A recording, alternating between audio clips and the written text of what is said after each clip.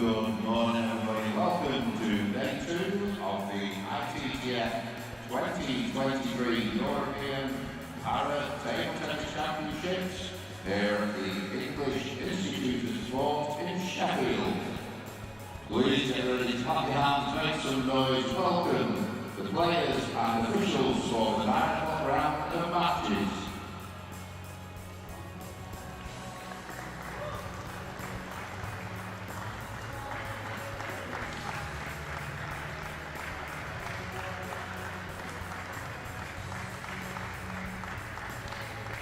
On table 1 we have women's singles class 4 to 5, Megan Shackleton from Great Britain and Dolinar from Slovenia.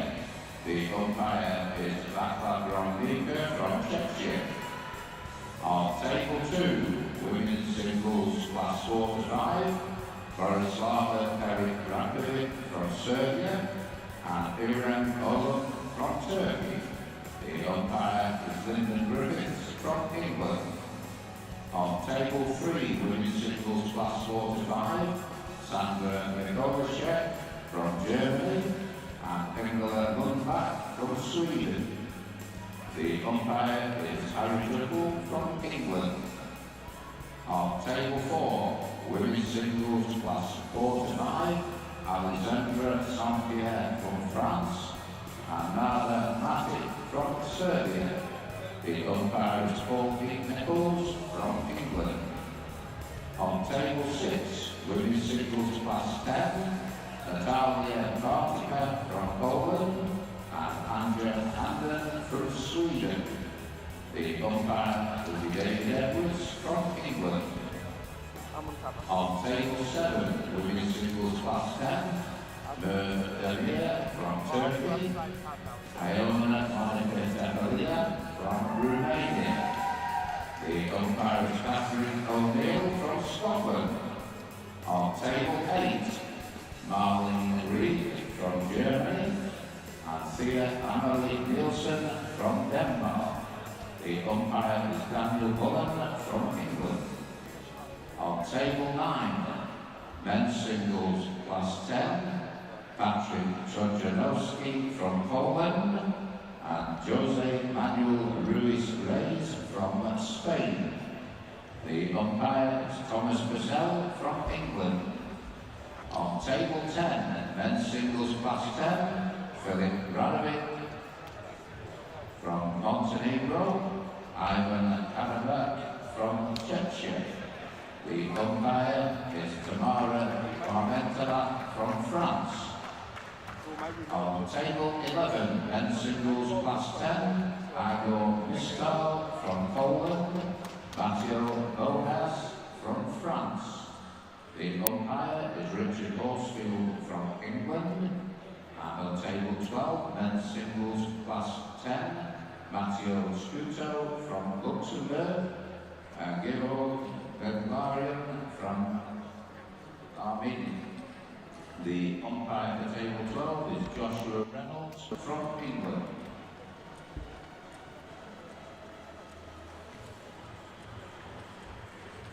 Yes, I was just saying my remote just stopped working for me. Let me try to figure it out. I was still go for the next person. Whoever there.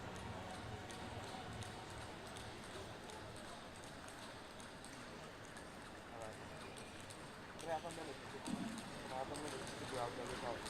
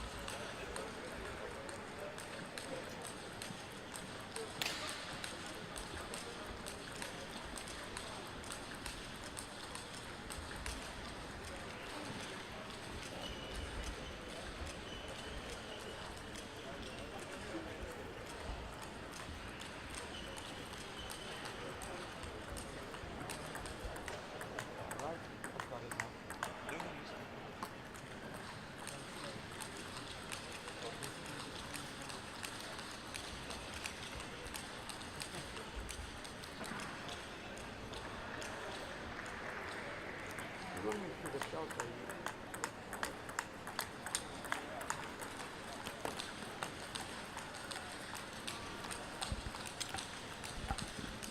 Good morning and welcome back to the European Para Table Tennis Championships 2023 here in Sheffield, England, with the staging in the wonderful English Institute of Sport, the home of British para table tennis. My name is Mattea Pinter, and alongside me once again Gavin Maguire from the Irish para table tennis team. We'll be starting you off in this morning session of day 2 on table 1 with the wheelchair competition. Before we kick off, our thanks once again to the ITTF, British Para Table Tennis England, Sheffield City Council, the UK Sport and the National Lottery for their support in staging this event. 267 competitors from 33 countries will be competing here for the sets of medals in 22 singles categories, as well as for those golden tickets to Paris next year. First up today on table 1 is women's singles 4 and 5 class match between the home hopeful Magnus Shackleton and Andrea Dolinar for Slovenia. Both of them already had a match to start off yesterday, lost 0-3 to Sandra Mikolasek, Megan Shackleton, and Andrea Dolinar to Ingela Lundback of Sweden, the same result, 0-3. So this one an important one for the two of them if they want to secure themselves one of the top 2 spots in the round robin group to proceed into the knockoff stages.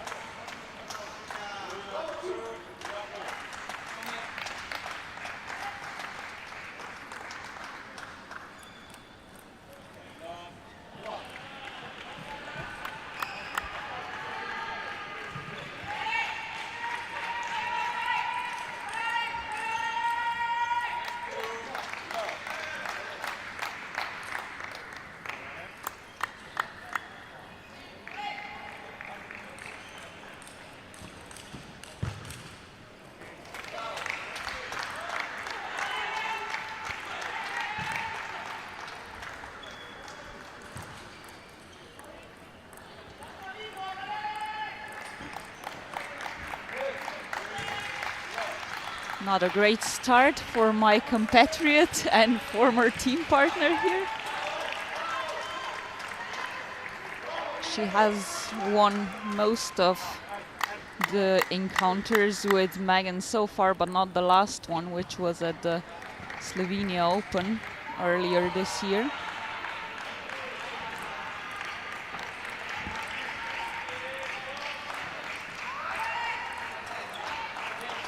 Make it all a little bit difficult for me to be objective here, so you'll have to jump in, Gavin. I'll keep us objective for now, but you obviously have a massive amount of knowledge on Andrea, so what will she be looking to do here today? You've got the inside knowledge. You mean other than win? Yes, she's actually changed her game and rubbers a lot since I played together with her. So I'm actually interested to see how she's doing now. Megan, smooth rubbers, let's say more aggressive attacking style of play. That's something that Andrea enjoys playing against. Well, I guess that's good news, but not a great start so far. 6-1 down here in the first set, so she's going to need to pick it up a little bit. I do know Andrea a little bit, of course, and she is one of those players who sometimes needs a couple of points to get in.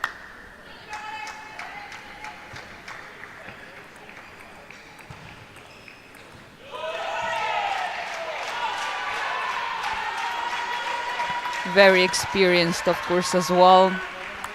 Has been participating in European Championships for some 25 years now.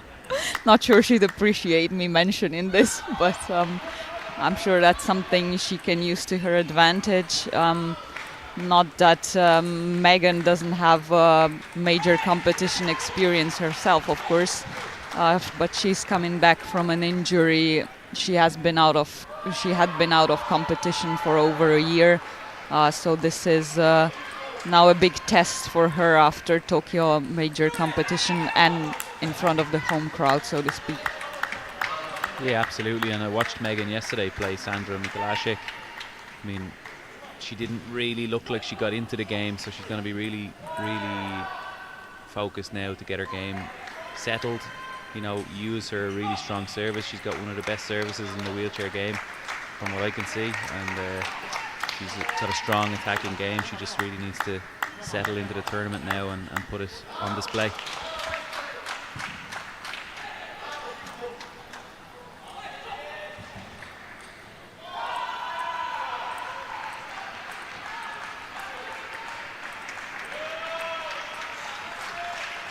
I think they're both just tiptoeing around each other a little bit over here, playing it sort of safe. Megan maybe not having gained the confidence she would want to in the match yesterday, so she's not starting off as aggressively today either.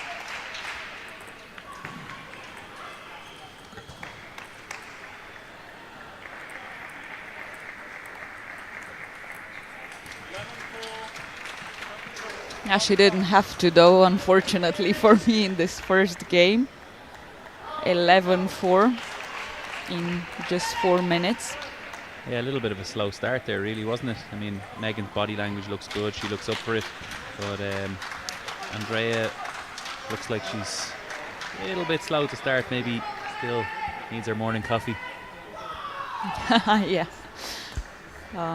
She's not a big coffee drinker, but I'm sure she'll get her groove back.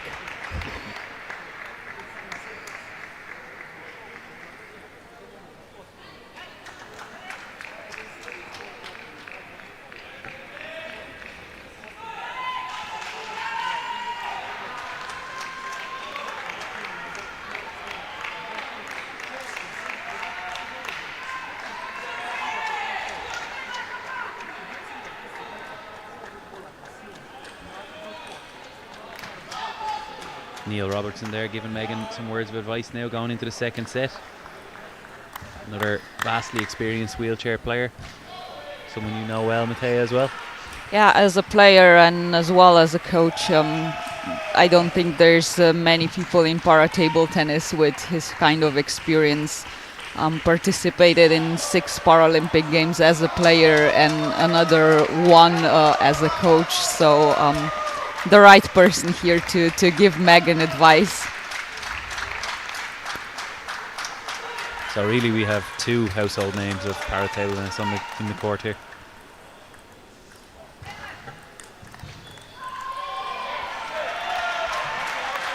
Yeah, that was, I think, more along the lines what Megan will be looking to do here. Not so much Andrea, obviously, but I think she'll just have to start with her own openings and not waiting for Megan.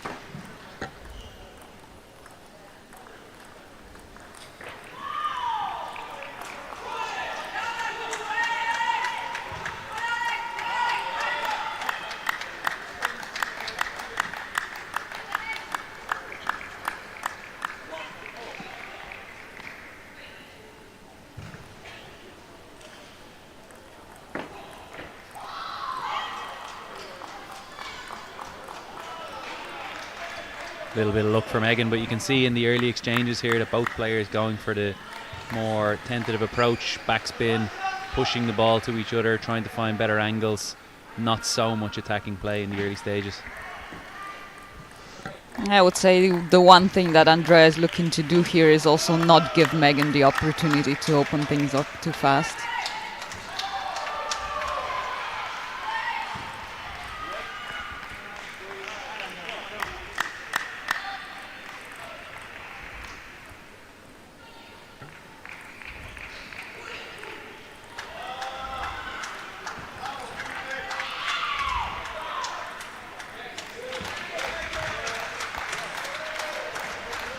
It was a nice attempt, I thought, by Andrea, trying to move Megan from one side of the table to the other, but just didn't work out well for her in the end. Yeah, Megan looks quite quick around the table this morning. She just looks a little bit more ready than Andrea to take those balls on.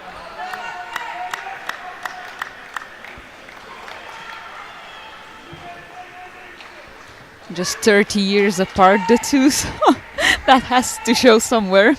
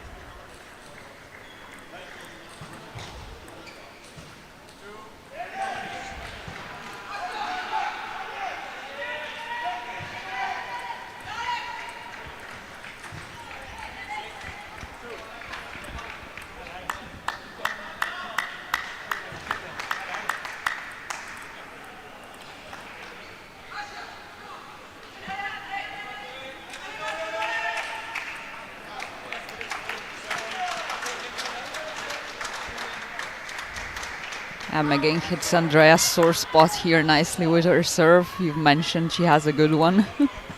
Yeah, really strong server, to be honest. I've received it myself, and it wasn't a pleasant experience. And it is one of Andrea's weak points, to be honest. Receiving serves, reading the rotation.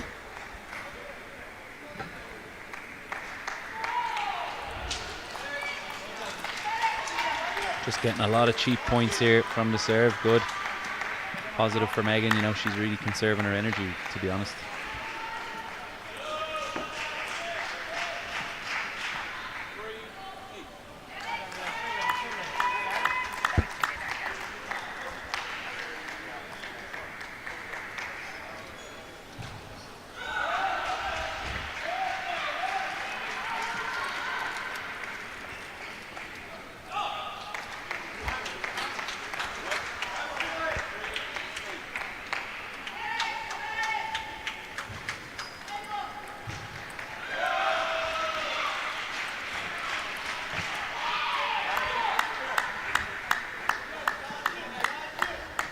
Bit misjudged there on the forehand. Yeah, every time we see an attack from Megan, it's gone into the net actually. So it just kind of shows us how much backspin Andrea Dolinar is operating with.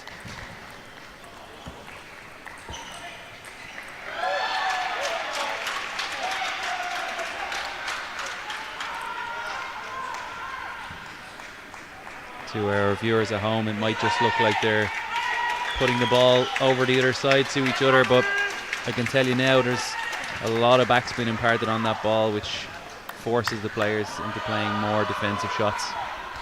That's a difficult thing to see on screen, unfortunately, but such an important element of the game.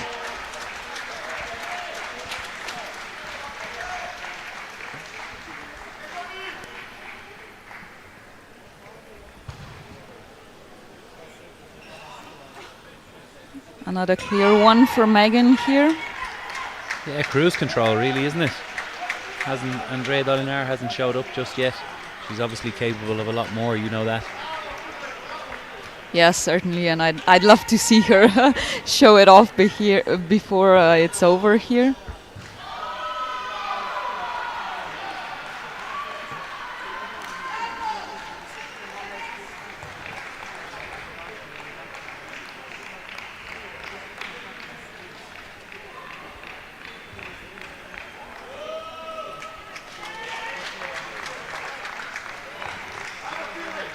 What do we know about the Slovenian coach? We've spoken about Neil Robertson already, but what do we know about Ojbe in the corner?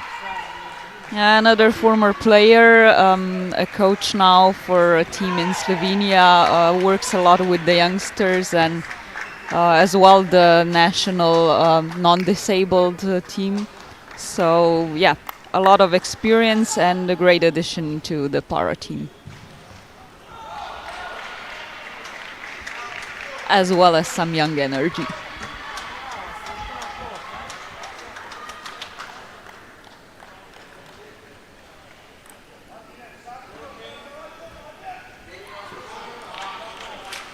So about to kick off the third set here. We're going to need to see a quick start from Andrea Dolinar to try and get back into this match. Yeah, best of 5, so last chance here to stay in this match.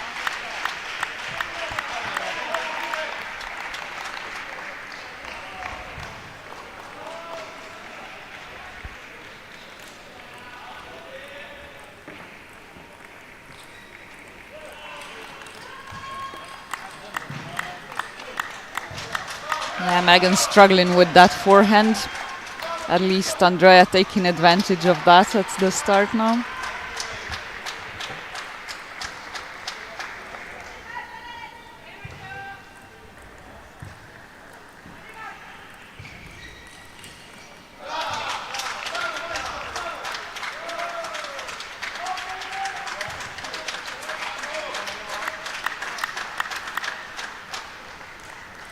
I mean, I never would have said it before the match, but what we've seen so far, it's almost like a good tactic for Dolinar to try and let Megan attack. Normally one of the strong points in her game, but it's she hasn't put it together just yet on that side. Yeah, you wouldn't expect it, but Andrea is playing with short pimples, inverted rubbers on her forehand, so maybe that's the thing that's throwing Megan off.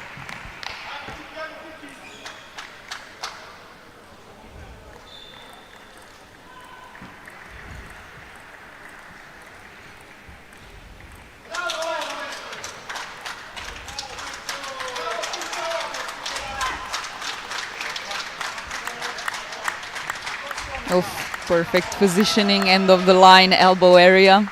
Yeah, much better. 4-1 now. She got the good start that she needed.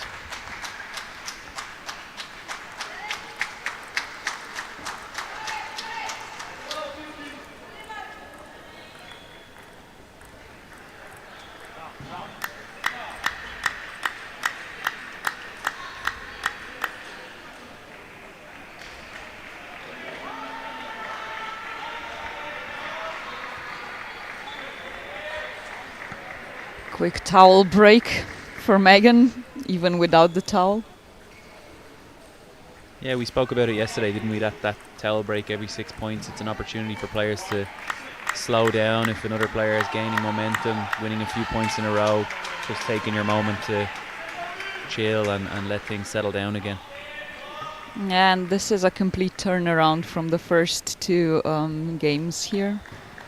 So I'm sure Megan felt she needed it.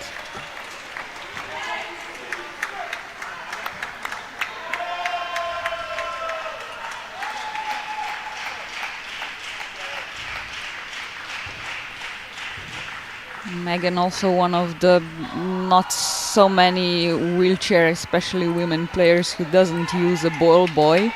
So she's actually using every point when the ball is in her side of the court to gather her thoughts a little bit as well.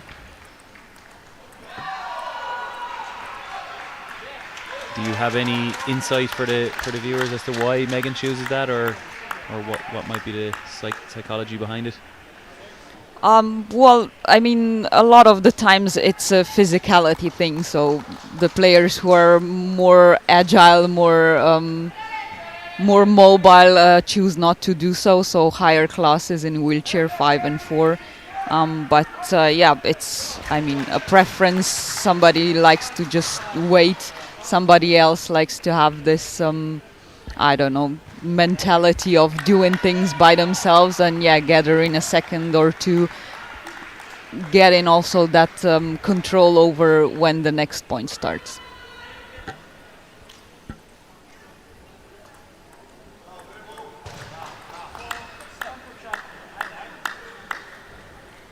And Megan's picked up the pace now.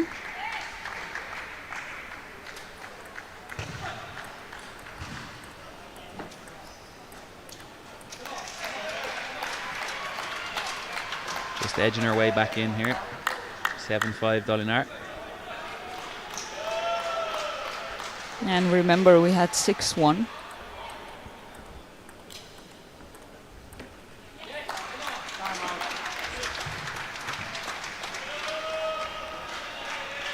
Struggling a little bit with the far out backhand side, Andrea. And a timeout.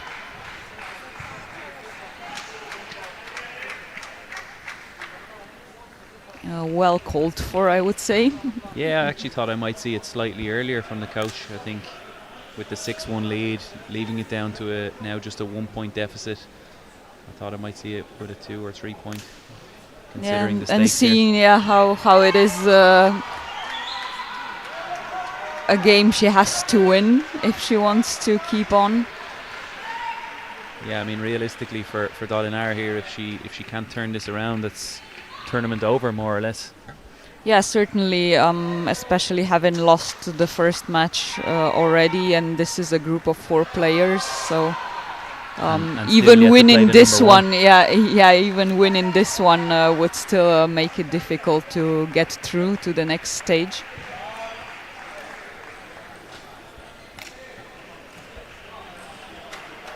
Well, we've got to be optimistic for your compatriot here. Always. More importantly, she has to stay optimistic. Absolutely. So this point is going to be crucial now as she returns to the table with serve.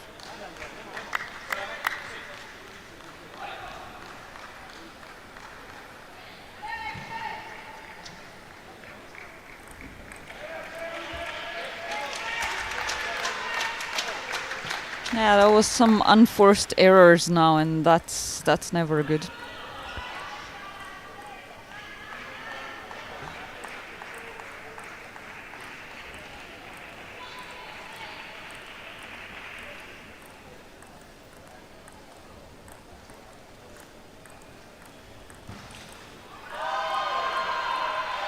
Nice, but 1 point taken there. Couple of net balls, maybe a little bit of luck, but she's back in the lead.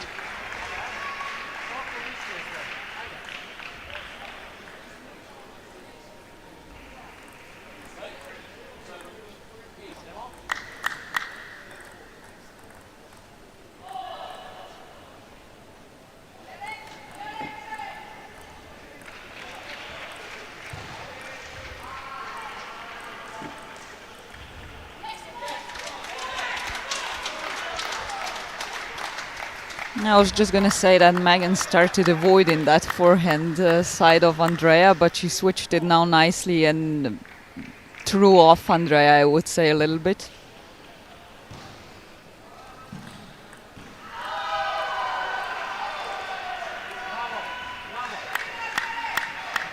Just seeing a few more unforced errors from Megan Shackleton here in this set.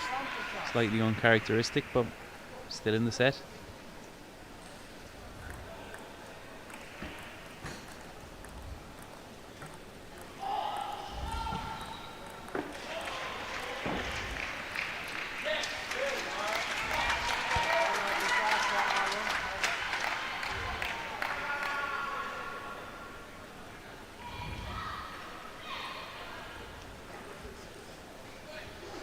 Towel break for Andrea now, called for. Yeah, absolutely. Just taking a moment to compose herself here now. She knows how important this 9-9 situation is. Yeah, unfortunately for her, it's Megan now who has the upper hand with her serves.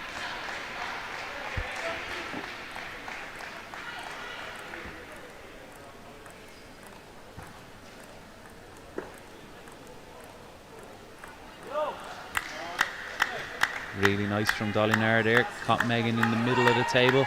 Unsure to play backhand or forehand. Just gets caught out.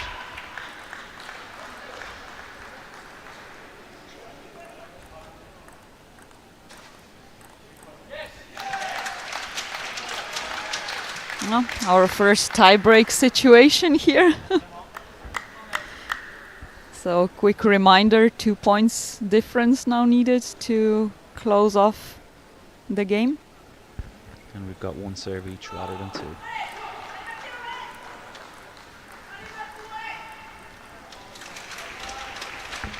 Little bit of luck for Megan Shackleton there, gives her a match point.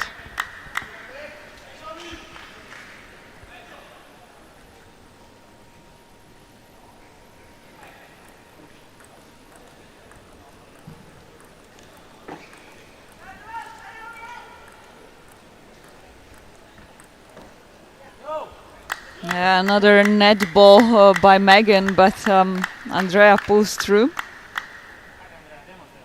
We Yeah, these still players get to enjoy that for a little bit. They're playing so low over the net when they play that push ball. It's obviously we're seeing a lot of nets too.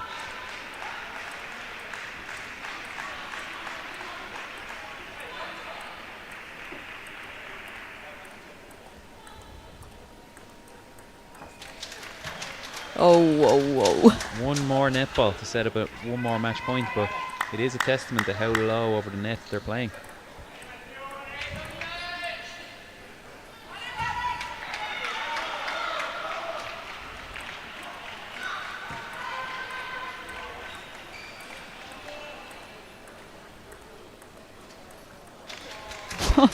How else would we end it? That's not how you want to lose a match, but it does happen.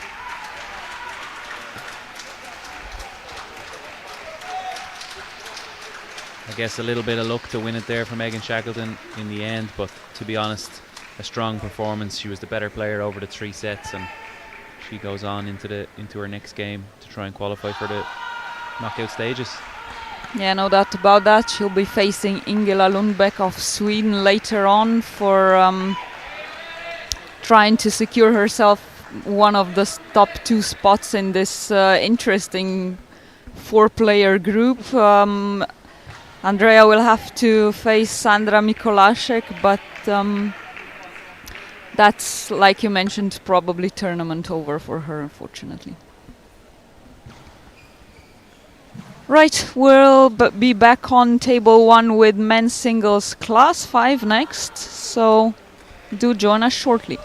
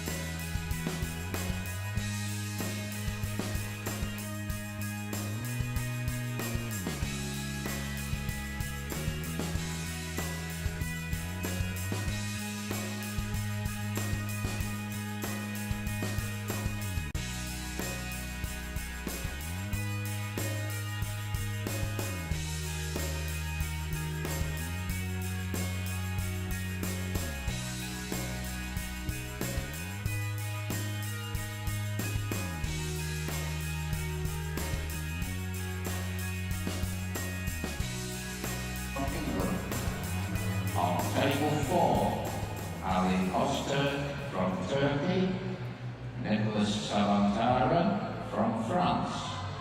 The umpire, Jonathan Whittaker from Scotland.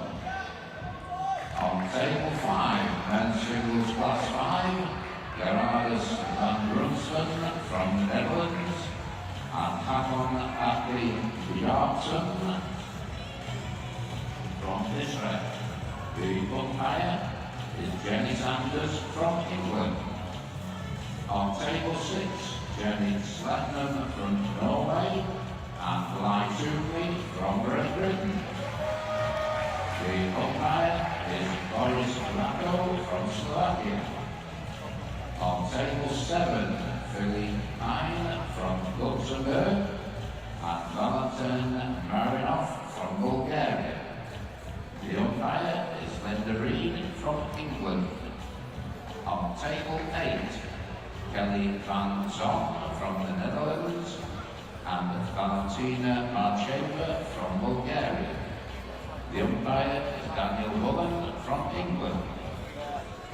On table 9, women's singles class 7, Ubra Korkut, Smilia Agnes Lilia Sand from Sweden. The umpire is Thomas Purcell from England. On table 10, men's singles class 10, Luka Bakic from Montenegro and Christian Gardos from Austria. The umpire is Jake Choi Chang from USA.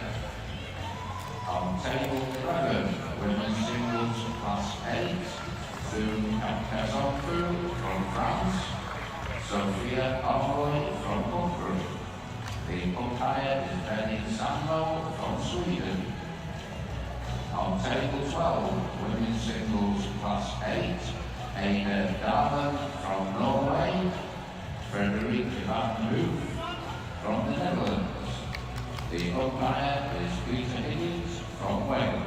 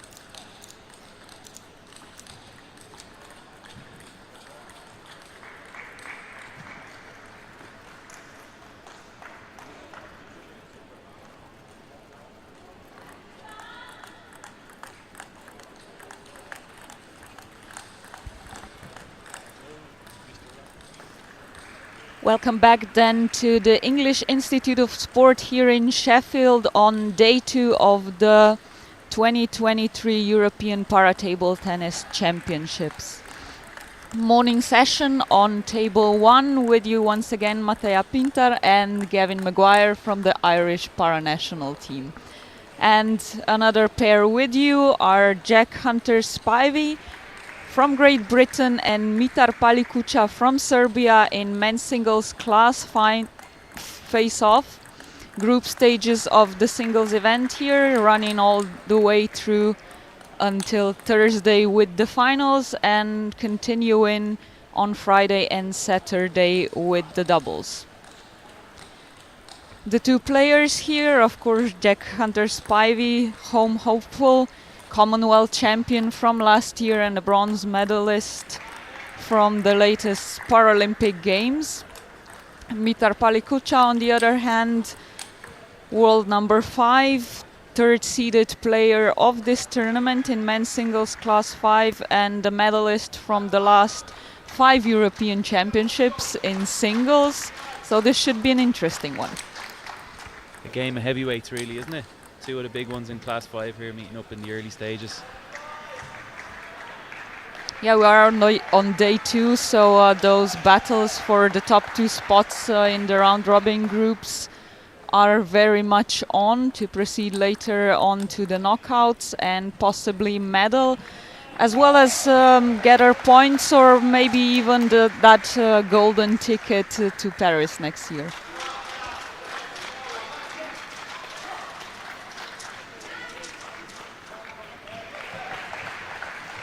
The head-to-head here speaks in the Serbians' favor, but Jack has had a good run coming up to this tournament, medaling at the Czech Para Open, Slovenian Para Open, Lignano Masters. So it should be anyone's game here, and we all know how much Jack enjoys a home crowd. I'm sure highly motivated by that.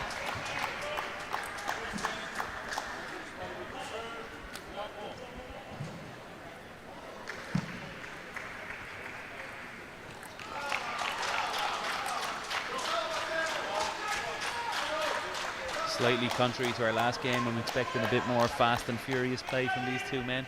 Men's Class 5 notorious for a lot of attacking play and counter-attacking play by both players. Yeah, we are in the top class for wheelchairs of 1 to 5. So this is as able-bodied as you can get in a wheelchair. Absolutely, and Jack is obviously a very aggressive player, highly energetic player too. You'll see a lot of emotion from him with winning the points, and he should be in for a good encounter.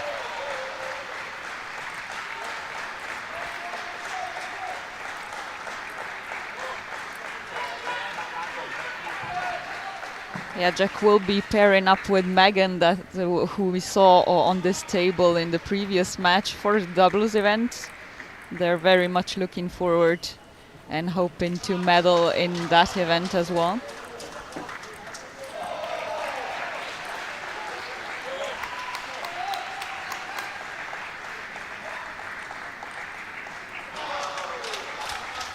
Not a great start for Jack, but a fellow Liverpool fan, you'll hate that, Gavin.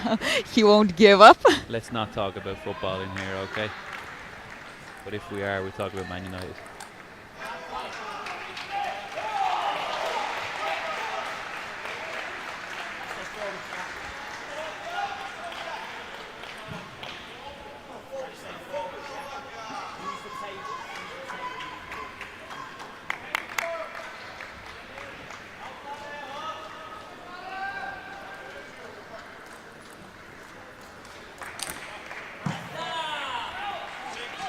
Yeah, that's high lob is especially difficult and dangerous in Class 5. The players here can move around the table better, reach better.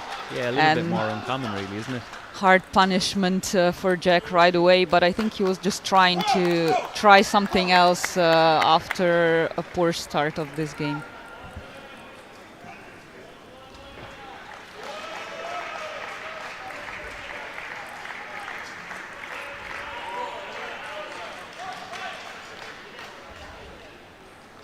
Shake it ahead from Spivey, he's not happy with the start. That's a bit better. You can see, like I said, a lot of energy there coming from a winning point. He's going to look to grow into this game as we go on. Yeah, he's always had to be careful about not getting into his head too much with the negativity, or trying to stay positive even when he's not satisfied with what's going on. But he's one of those players you love to see, really, isn't he? He rides the wave, the highs and the lows.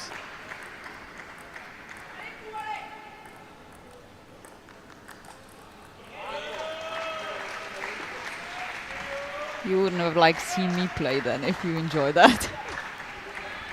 That would have been interesting, all right.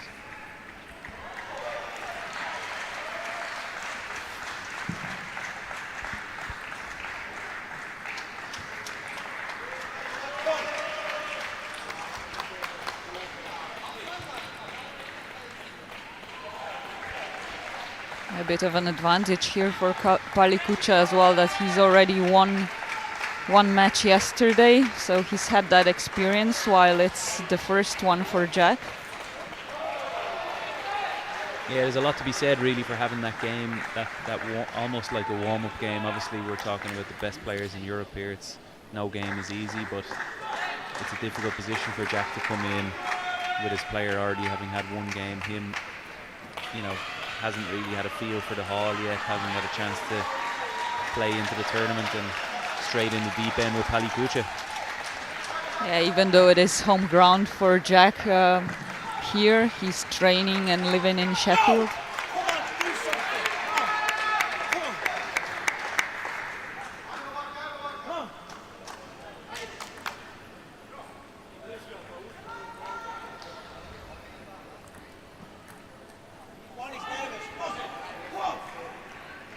Service mistake, little gift for Jack there. Let's see, can he capitalise?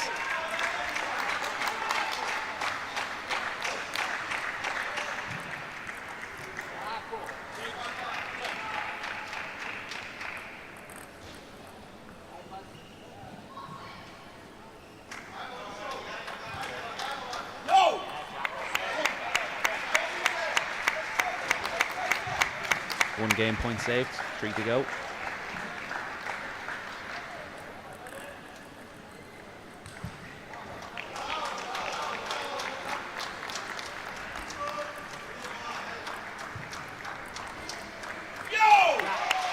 Brilliant shot right from the middle with the backhand. Yeah, really nice. You could see the spin there, taking it away from Palikucha. Now, 2 more game points to go. And a particularly difficult one to make when you're sitting in a wheelchair.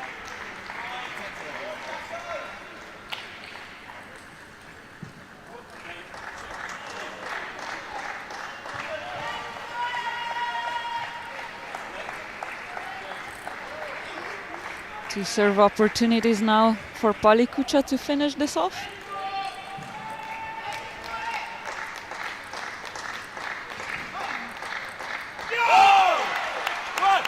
He's coming back.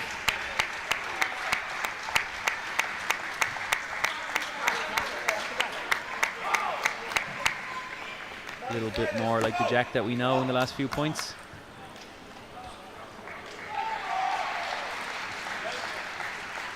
Yeah, again, if we make that point that this is his first game of the competition, just needed a minute to get in.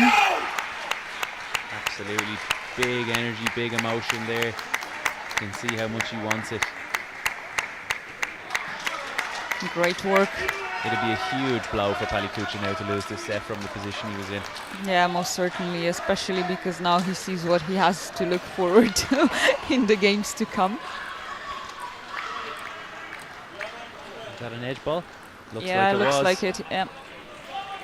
Difficult for us perhaps to see, but the players see it very well.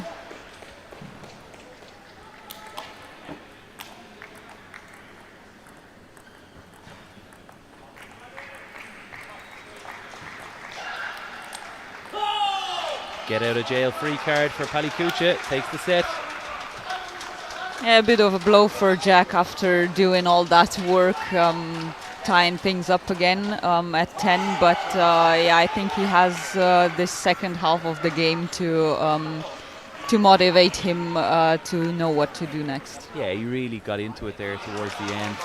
Like I said, a lot more like the Jack that we know. A bit more dynamic, a bit more aggressive. He'll be, even though that was a blow, he'll still be feeling positive, I think, going into the next.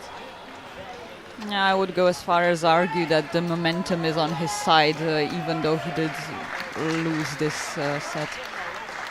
Absolutely, and I think that on the Palikucha side, that was absolutely crucial.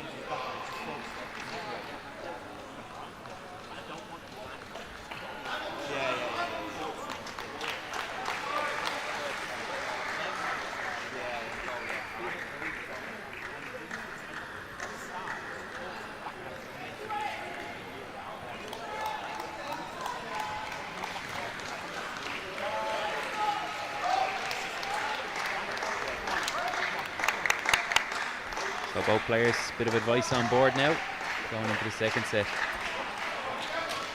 Will it be experience or the youth energy? I'll back the home man here, so we'll go with the youth.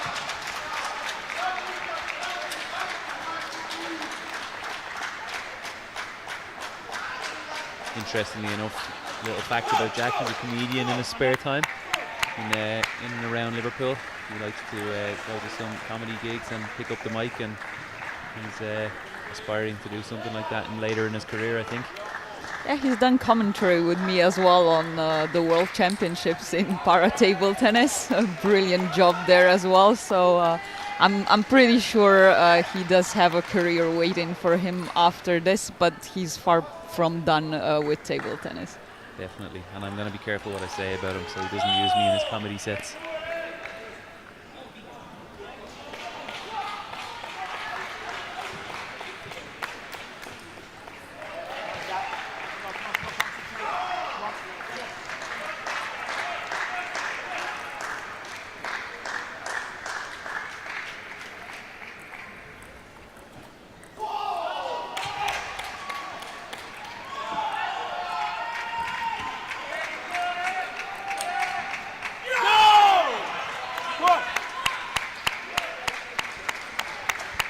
I think this point was something Palikucha had discussed with his coach not to do during the break.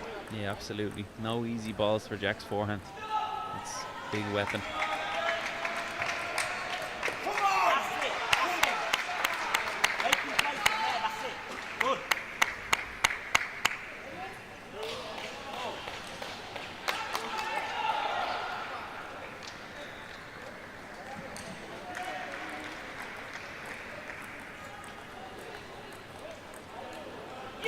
Great spin from Jack there.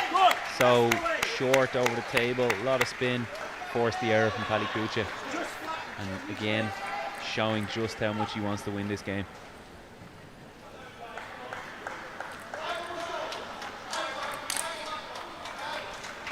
Yeah, tried to mix it up a little bit too much here again. Quickly punished. But you have to do that once in a while as well, just to throw your opponent off or out of rhythm. Absolutely. From a coaching perspective, you always tell the player they've got to vary it, mix it up, and sometimes it's worth losing a point to keep your opponent guessing.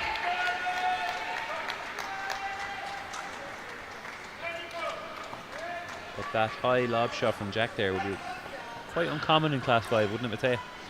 Yeah, certainly, especially with the men. Yeah, we see that mostly in classes 1 and 2. But in men's, I mean, if you do it really, really well, I'm sure it can still work on occasion. But yeah, even if it was executed well, it hadn't worked out for Jack now twice.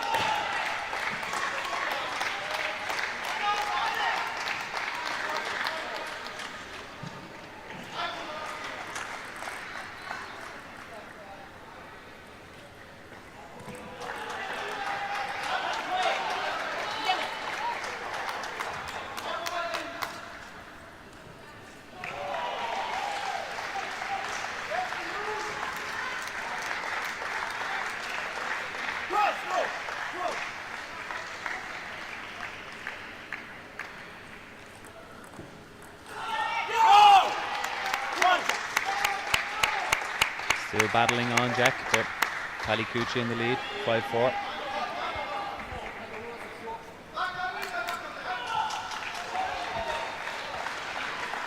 Yeah, the last time these two face off, Palikucha won 3-2, so I'm sure we have a tight match still in front of us here as well. Yeah, I'd be very surprised if this is done in 3 sets. Certainly not what Jack would want.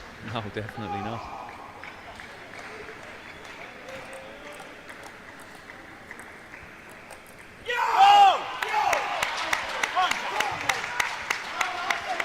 Still feel like Jack is just growing into this game slowly but surely. We've mentioned it a few times, his first game of the tournament, so I think once he gets fully comfortable out there, We'll see a little bit more from him. And he's just willing himself there, giving it a lot of positive body language, trying to make sure that he's confident and feeling the adrenaline. Both happy to use the towel break here. I think they know this will still take a while to decide.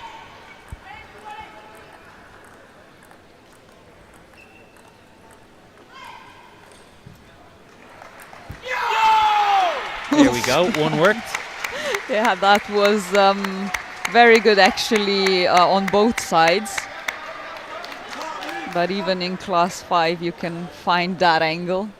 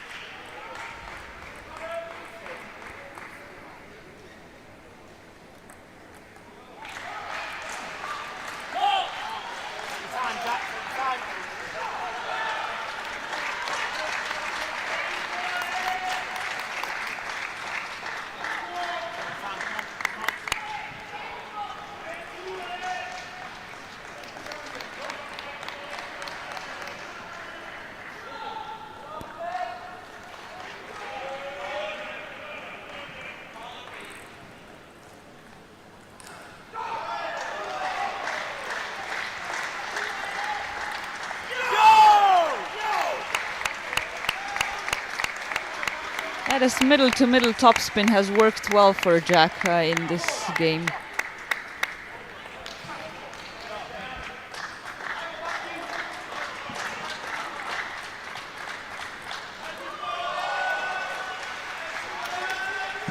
Trying to change it up there with a short and wide ball. Didn't quite come off.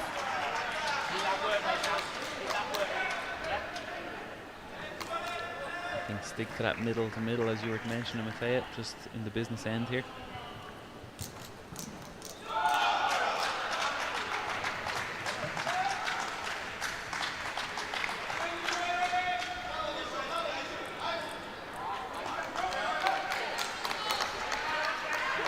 Dropped a little bit too easy for Jack now. At this level, Last you 2 can't points. afford those errors. And especially at the end of the game.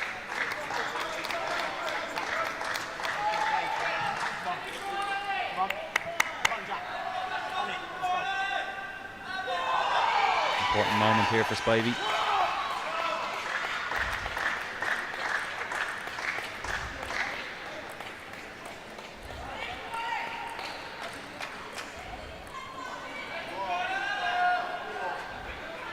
Once again, an attempt of an angle, and second one in a row that cost Jack the point. Well, he's very much a player that has good feeling. He plays in flows. When things are flowing his way, he's one of the best in the world, but not quite in that rhythm just yet.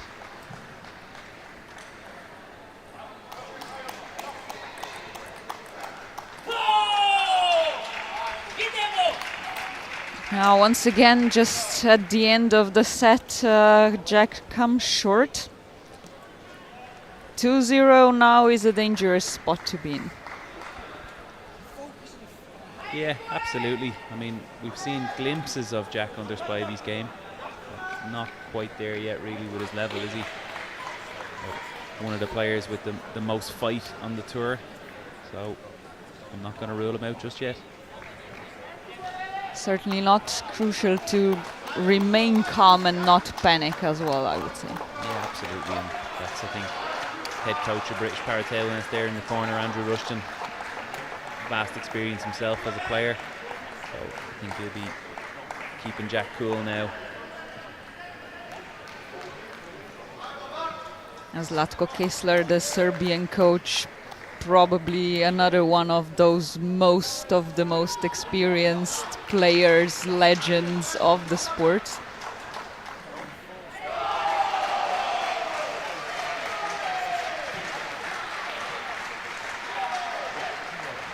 He looks relaxed anyway. Yeah, they do have the upper hand now, the Serbians.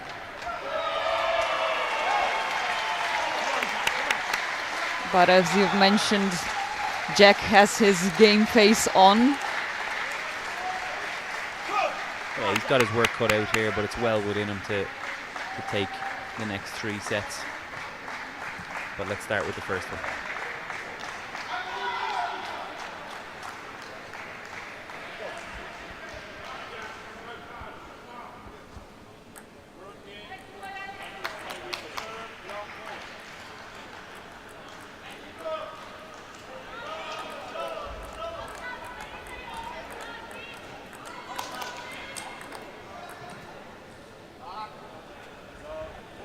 A very aggressive and determined start.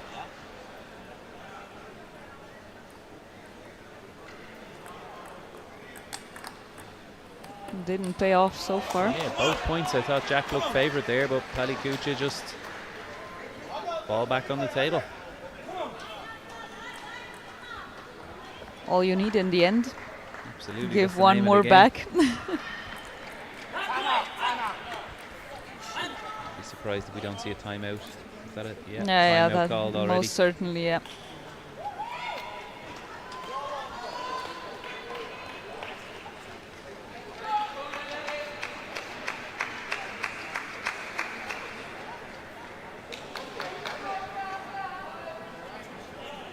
Matej, you're the more experienced player than me. In this situation, when you don't feel like you're playing your best game, how do you kickstart yourself?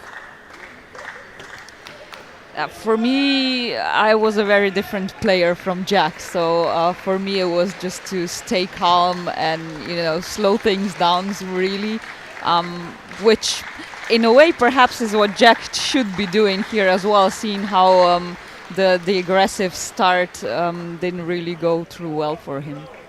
Yeah, absolutely. I think he just needs to steady up here really, make sure he's not making any unforced errors. See, can he build his way into the game point by point? Give the home crowd a bit of interest here.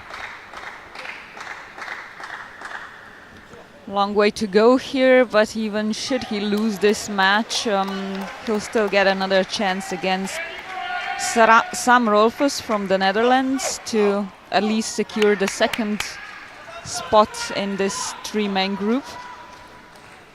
Proceed to the quarterfinals.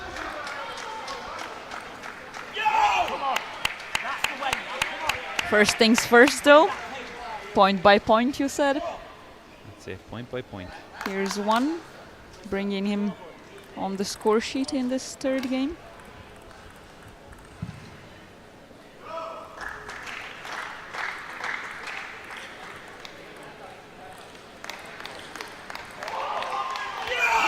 Beautiful. Really good play there, and just what you said, Matej, slowing things down, working with angles. Put the ball on the table, Jack, let's go. We want more.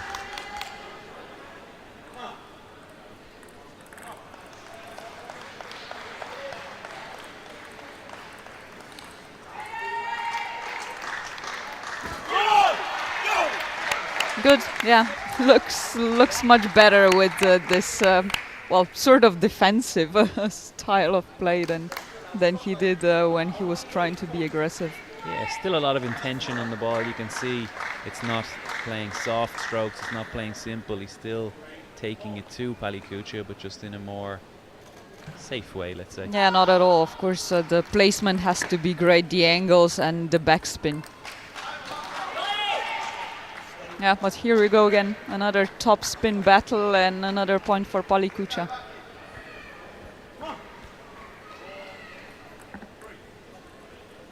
Just leaves a big gap on the wide forehand, Jack, when he does play that top spin. A bit of desperation in this attempt, it feels like to me.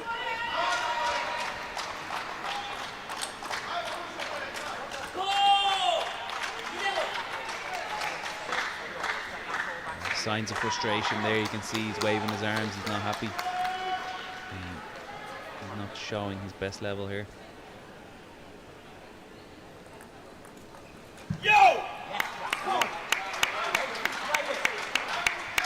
He has been doing so much of the hard work in those topspin battles, but then it was always Palikucha who came out on top.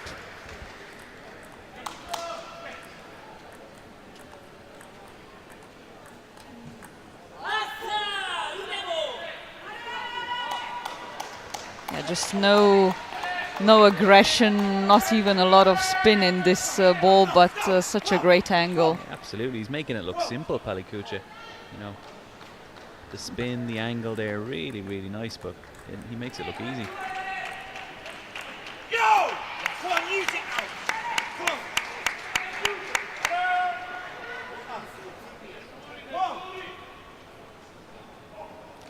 Great at keeping himself calm as well, I feel, Palikucha. Like on this one point we'll see now, he missed, but it's still smooth sailing. And positive reinforcement. No problem, yeah. You could see he was telling himself that was the right thing to do.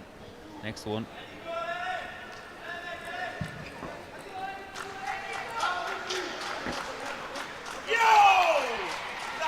That was like Jack was trying to tempt Palikucha into taking that forehand. So it's just a little mix between short and long with his backhand push. And that's where he's won the majority of his points in this set at least.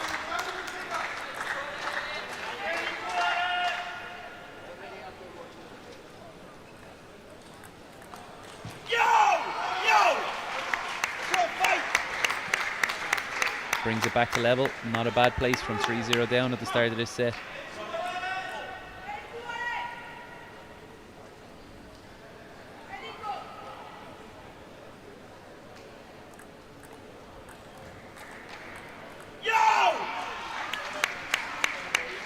Palikucha a little bit in trouble here, but that's what we were looking for.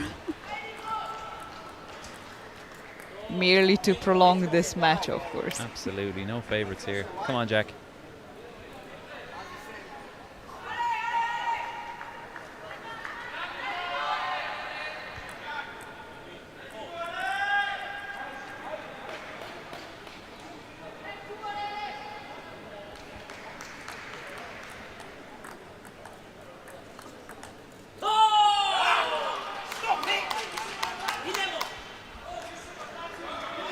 This should be really frustrating for Jack now, because for 3 games now he was behind, caught on, and now when the game is breaking, he's in trouble once again. Exactly. Every time he shows signs that he's coming back into it, just a couple of errors.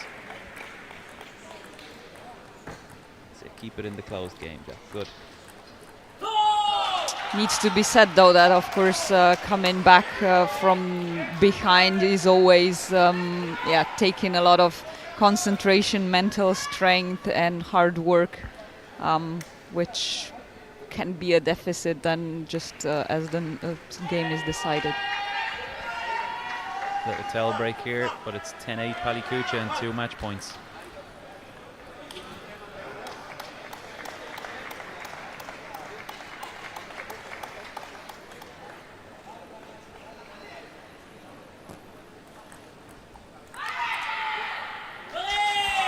And he takes it 3-0, not what we were hoping for or expecting for Mitar Palikucha, who takes his second win at the tournament and proceeds to the quarterfinals as the first seed of Group 3 in men's singles class 5.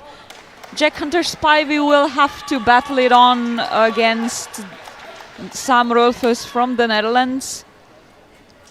Not a great start for him, but it's not over either.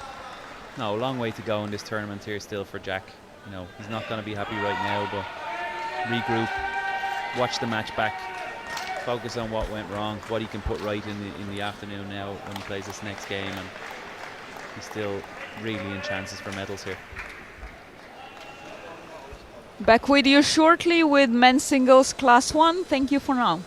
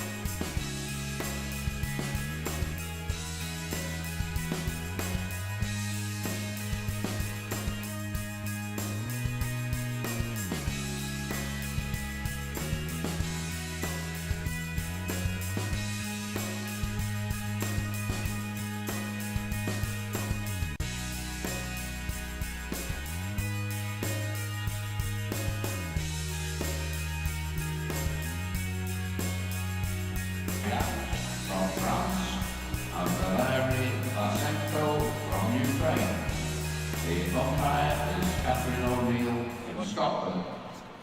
Table 9, men's singles class 11, Maciej McAdoo from Poland, Eduardo Cuesta Martinez from Spain. The umpire David Edwards from England. On table 10, men's singles class 11, Timo Abadinov from Finland, and Utku Kabaroglu from Turkey. The umpire Jake Choi-Chang-Siong from the USA.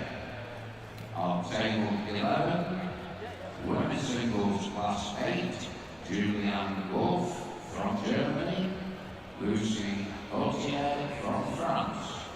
The umpire is Benny Sandro from Sweden.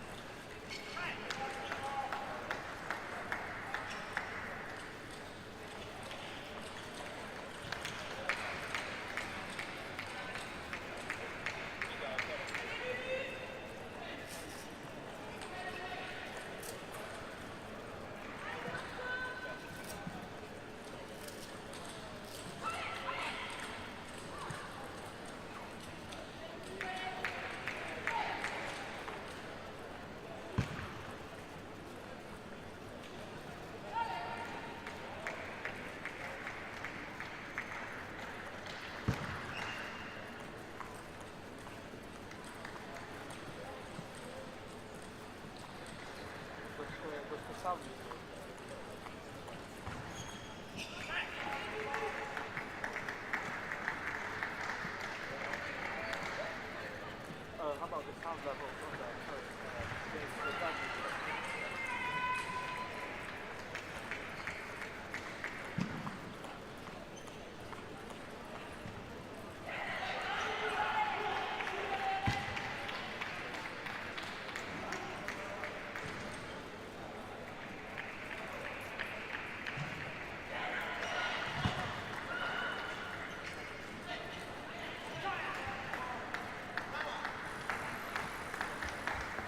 Good morning and welcome back to the English Institute of Sport here in Sheffield for our second day of competition at the European Para Table Tennis Championships. And my name is Yuri Matishin. I'm joined by Matea again. Good morning. I keep saying good afternoon when I think losing track of time in being in the building all day. So. Yeah, it's always long days in the competition venue, but we're only on day 2, so we still have a while to go here. Good to be back, though, of course. It is indeed. And day 2, we've got a wheelchair game ahead, Class 1, between Major of Hungary, Andre Major, and Robert Davies from Great Britain. And both players have had competition yesterday, and I think you saw one of these guys playing yesterday. Yeah, Rob Davies was on this table 1, finishing off really quickly, actually, with 3-0 against Alexandru Imbuzan of Romania. But this is a 3-men Group 1, so first performance actually at this tournament for Major from Hungary. Indeed, and we've been slowly watching. I mean, watching the warm-up is amazing, but how the players have to be located in place and how they have to adjust themselves for the competition is quite amazing. Yeah, especially Class 1, the lowest of the wheelchair classes, so the most reduced mobility, the weakest balance. We can also see the players strapping the rackets onto their hands because the grip is not strong enough to hold the racket. So yeah, positioning yourself before the start of the play is so crucial, just to get out of balance as late as possible during play. So it looks as if we're set.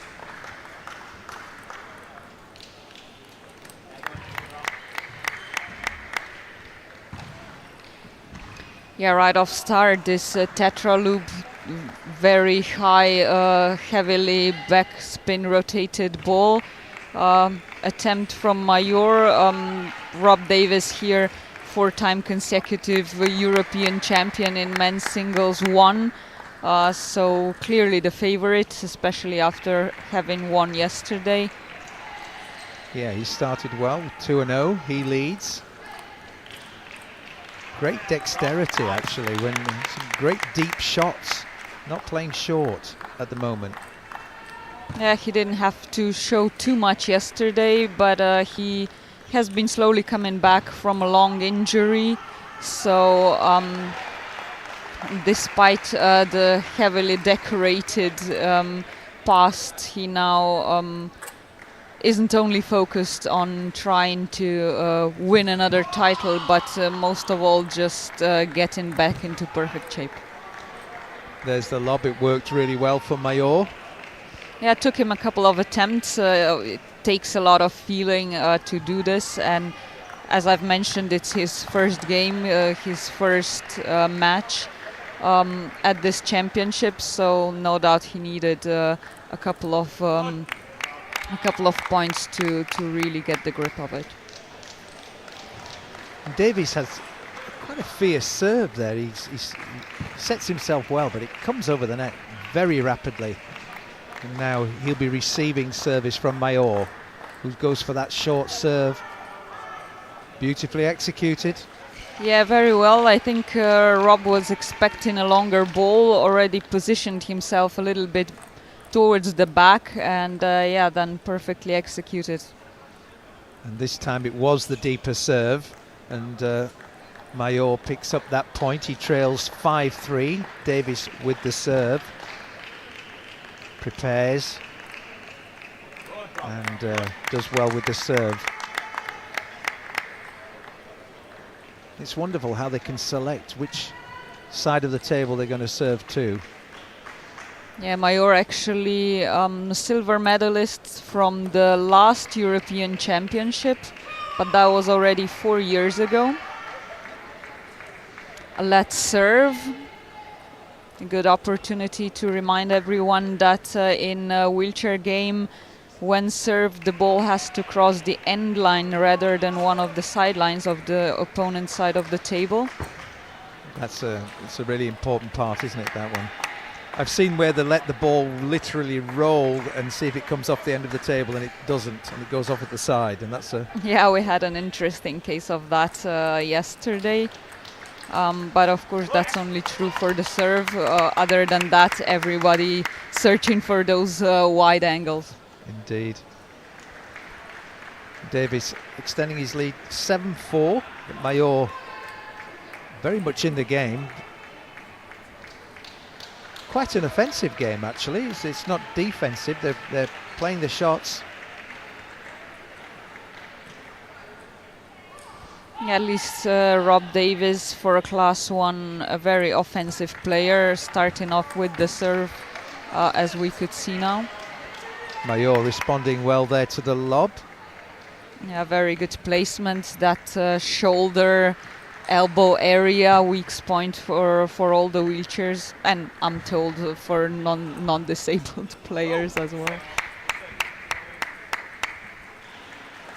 9-5. Davies leads. Mayor to serve. Wow, what a recovery. That was a really good recovery, and you can see how much time it takes for the body to recover after taking that shot, but still a wonderful one more return block for Davies, and he takes home 10-6, he leads. He's got, this is his game point. 4 chances, but almost making it with the serve. That one just perfect. Yeah, that's, I was just wondering whether that serve counted, but it did, and it was 11-6. They'll be changing ends. Well, pleased with that, I think. Davies seems to be in control for the GB team here in Sheffield. That's a good performance so far for him. Yeah, very much so. Only needed 6 minutes to bring this to a close as well. And after a very fast win yesterday and coming back from an injury, he'll be glad to contain some of that energy maybe for later on. It's great to see in the replays the skill that you have to do to create those lobs. It's amazing.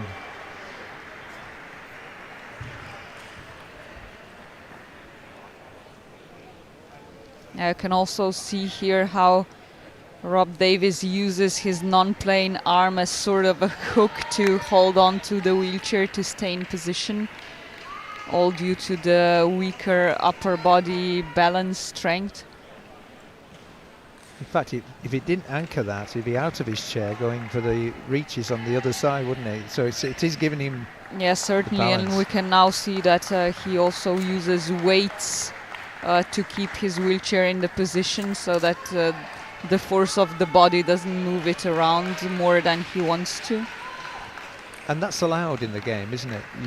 You're allowed to rate different your wheelchair? things are allowed, but it all has to be cleared in classification cards with classifiers. So you're only allowed to use the kind of aids that are written down, are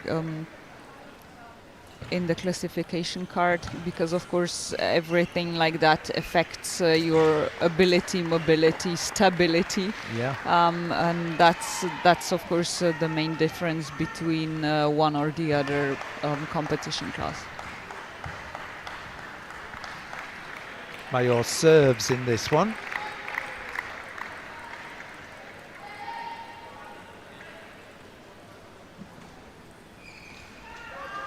Quite a number of times these two have faced each other. Rob Davies won 17 out of the 19 encounters, including the last one at the Czech Para Open with 3-1. Mayor's got a big challenge in front of him then. Yeah, but both of them also finalists at the last European Championships 4 years ago. One apiece at the moment in this second set. There's the lob again, and Mayor gets that point. 2-1 he leads. Davies with the serve. Mayor doing well here. Opens up a 3-1 lead. And he has serve. Goes to 4-1. Interesting. A good reply from the Hungarian. Quick serve from the Hungarian. Oh, amazing shot there from Davies. And great placement, moving Mayor from one edge of the table to the other. That's always what you're looking for in wheelchair game, just to bring the opponent out of balance. Beautifully executed by Davies. He trails 4-2. Takes the point there. Mayor trying to recreate the lob. Great use of the serve for Davies. Quick point, always appreciated. Composes himself and then gets that serve going. But Mayor picks that point. Davies was long with the return.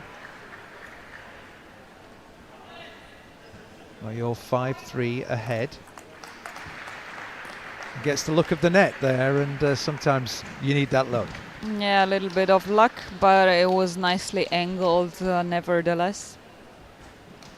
6-3 Mayor. And that was that short serve. Didn't get over the net. 6-4.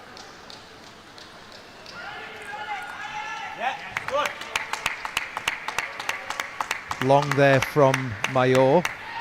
So Davies back to 5-6 down with serve.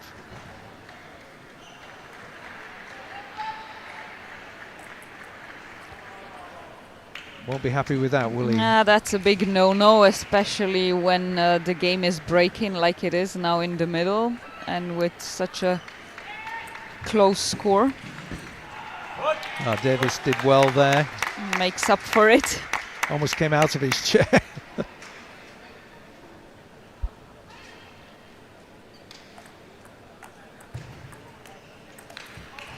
Oh, Davies wins that rally. Great rally. 7 apiece. Davies with service. Yeah, another beautiful one. Wasn't even that wide out into the backhand, but enough to throw Mayor off. That was brilliant from both of them. Good tetra lob, well on the ball Davies then, but once again a return by Mayor. 8-all, nothing separates them in this second game. Second set.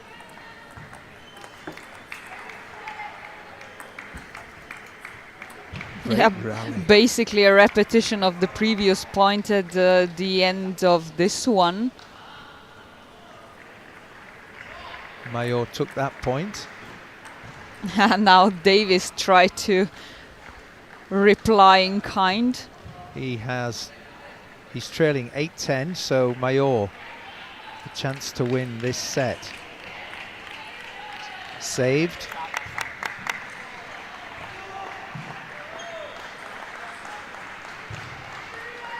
Not sure if that was a net call, a let call.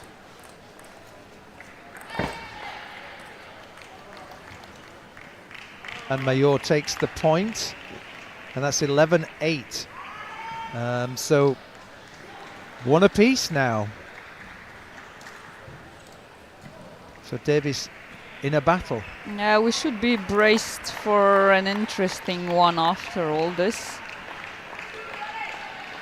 That's Some nice rallies on display for Class 1, some beautiful shots. Yeah, we have that on screen. And Mayor has come back really well. Could see that fast serve here, but an excellent reply from Davies.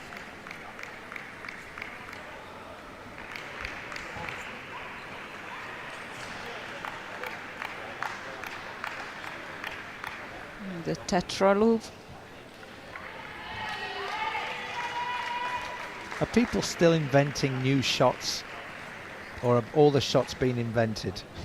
Well, I don't know about inventing, but there's a lot of adaptation or improvisation in the wheelchair game, simply because you can't position yourself perfectly to do the, let's say, correct execution of the shot every time, or most of the time, really.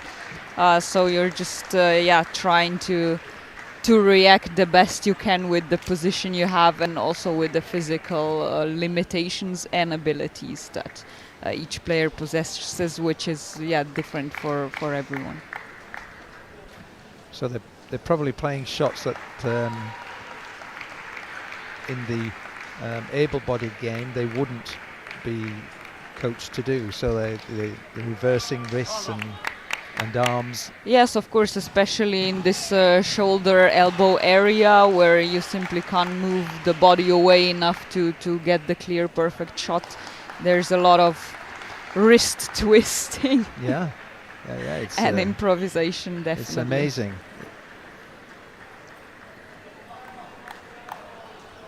So Davies opens up the third. Yeah, opens it up well. A nice fast kill. serve, and anticipating that return just right on the ball to finish it off. Well played by Mayor. Yeah, that tetra loop, and you can see how much backspin was on that ball.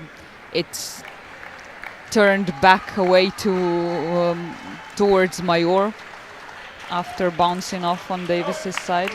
Oh, great play, great shot from Davies there. Yeah, amazing return, so fast with the wrist. He leads 2-1.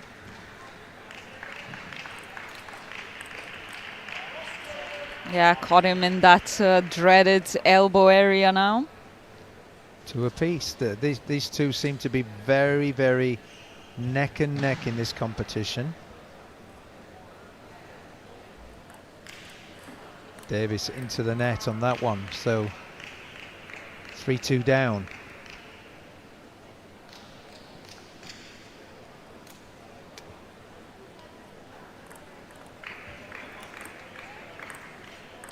Off looked like a great serve, but even better from Mayor.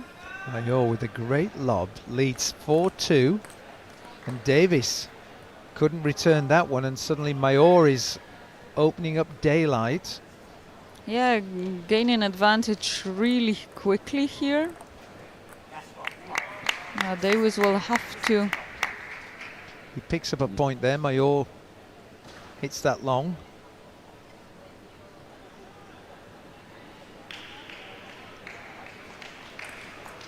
Nice serve from Davies. Was that off the side? Yeah, or off I the think that was called out. Oh, So we'll see a repetition of it. Looked out to me as well. yes, I think And you're right. mostly the players know it best, to be honest. So if they're both in agreement on it, it should count. So Davies kills that one. Pulls back to 4-5. Yeah, this serve was actually cutting it very, very, very close as well, but Mayor picked it up. Nobody complained, so it's clear point for Davies. And a good This point. one just over the table. Would have been indefensible if it was on. Phenomenal rally. Yeah, and great catching on by Davies here. Yeah, he's In suddenly- the lead again. Yeah, 6-5 up. What a great serve from Mayor. Yeah, but this one went off the sideline, so I think we'll see a repetition of it unless Davies touched it. Thankfully you're here. Couldn't Let's see say that. Oh, and Davies with a great return. Yeah, that wrist of his in the middle of the table is really a killer one when executed right. 7-5, Davies leads.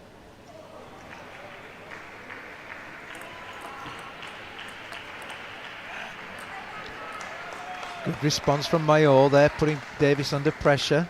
Yeah, he's definitely not giving up. No, he's 7-6. This could be a 5-setter. I've got a feeling about this one. Mayor unable to get that lob to drop in. 8-6 to Davies. He was successful twice on this shot, or 3 times even in the previous set, so it's no wonder he's still trying to make it work. Davies moves to 9-6. Mayor hitting into the net with that one. Great shot from Mayor. Just the turn of the racket, and that did the trick. Yeah, amazing.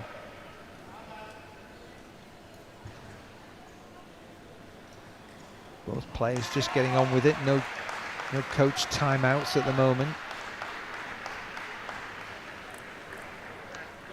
Great serve, but is that just in the corner? Legitimate? And Mayor picked it up as well, so so set point. clear point, and yeah, 3 set points for Davies now.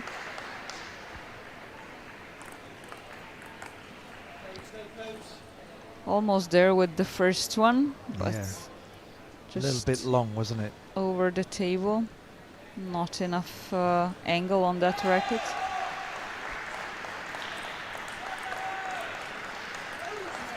Well, Mayor is really hanging in here. Now it's 10-9.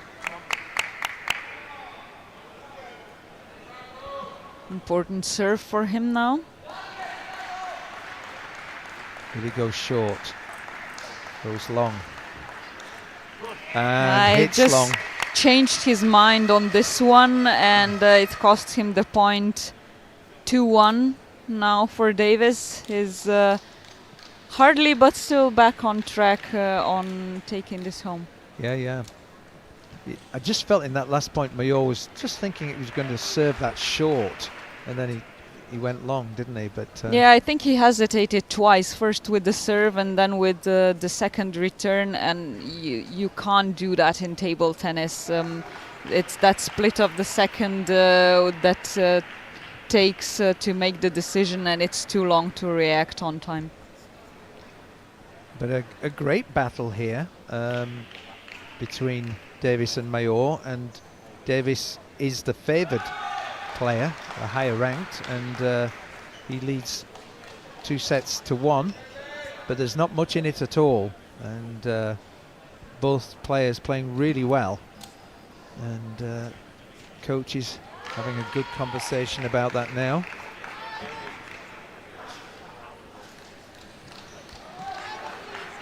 Yeah, most certainly the home crowd favorite, Davies as well. Hoping to make it to the finals and maybe facing his compatriot Thomas Matthews. Ah, I see. Could be an old GB affair then, potentially. Would be a nice thing to see for the organizers, for the crowds. Absolutely. We're still selling tickets. And more Finals of them are coming on Thursday, followed by the doubles for the first time at European Championships on Friday and Saturday. Yeah, it's going to be fascinating to watch. Doubles. Quite exciting. Davies in place. Mayor with the serve. And that lob's working again. Yeah, Mayor takes that first point.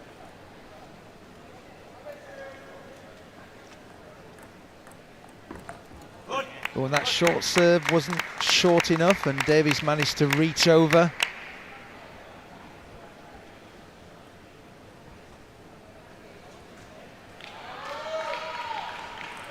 Davies with the serve. The net helps Mayor, but Davies manages to recover. Yeah, it took him just a moment too long, Mayor, for a recovery after that first forehand shot.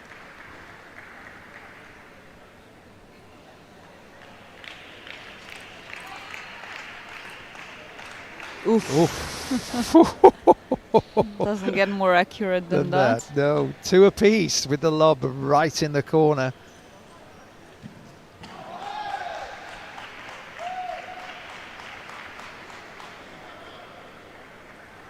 Mayor serves quickly. There's the lob. Touche from Davies. Edges ahead, 3-2, does the Brit. And the point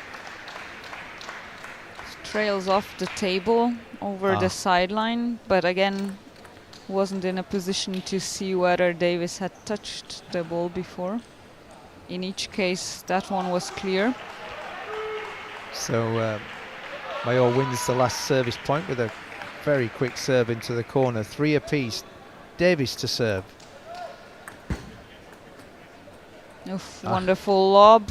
Davies tried to be on the ball, but it was just too short, too good. Some great too far tactics out. going on now at the moment, aren't they? They varying the game quite a lot. It's not just tactics, this is execution as well. Because Davies knows what to do here. He's waiting for it. It's just too far away for him to reach properly. And he's trailing 5-3. The Mayor with the serve, 2 points up, and now 3 points up.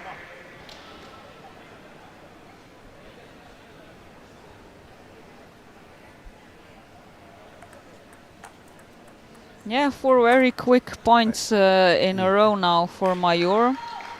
2 great returns on Davies's serve and 2 serves that Davies just put away. Gets 1 back, 4-7. Just trying to settle.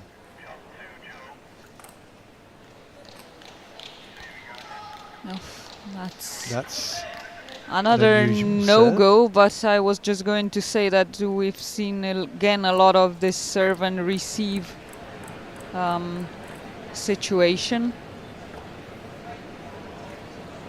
So Davies was trying to be strong on the serve.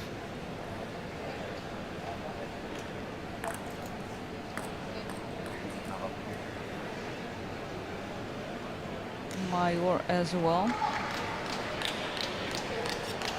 5-8 at this current score. Mayor to serve. There's the lob, and Davies finally manages to return in kind. took both points off Mayor's serve there. 6-8 he trails though still.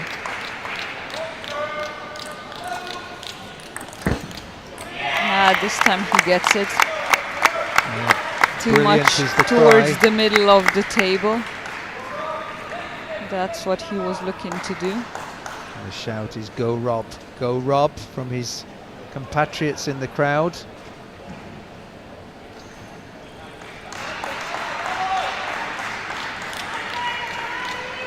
Composes himself. There's the serve. Just long from Mayor. Good idea. Just a bit off the table. And it's enough to bring this to a tie again. 8 apiece. Mayor. Drink breaks. I think it's just water, isn't it? I would think so, yes.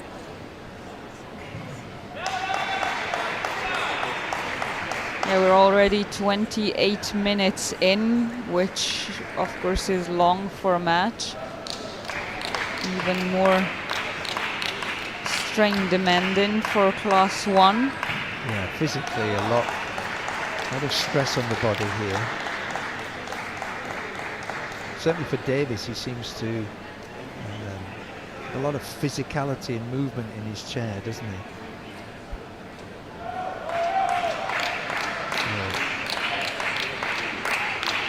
And would you be drinking water when you were competing, or was it a special mix of something that you had? Oh no, I think it was mostly just water, yes. Not even a lot of that during competition, to be honest. Depending on the temperatures Yes. at the venue. Not bad weather for England here. No, it's great. And Mayor hits the net, and Davies leads 9-8. Well done, Davies. Oh. Is that a legitimate serve? That was rather brilliant. But I think they'll repeat it anyway.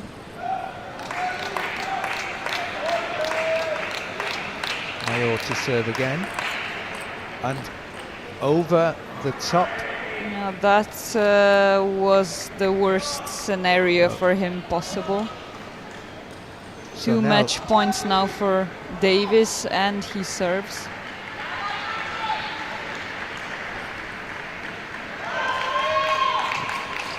Composes serves. There's the lob. The lob and the hit on the lob that he was looking for the entire match. Congratulations, reigning champion. Well, it wasn't easy though, was it, Matteo? That was a really good battle from Mayor. Yeah, and even though the score is 3-1, it was a half-an-hour match. Each game was pretty close. So yeah, a nice display of ability here. And yeah, Rob Davies already qualified for the quarterfinals, and a battle for the next medal. That's the sort of game that Davies would probably want under his belt.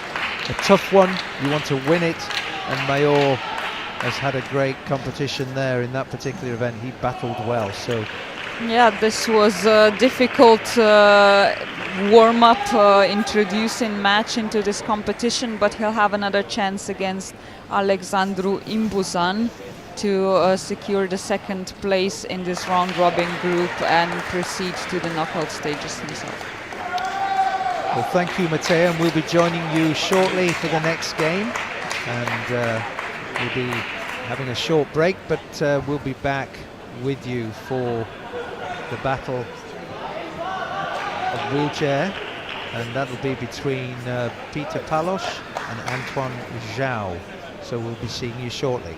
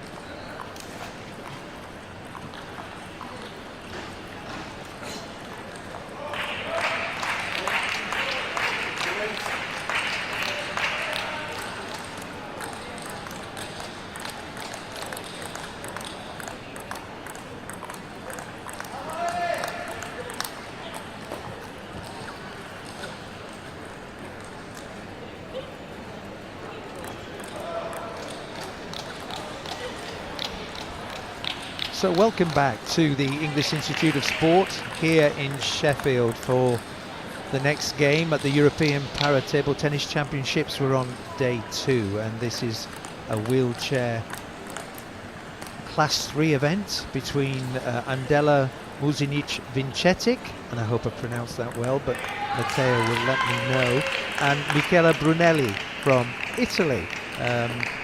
Vincetic being Croatian. Have I got the pronunciations right there? I'd say almost. It's Angela Muzinic Vincetic. Oh, perfectly said. There you go. And these two have frequently played each other now over the years.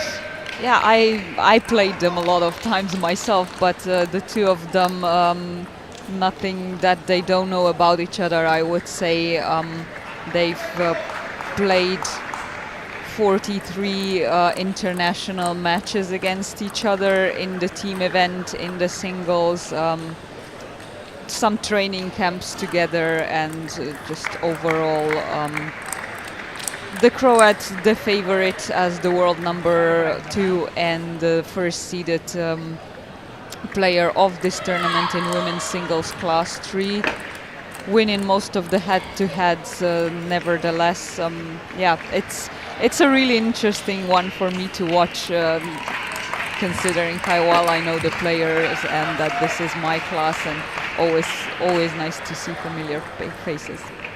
Indeed, and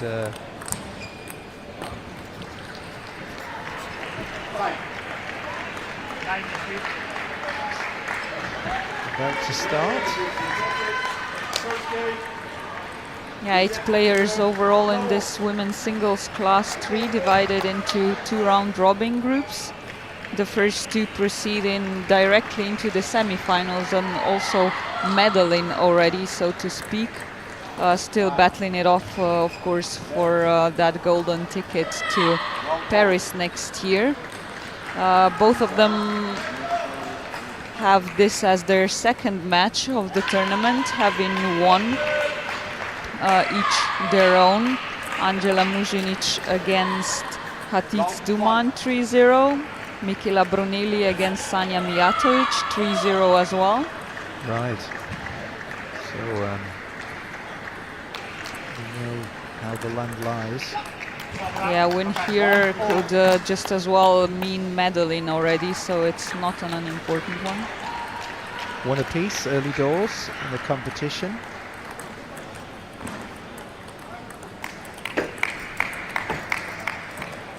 And the Croatian has a great reach. Yeah, wonderful angle though by Brunelli. A lot of backspin to backspin game here at the start. Quite characteristic for women's singles class 3. Brunelli trying to get the angle on that one, but hits it into the net, and that's 2-all. And just looking at the Croatian, just get the sense of how long, she's got long arms, cover the table.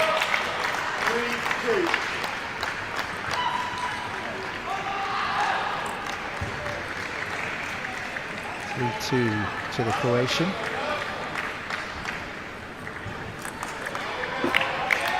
Yeah, that was out, and we'll see a repetition of the serve. Yeah. We've been pointing that out quite a lot already, but when served in wheelchair para table tennis, the ball has to cross the end line rather than one of the sidelines on the opponent's side of the table. Jezik is ahead. Everyone's looking to serve as close to that limit, of course. Brunelli makes a slight mistake with her first serve and pays for it, but certainly the Croatian now opening up a 6-2 lead. Yeah, she's the more attacking, aggressive style of a player, smooth rubbers on both sides of the racket. Yeah, here we can see again, she moved her upper body away nicely to get that good positioning for the shot, even though the ball was going into her body, elbow area. And there's a short serve. What a great example of changing up the tactics. Yeah, but again, it was off the sideline, so we'll have to see that one again. That time a net.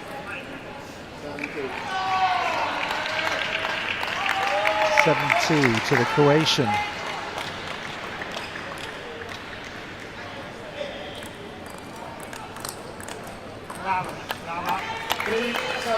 She went long with the return there, wasn't it? Just over the edge? Yeah, just over. 7-3. But nicely anticipated.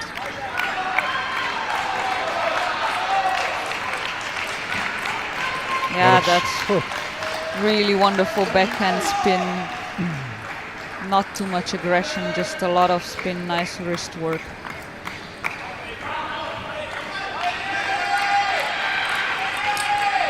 And again, perfect execution straight from the training. Wow, 9-3. This is the kind of combination you would practice often. Backhand down the line and then forehand smash. You can see why she's world number 2. Yeah, and so much backspin on that return. Brunelli was hoping for something else. Well, it's 10-3 very quickly, and this is set point for the Croatian. And there it is, 11-3. Quickly smooth sailing so far. Expected from the silver medalists from last year's World Championships.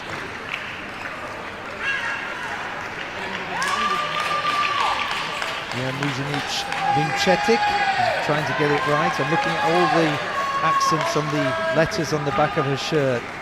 So as the replays are being played. So she certainly sits tall in her wheelchair, long arms, and can reach.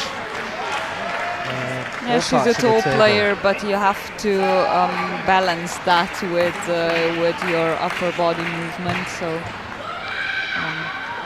it's not always just good to have longer arms. Also, of course, it helps in table tennis. It could. I have no idea, but it would. It was a great start by the Croatian. Yeah, she does a lot of gym training, a lot of physical preparation for these things and for the balance as well, as they all do, but I've followed her a little bit, so I know that she's well prepared, well adapted. So, Brunelli has a lot on her plate. It was at 11-3 the first set, and the Italian ready to serve. Is need to stretch right out of the corner, and that was beautifully placed by the Croatian. Yeah, that's those wide out shots that you're looking for, just to bring the opponent out of balance, out of reach. And the speed of the racket there, or we call it a bat in England, but racket, and the Croatian is 2 up very quickly and 3 up. And Brunelli not being allowed to settle at all. No, she's leaving Brunelli no room to breathe. Muzinic. Again, another good serve.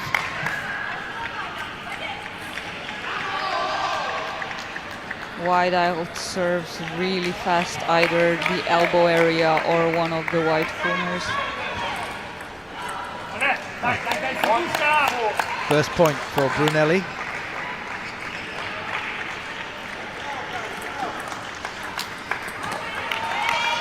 Yeah, it was the right idea, not the right execution. Just a little bit long from the Italian. She trails 5-1 now.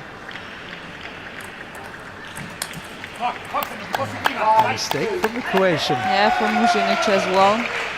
She was anticipating this return that she would attack to, but got perhaps a little bit greedy, wanting to play it down the line. Is that off the side of the table, or? They accepted. So to be played, that's it. No, I think we're good.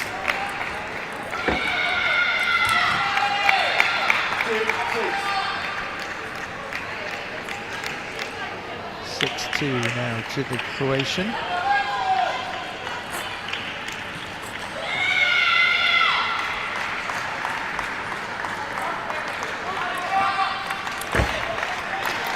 Yeah, right on the ball with that forehand. Using her left hand to try and stabilise herself, isn't she, the Croatian, as she moves across the table. Yeah, you have to rely on your non-playing arm to keep your body in position a lot in class 3.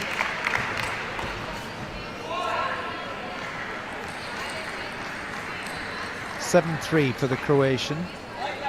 And a commanding lead, having taken the first set 11-3, and she opens that up to 8-3. The Italian struggling to find a response and any consistency. Oh, and Yeah, that was a good attempt of a surprise with a short serve, but Brunelli got there in time.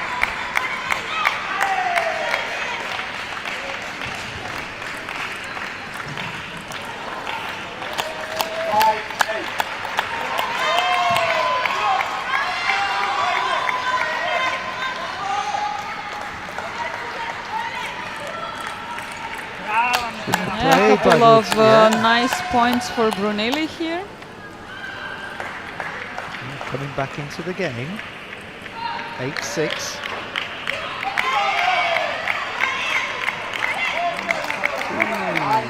Yeah, but she's had problems with this serve by Muzinic. You could see she was frustrated with herself there. And Yeah, that time she went Muzinic noticed it and made good use of it for the second time now. 10-6 all of a sudden. And the Italian is serving to stay in the set. Oh, great. Brilliant. Don't think it was what she was going for, hence the apology. It looked good to me. 10-7. And picks up another point. 10-8. Croatian to serve. Muzinic. And yeah, she does it with the serve again. Makes that 11-8 in the second set, but a better display from the Italian. Yeah, we saw a couple of nice points here, battling back in by Brunelli, but in the end not too much hard work for Muzinic either, especially with those serve winners. I must admit, the Italian has a lovely wheelchair. Great design, great colouring. What was your competitive chair like? Was it as colourful or? No, but it is now. It is. Yeah. But, yeah, wheelchairs are like parts of our bodies, really. So, like people buy clothes, we buy wheelchairs. Why not, indeed? But it's a very typically, as you would imagine, for an Italian, it'd be stylish. It's a style expression as well as a necessity, is what I was going to say. That's true. Well, Brunelli has to pick up the pace again if she's to stay in the match. Yeah, best of 5 always in para table tennis, so this could be the final game unless Brunelli manages to change something quickly. That Croatian emblem on the shirt of Muzinic. Yeah, good start here. Yeah, great cross court.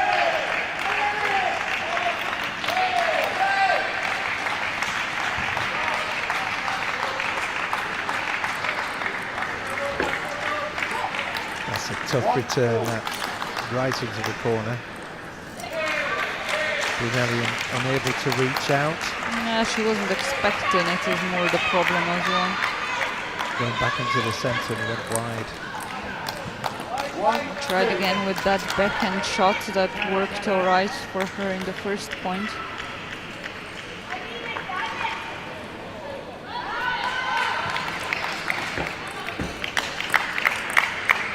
Oof, wonderful shot. It's not as easy as it looks. Trust me on that one. When you get this high bouncing ball directly in your face, it takes great timing and a lot of feeling in the wrist to do it as well as Angela finished it off. And finished it off, she did. She's 3-1 up. There's the lob, and it's wayward on this occasion from Brunelli. Yeah, she's trying to do something to bring those returns back on, make it more efficient, but it didn't work out now. And it's 5-1 all of a sudden. Muzinic Vincetic is in the lead. And Mike Kohler and Della from here on in. So you might not have to call her anything for long. 6-1 the lead at the moment, and timeout called by the Italians. I think it's going to be very difficult, the domination by the Croatian in this game. It's just the last attempt to break the momentum, really. Brunelli was maybe forcing it a little bit, trying to win those high lobs, change something. That didn't work, so instead it was easy points for Muzinic, really. That's right, probably coming out of a comfort zone, trying to do unusual shots that gets her an edge, but the Croatian slaps her face, says, "Wake up, come on." I think she's been awake pretty much all game. Yeah, maybe stay awake. Not let this break affect her, since she's on a roll here. Oof, there was nothing that affected her there. She pumped the fist. She goes 7-1 with a great backhand cross-court winner.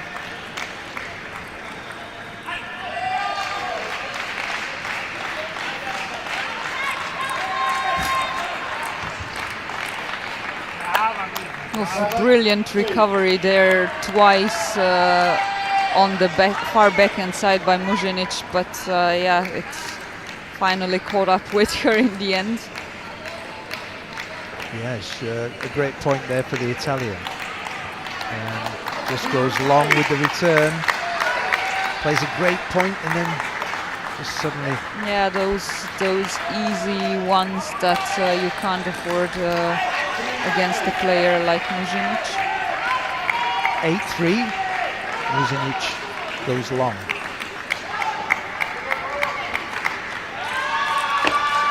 What a return! Oof, yeah, and it wasn't a bad serve, and yeah, wow. Again trying to switch something up, surprise her, but it was the return was even better. You saw that on the replay. It was quick as lightning.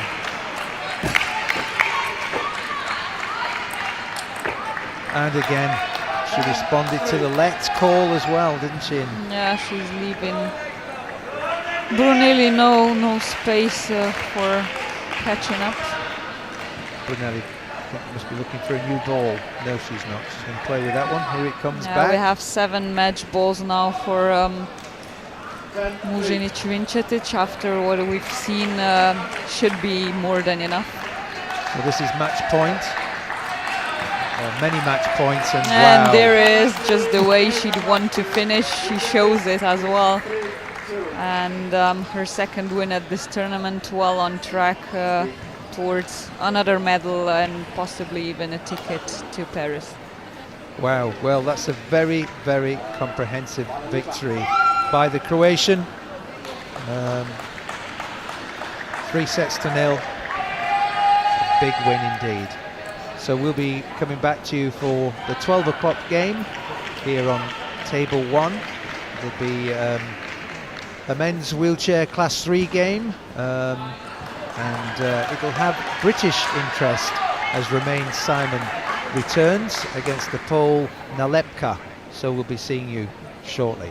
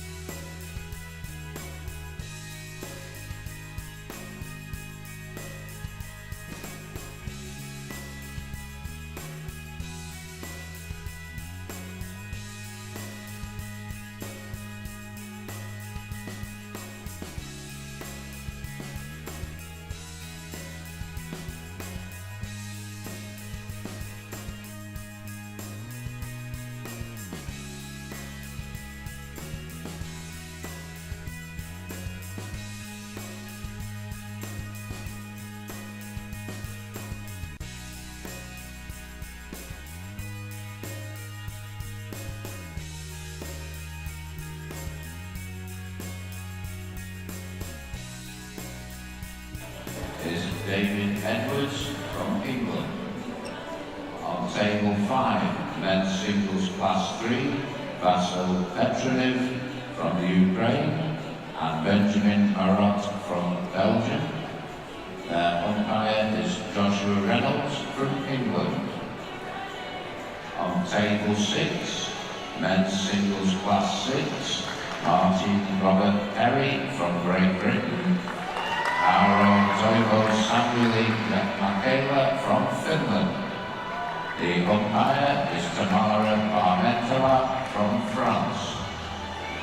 On table 7, men's singles class 6, Michael Robert Oscar Azulay from Sweden and Walter Vosis from Latvia.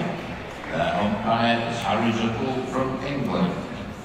On table 8, men's singles class 6, Thomas Rau from Germany, Mario Joao Mastano from Portugal. The umpire is Václav Gronika from Czechia. On table 9, men's singles class 8, Alejandro Diaz from Spain and Pablo Jacobson from Norway. Umpire is Beate Nicole from England. On table 10, men's singles class 8, Hamza Tala from Belgium, Eurico Andre Silva from Portugal. Umpire is Jonathan Whittaker from Scotland. On table 11, men's singles class 8, Alexei Radic from Serbia. Van Roy van den Berg from the Netherlands. Umpire is Anna Eugenia West from Germany. And on table 12, Gaila Isvan Zborad from Hungary and Vince Spivey from Czechia. Their umpire is Jake Choi Chang Seong from the USA.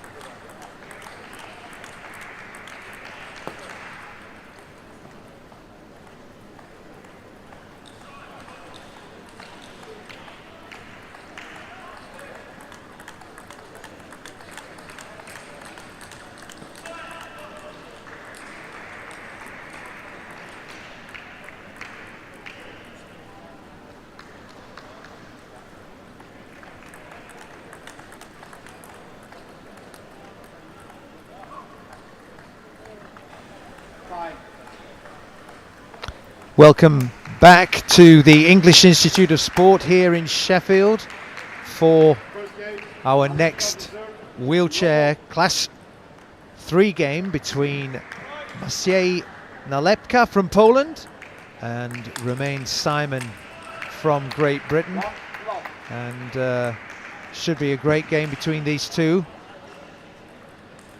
Romain Simon is a relatively new acquisition for Great Britain table tennis, and Poland has now got the first blood for this one.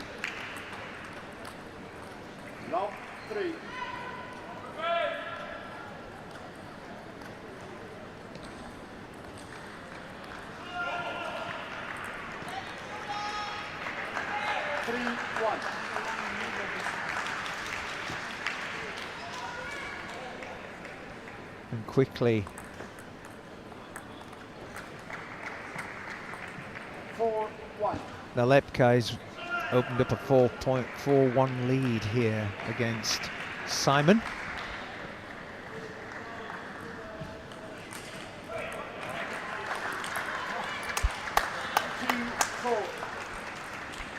Nalepka fails to make the kill on that one. Smashes into the net.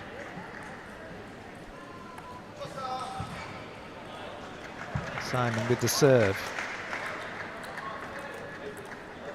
Great rally developing here from both. 3-4. Simon picks up a point there with that deep shot and picks up a second point as Nalepka hits into the net.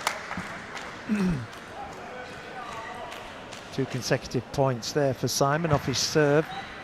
Levels the game. Nalepka serves. Gets that fluke of the net, but well done for Simon for recovering, and Nalepka misread the return there. 5-4. Romain angled his back down and hits the ball into the table. 5-all. Service back to the Great Britain player, who hits long. Nalepka takes the lead back, 6-5.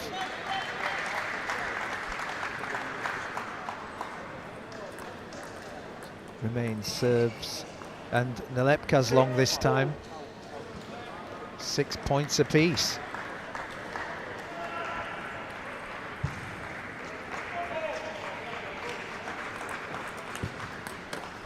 Simon in an aggressive response, but goes long.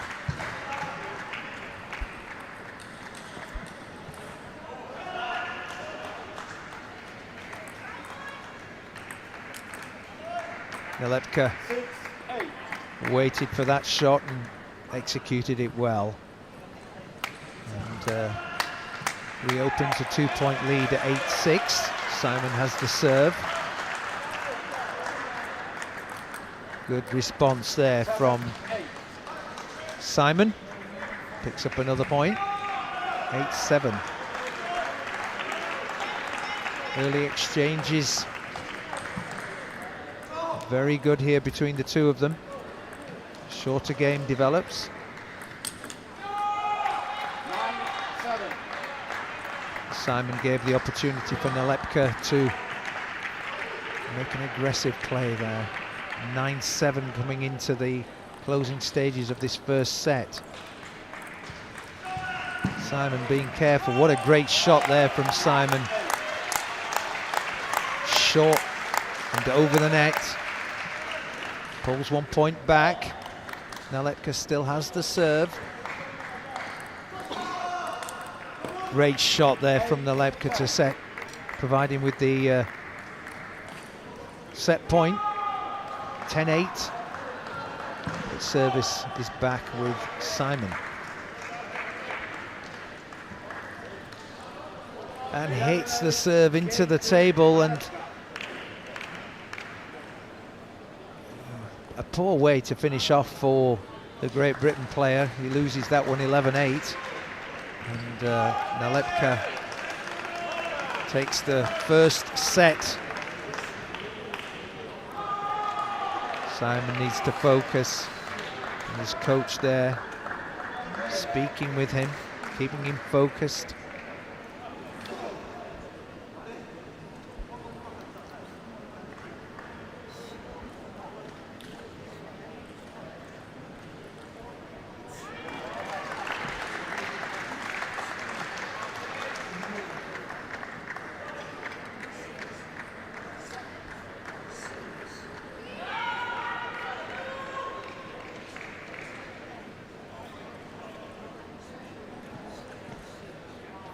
So the coaches providing lots of advice during that period of timeout, and players returning to the table in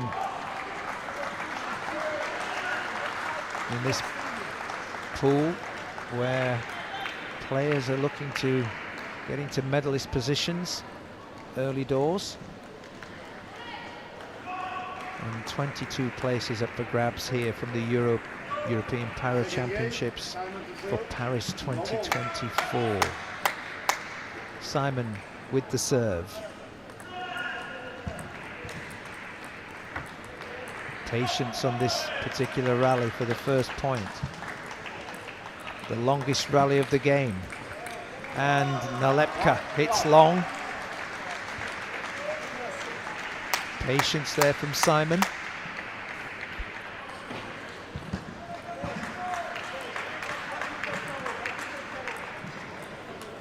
Great shot, great recovery, and then Nalepka with another great backhand cross court. One apiece. Tremendous rallies from both players. Great return of serve there from Simon.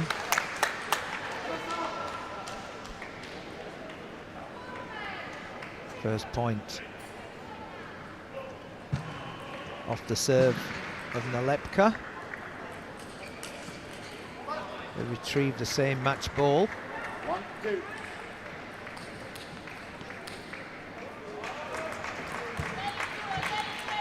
Oh, Simon with a strong response there into the opposite corner for Nalepka. 3-1, Simon leads. Looking much more aggressive. Gets an easy point there, 4-1. Sorry, it's a let, so it's been replayed. 3-2. Simon hits long there, 3-2, he's pulled back.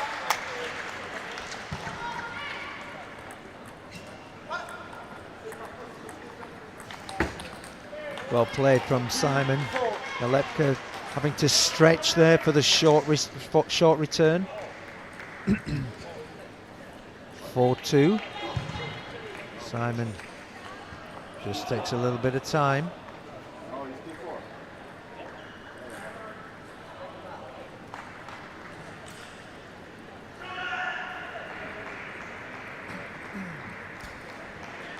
Nalepka with the serve. 4-2, he's trailing. Strong response from Nalepka.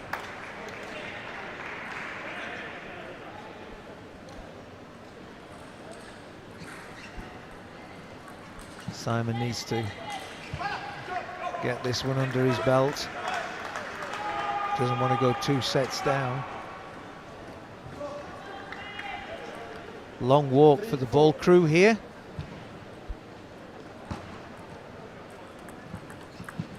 Simon hits that one back into the net.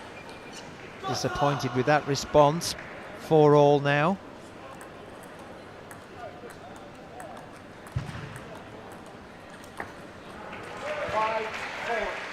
Nalepka goes long. Simon wins these patient rallies. Maybe that's his opportunity, these long patient rallies. What a return from Simon. Great forehand from Nalepka, but Simon was equal to it and better.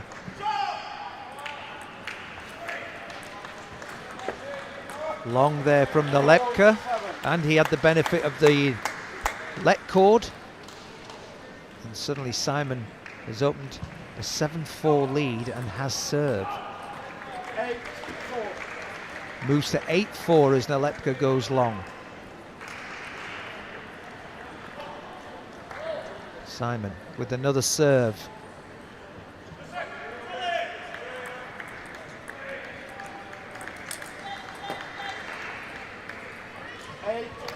Simon gives up the point there, 5-8. This one, ideally, he needs to win this particular point.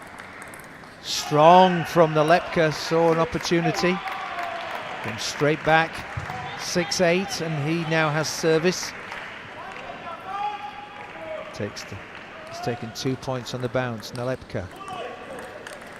Simon with a good response. Nalepka manipulated the chair backwards. Simon moves to 9-6.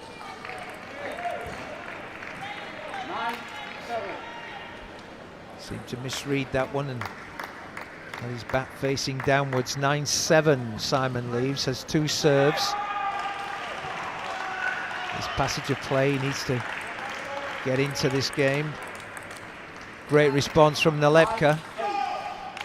9-8. And Simon struggling to get these points to get him this set so he can level the match.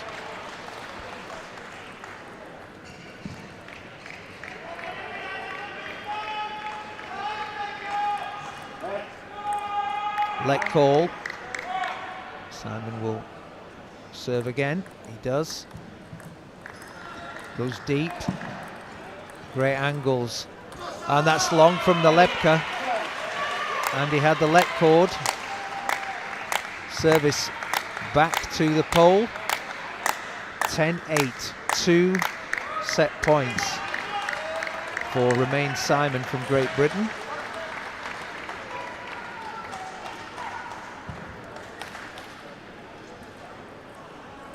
He's ready. Nalepka with the serve.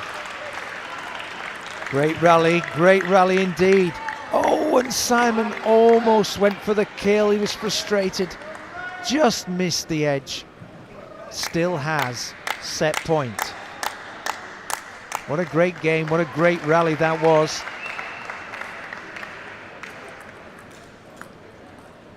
And Simon misses the ball entirely. Now it's 10-all. Like a deuce. He has 2 serves though. Nalepka clawed his way back. Patient. And he's long. Nalepka takes the advantage and he has the set point, having trailed.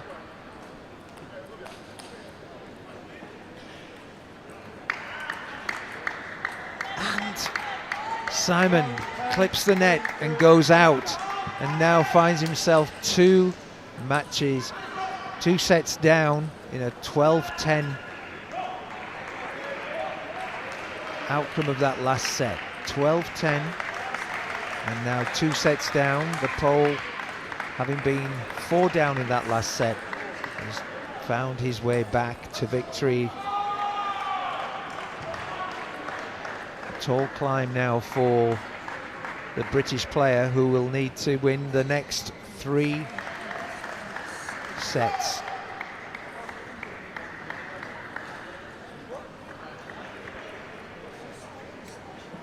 Some great rallies between these two. You can see them on the replay.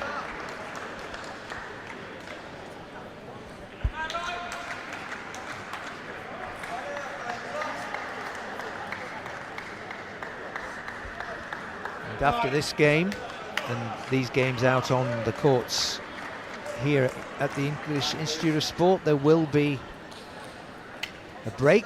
A period of passage of play will stop for about 2.5 hours. Nalepka to serve in a must-win set for Romain Simon. Makes a good start with a 1-0. Nice cross-court shot, definitely put out of reach of Nalepka. Simon aggressive on that occasion. 2-0 up he goes. He'll have to serve.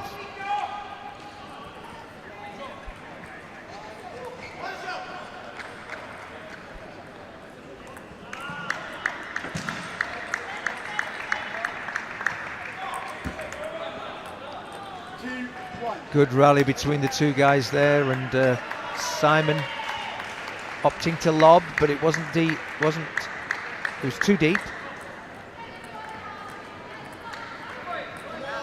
Simon goes long again. Couple of unforced errors. Nalepka being more consistent on these long rallies at the moment. 2 apiece. Nalepka just missing the edge of the table there. Simon goes 3-2 up.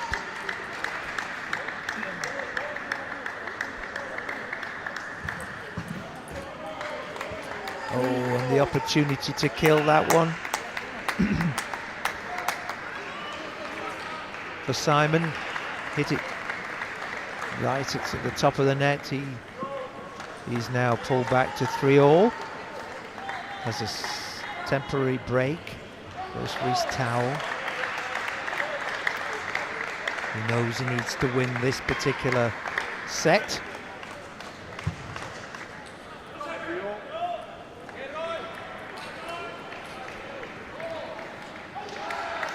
Nalepka stands ready. Great shot from Nalepka out of Simon's reach. And being 2-4 down, Nalepka once again gets his nose back in front. 4-3 he leads. Good recovery from Simon and just goes long. No, edge of the table.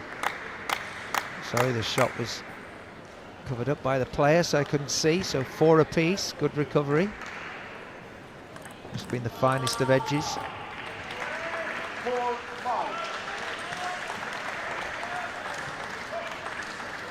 Nalepka goes long with his last shot. Simon back in front.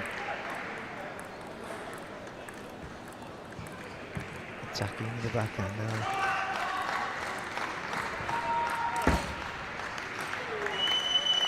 Simon tried to change the angles there, but Nalepka read it well and came cross court. Got the point, 5 apiece. What a great return from Nalepka. Simon's serve sat up invitingly, hit mid-table. He's having a timeout as Nalepka leads 6-5 in the third set, but Nalepka has a 2-set advantage.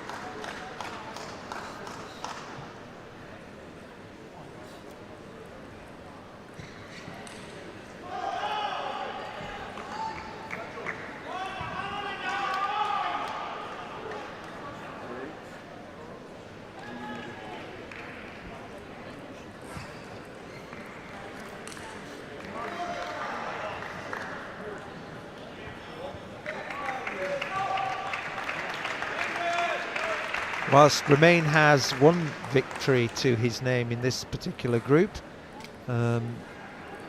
Group 5, he has also had a defeat, and potentially with this other defeat would not probably progress through to the quarterfinals. So Romain comes back to the table. He trails 6-5. Has the ball to serve.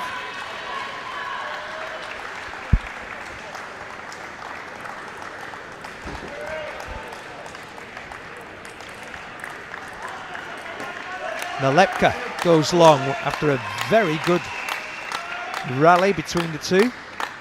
6-all. Nalepka to serve.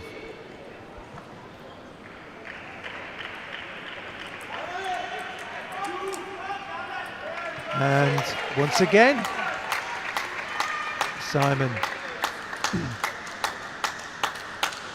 Another great rally. 7-6 to Simon. Nalepka makes a mistake and it's 8-6, but this was what happened in the last game.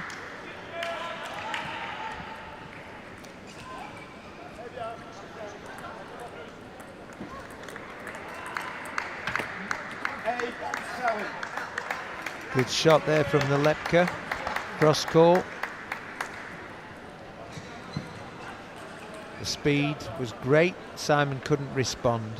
8-7 though, the Brit leads. Trying to get towards the line, 9-7. He was in this position literally in the last set, and hopefully he can close this set out and stay in the match. Simon hits into the net when just needed that consistency.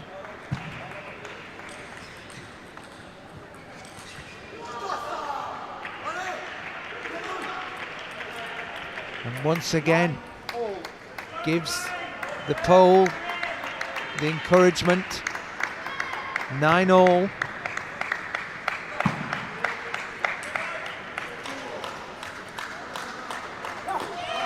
Nalepka goes long. So suddenly Simon with 1 match point.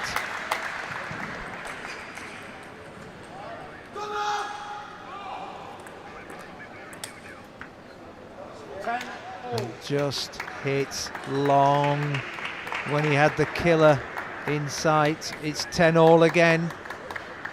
It's a repeat from the last set. Nalepka with the serve and a killer shot. He goes up 11-10 and has a match point. And it's a replay of the last set where Romain wasn't able to close it out. And now he finds himself up against it and staring down the barrel. But Nalepka goes straight into the net with his return of serve, 11-all.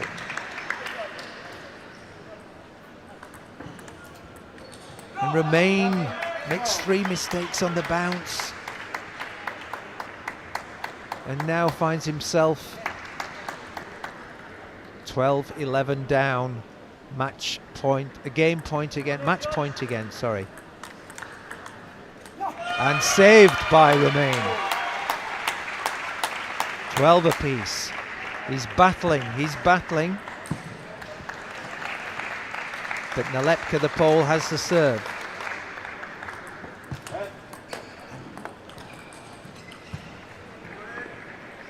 It will be a let. Tension builds. Nalepka to serve again. And Romain is long with his defensive response. Finds himself defending another match point. He does have the serve. Trying to dictate. Oh, and the let cord helped him. And it's 13 points each. Hanging in there, the Great Britain player against the pole. Good shot there from Nalepka. And he gets a 3rd match point.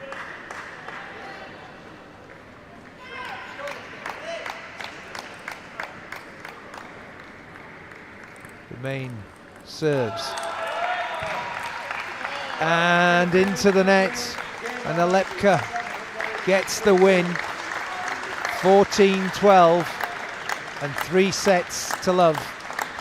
But a good effort from the Great Britain international, and Nalepka comes out on top in that 3rd and final set, but went down to the wire 15-13. So that's all from the English Institute of Sport for this morning's sessions, and we'll be back at 3:45 for the afternoon sessions, and we look forward to seeing you then.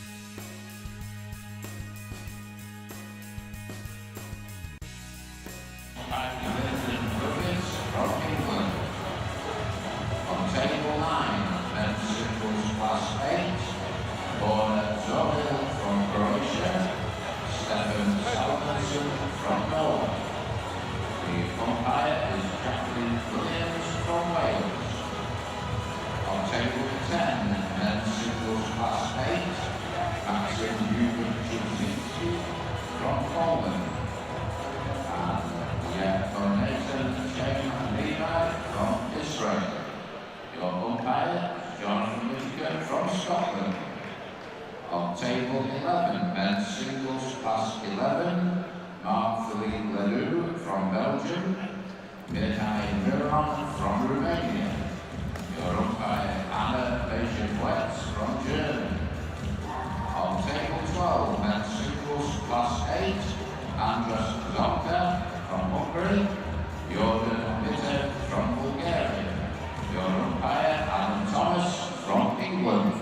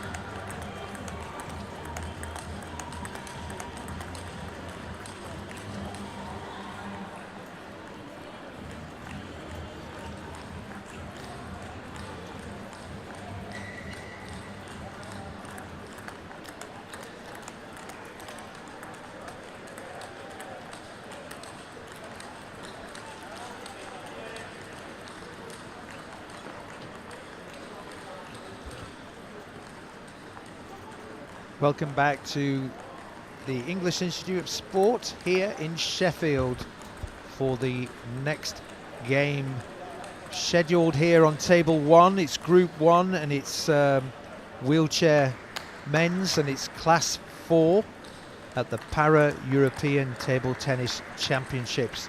And I'm joined by Gavin Maguire from Ireland. Good to see you back, Gavin. And today we have Alexandra Delarque from France and Tomislav Spai from Croatia. And you know, these guys have met a few times during the course of the year.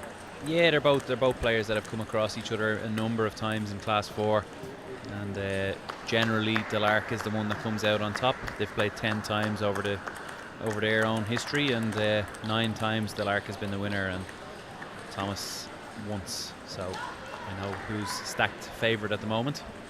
Indeed, and Delarque yesterday had 1 loss, 1 victory in the group. So if you're going to progress out of the group, you need to get at least this win under your belt to have a chance.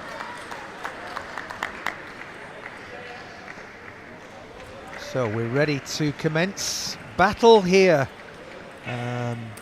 between Tomislav Spai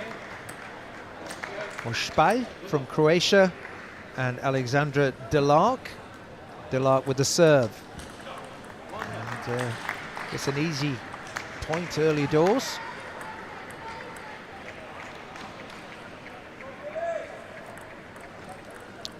And the second one unable to handle the spin there. Yeah, Gavin. straight away in with 2 serves short in the forehand. Reach is a little bit of an issue there for Spal. And yeah, 2 direct errors. Good shot there from Spy, extending Delarque to his left.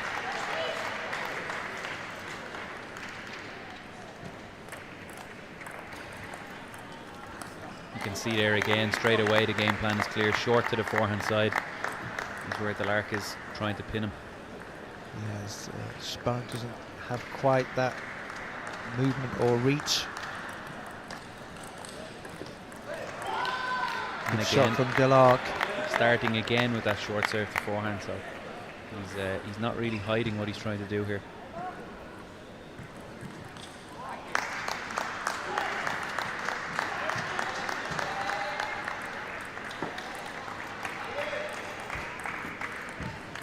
Spal moving the ball well from court to court and deserved that point. Stayed in the rally.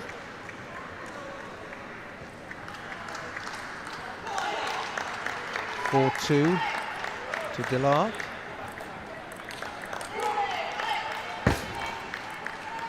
Good rally developing here.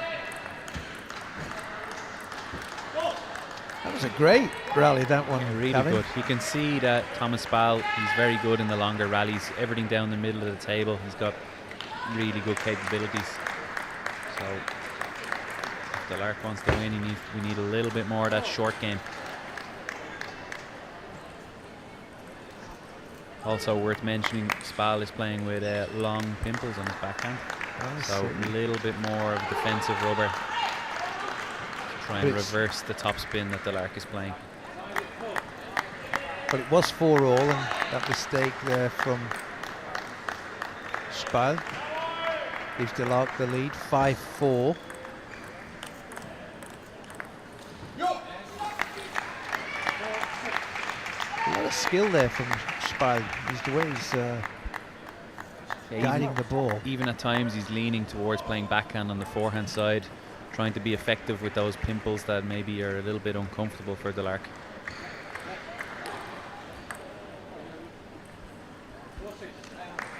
It's a lead.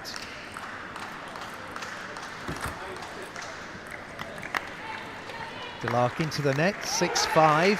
He leads. Spai with the serve. And Delarque goes long, so the game closes down again to 6-all.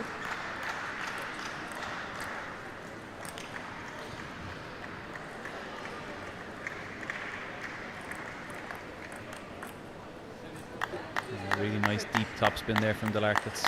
That's more like it. And he punches the air with his fist. Really enjoyed that shot. I would say he's one of the quite emotive players on the tour, that's for sure. And again, 8-6. Just wheeling towards the coach maybe to hear a word of advice on his way back.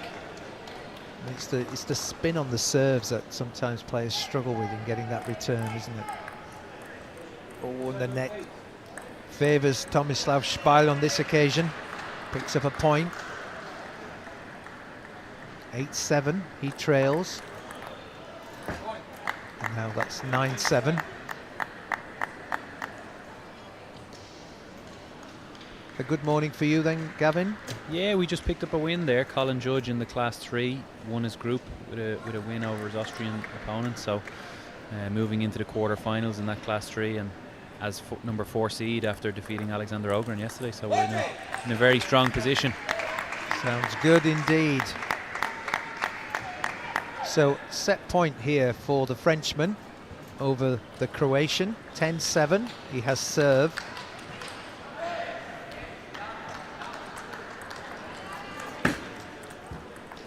What a rally, what a rally. Really good. Both players showing really wide range of motion there, being able to get out to the ball right forehand. Spai picks up an impressive point there, but that was a heck of a rally.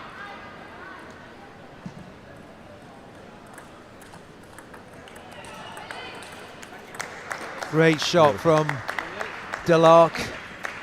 That sort of that side of the table is just a nemesis there for Tomislav Spai. Yeah, and to be honest, if I was Delarque, I'd be trying to do that a little bit more. Forehand topspin down the line into the deep backhand, not trying to play too far into the forehand, where Spai actually covers more so with that pimple defensive rubber that we spoke about already. Yeah, it's all these different types of back coverings that we have in the game. Makes the game even more interesting, and sometimes it's very difficult to see the deftness of the spin on the table unless you're very close up.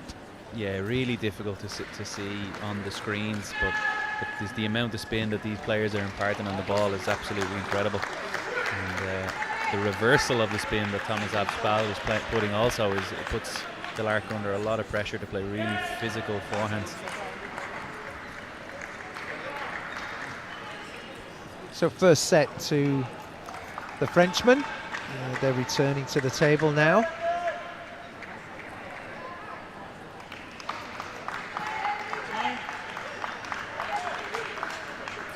Tomislav Spai using his time.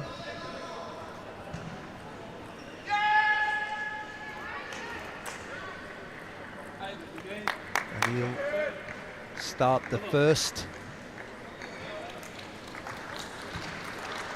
point here as he serves, and Delarque picks up the first point.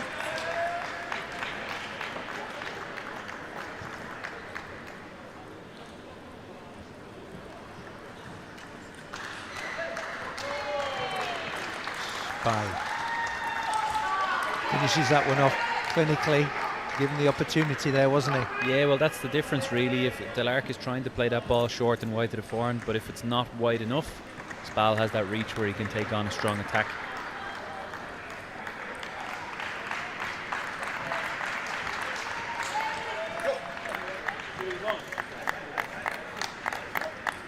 Delarque frustrated with himself. Sorry, Tomislav Spai there, frustrated with himself as he goes long.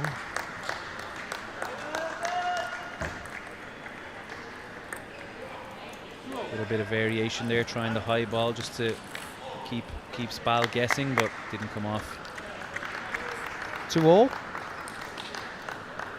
Haven't seen too many lobs in the wheelchair games that I've seen this morning, but that was one of them there. Yeah, the higher classes it wouldn't tend to be a shot that's too frequently used, more so in the class 1 and 2 where the disabilities are more severe. We're playing a let there, call back, or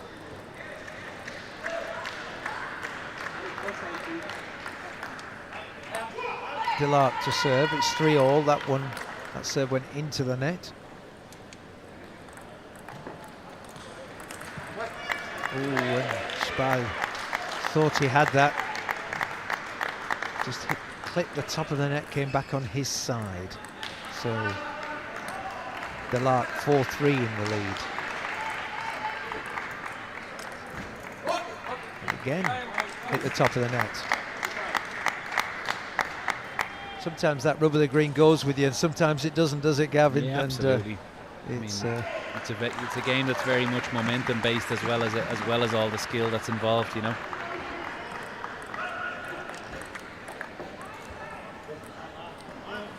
Long from Delarque, trying to go for the corner, which would have been a difficult place for Spal to return from. Do they aim for that elbow, the non-playing arm? Literally? Yeah, so they literally would aim exactly on that crossover point, we call it, between backhand and forehand, which makes the player uncertain which one to take, and that half a second of uncertainty makes them play either a weaker ball or an error. That's the goal. 6-4 to the Frenchman. And Spile goes long. Trails 7-4, and it's beginning to go away from him. Big shout there from Delarque too, just making sure Spal knows he's not taking things lightly. That was a super shot from Delarque.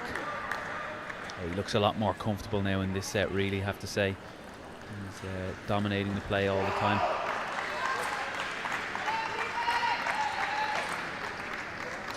Spy with a let.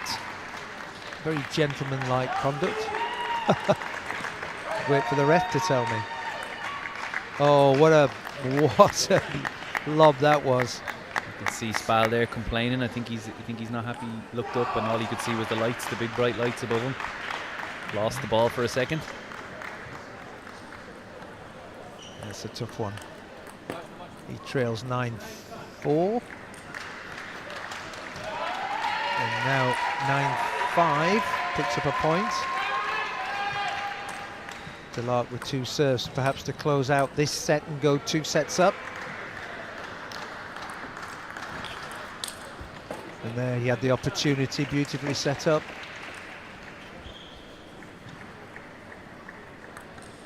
Delarque with serve to close out the second set, and gets it. And looks as if pretty matter of fact there, Gavin, I'm afraid. Yeah, I think we're going back to that, you know, the 9 wins that Delarque has already have over Spal. He looks comfortable now. First set, maybe Spal had a small chance, a little bit shaky from Delarque, but he's really come into his own, got comfortable with the style, and doesn't look like slowing down. Indeed not. And what's in store for you this afternoon? Any Irish participation? One more game left for us today. Paddy Vaughan will play in the Class 7, his final group game. He'll play a Croatian opponent to try and qualify into the next round. So probably up against it a little bit. He won't be favourite, but certainly got some chances, and we'll give it a bit of Irish mentality in the crowd. We're renowned for having good crowd. We'll have a good crack on that. Be interesting to see if anyone comes out of these championships as the new golden boy or girl. Yeah, well, maybe upsetting the rankings. It's certainly a chance for lots of players to really establish themselves, to make a name for themselves at a major championships. You know, one name that comes to mind for me is Bly Toomey from Team GB. I see. Really strong young girl, just come into the setup in the last year or two, and she's already progressed through her group, and I think she may even have secured a medal already. Wow.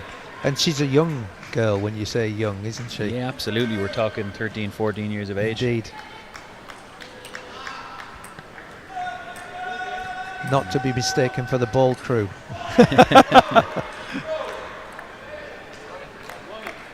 Delarque with the opening point as Spai goes long.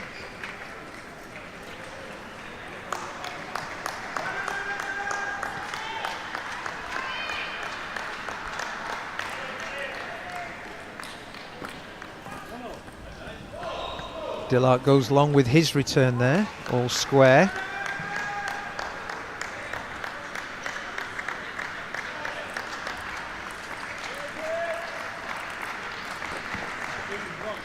Good rally there, and Delarque hits the top of the net, goes long.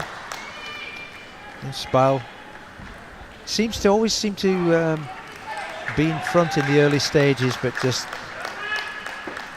loses his way as the game progresses. But another good rally here developing, and Delarque executes it. Was air in the ball.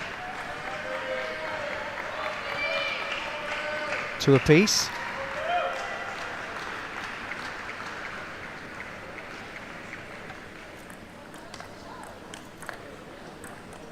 Great recovery there from Spai. Oh, and he tried to get that deft winner. Did well to stay in the rally there, really, to be honest. Some strong play from Delarque, and I thought it was over a bit sooner than it really was.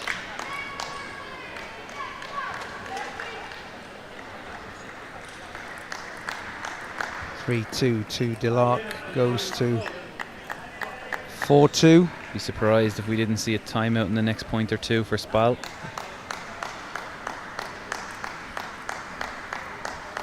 Yeah, he's got to win this set, otherwise his group is over. And, struggling at the moment. 5-2. Delarque looks to be in control. And just unforced errors again, and I think he's almost resigned himself to defeat here. Coach hasn't called a timeout, he hasn't called one. Delarque went for it big but missed the edge, so 6-3. Delarque leads.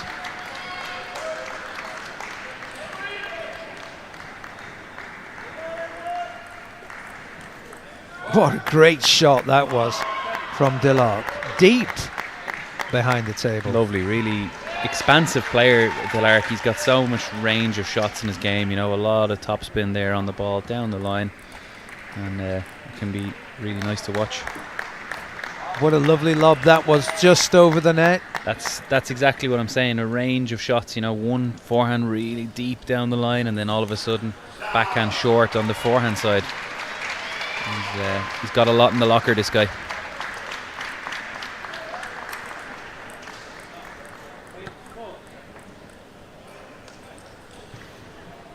Delarque hits into the net, so it's 8-4 right now, and Tomislav Spai is struggling to stay in the game.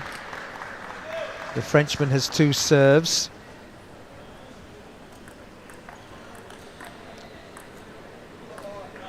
Well recovered from Spai. That was an aggressive piece of play, and he picked up a point as a consequence.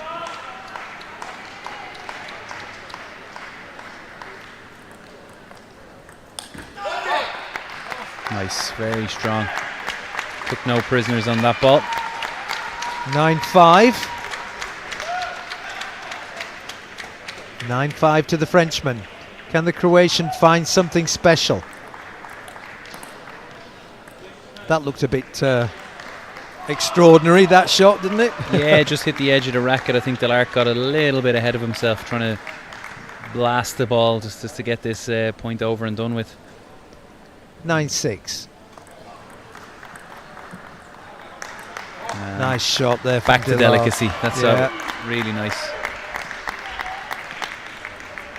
Served that up nicely, so he's got a bunch of match points here. And finishes it off tremendously well. Clinically, beautiful cross-court shot. So Delarque does overcome Tomislav Spai quite comprehensively. And 3 sets to love, no doubts about that one. So thank you, Gavin. We've got a little break now. Yeah, thank you very much for having me, and I'll see you in the afternoon. We'll be back later on this afternoon for our next game, which is at 3:45. Thank you.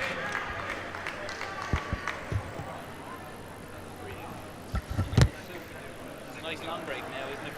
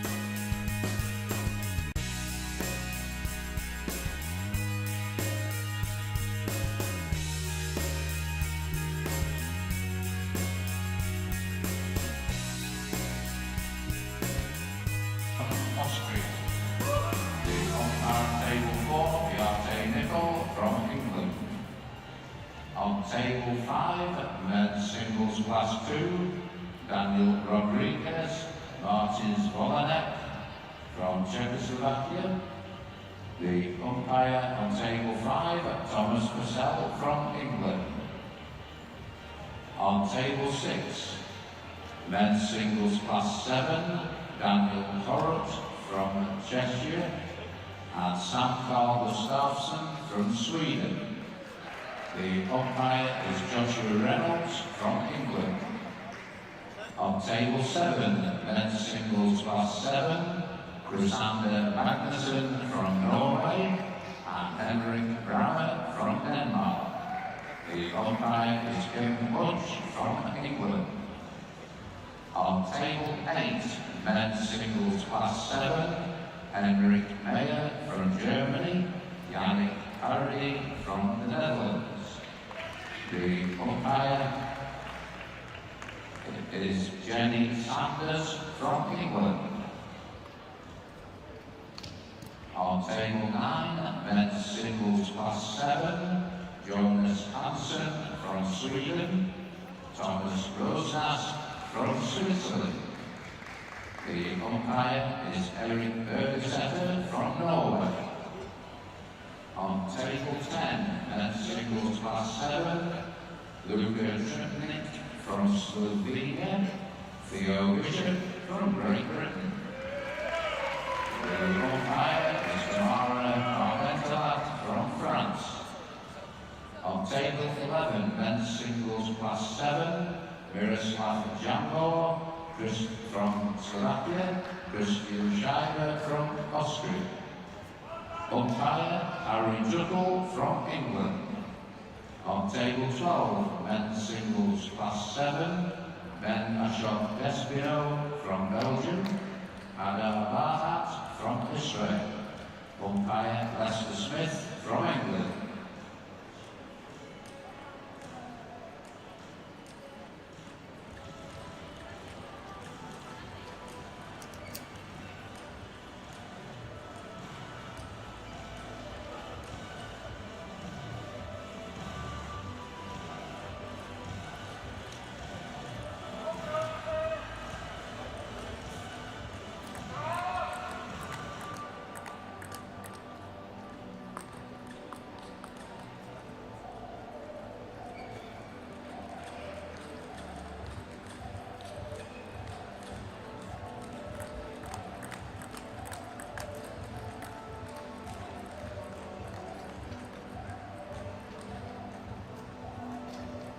Once again with you, myself Mattea Pintar, and joined by Gavin Maguire from the Irish para-table tennis team. Thank you for doing this once again.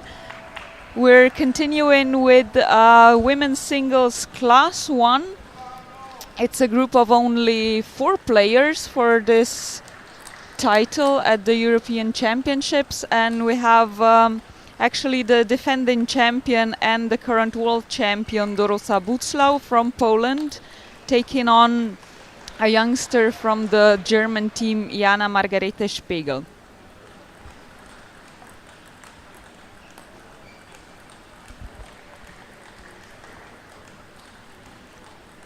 A little bit different for these two here. As mentioned, only 4 players playing in one group, so each battling on the other 3. No knockout, and also no other medal than the gold for grabs. The German already won her first match against Aino Tapola of Finland, 3-1, while the Polish was equally successful with 3-0 against Chagit Yona Bril from Israel. So, seeing these results, I would say this is actually the battle for the gold in this women's singles class 1. Well, that's something good for our viewers here to see. More or less a final on day 2. Yeah, and the only one that we will have this early at this stage. The other finals taking place on Thursday, with the knockout stages of the competitions following tomorrow.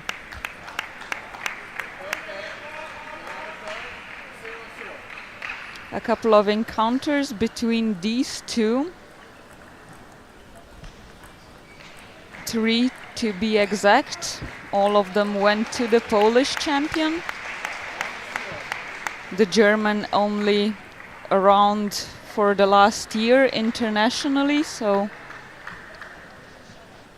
not surprising that the 45-year-old experienced player with lots of decorations under her belt is taking the lead here.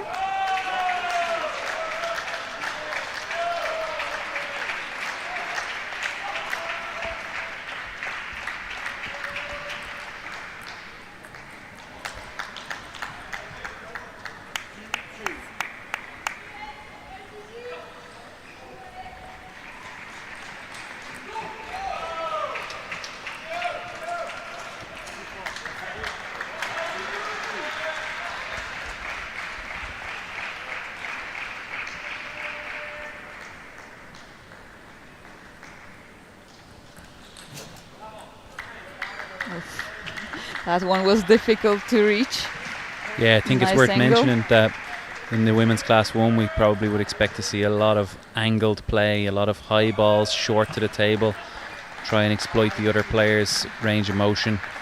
And I know that the Polish player is certainly a specialist at that nice high ball that we like to see in wheelchair table tennis. And just as I say it, the German does it.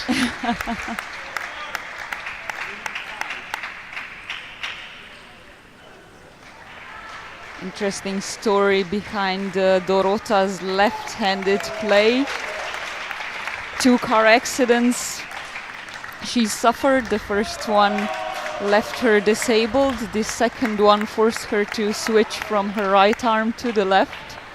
So that much more admirable to see how she's doing with her non-dominant arm. Yeah, that's pretty impressive, all right.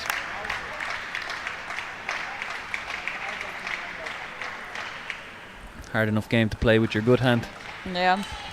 The only athlete that comes to mind with that is Rafael Nadal.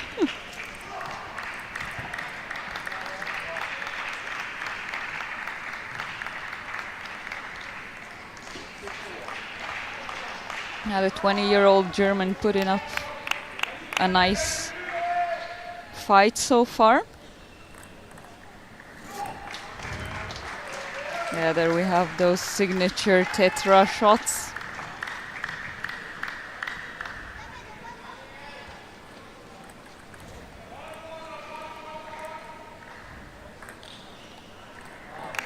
We've seen a lot of that with the men's class 1 as well, trying to take the advantage with the serve early on.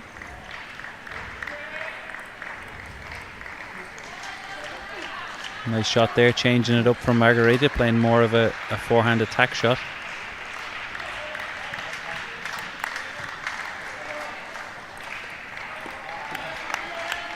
Inverted rubber is very common in these lower classes normally, but not so at display here.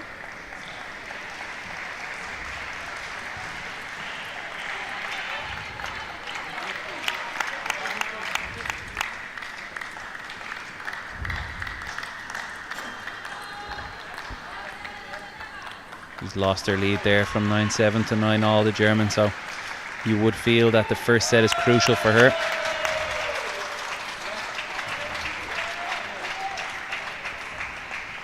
She lost the last match against the Polish at Slovenia Open 3-0. So you would think she'd try to at least take a game here. She's done the business straight away. There we go, a surprising start. Well, that's something exciting for the people at home. The underdog is 1-0 up here in what we believe to be a potential gold medal match. So we've got something to watch on our hands now for the next few. Both of them will be still playing another group match, but having won the other two, as we've mentioned, this is the deciding one. Potential ticket to Paris up for grabs, not just the gold medal. It's a nice prize, isn't it? European champion and a ticket to the Paralympic Games. It doesn't get much better than that. Well, maybe world champion. Not here.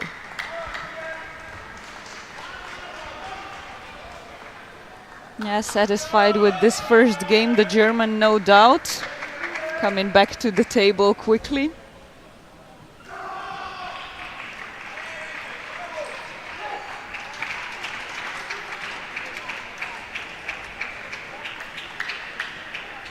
Both strapping on the records back. The grip in class 1, always a problem.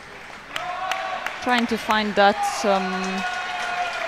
best balance between having a good grip and not limiting your wrist movement, I suppose. On this one, you know better than me, Mattea.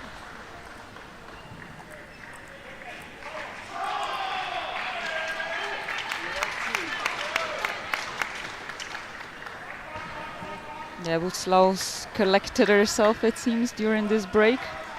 Maybe some good coaching advice. You have to imagine that she's been in this position a million times in her career, so experienced. She won't be too phased by being 1-0 down. It is worth mentioning that she's also been forced to play against physically stronger opponents most of her para-table tennis career.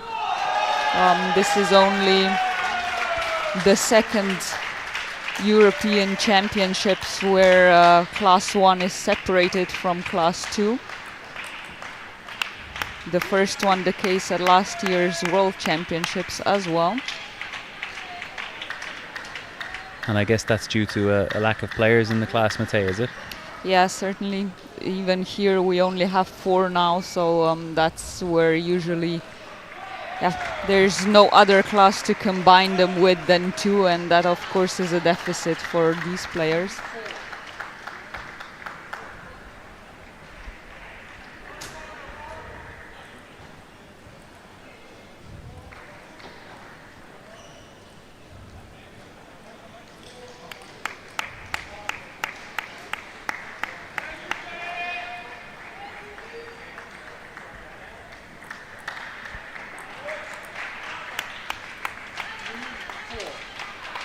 Yeah, the German, it seems, is trying to make things a bit more aggressive, more attacking style of play. Definitely unusual for class 1, but That's making things interesting. That's that youthful energy we spoke about earlier.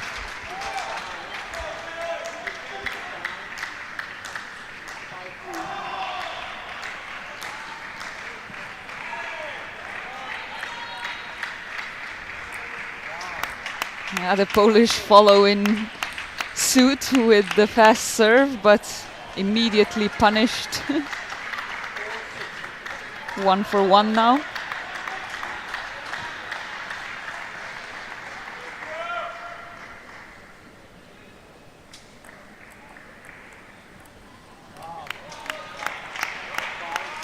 Nice angles. It's always interesting when we see a left-handed player against a right-handed.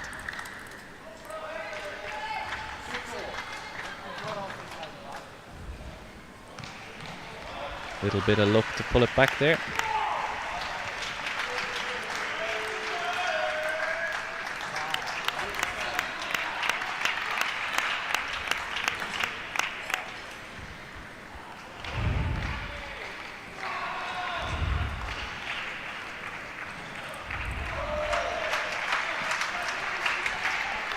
The German has certainly given her something to think about here in this game.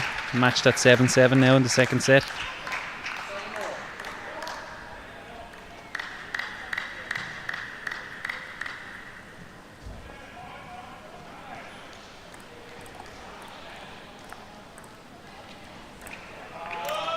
Yeah, seems to be her go-to shot right now. Yeah, absolutely. She's on form.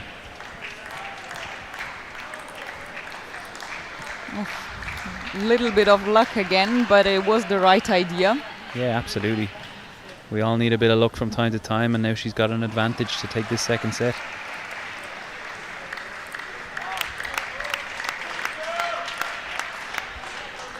Three set points.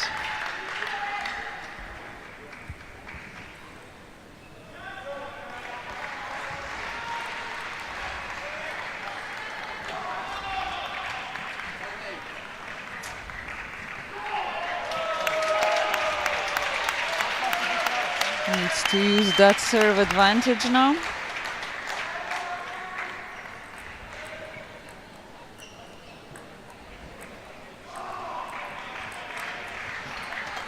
Unlucky, tried to be brave, go for the forehand attack, but just long. So she'll have one more chance here before we head to juice.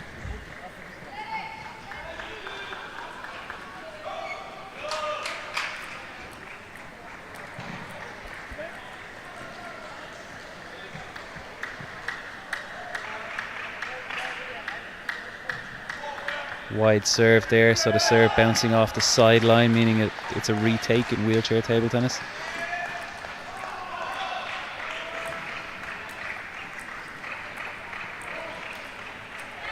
Oof, So beautiful close. rally. 2 times so close, but just over the table.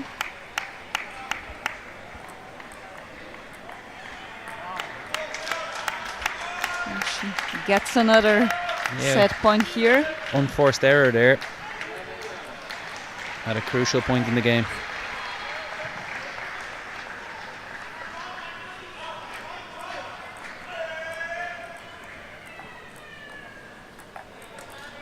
Big backhand.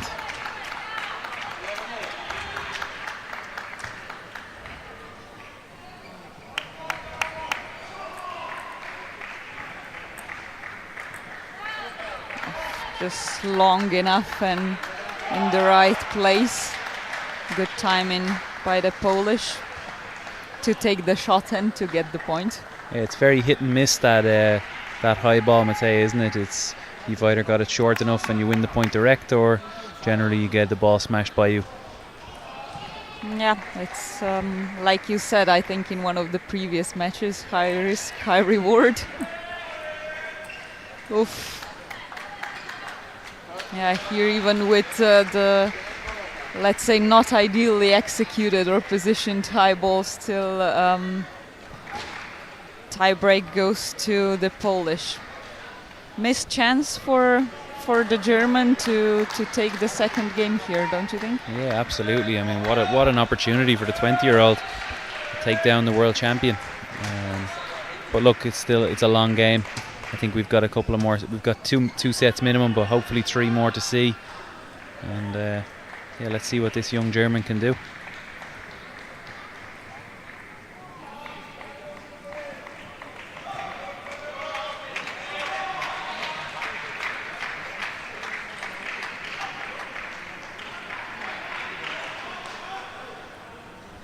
She's a cool customer, this Polish girl, though, isn't she, Midday?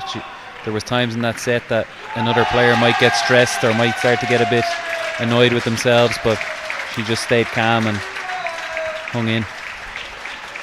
Yeah, experience definitely on her side at this level of competition, and she knows how to deal with these kind of situations, I'm sure. I heard you weren't bad in those situations too.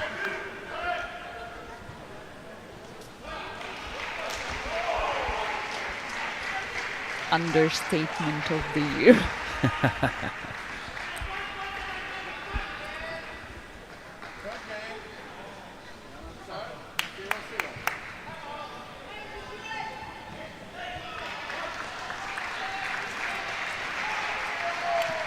Great serve. Oof, brilliant. A lot of the times players are just waiting and hoping that the ball would go off the sideline, having to repeat the serve, but not in this case.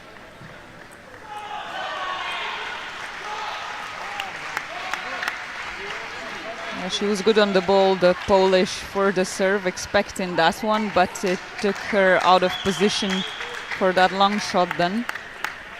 And another great start for the German here.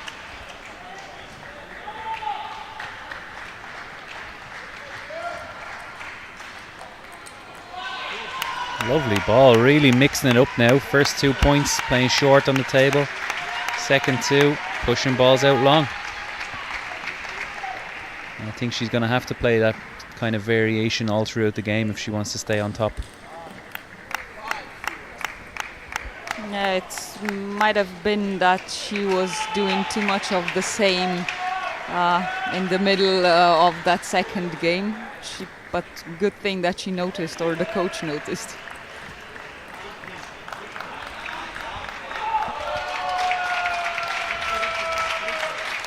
As a coach, I'll give the credit to the fellow coach. Yeah, that shot again, and still not working out for her.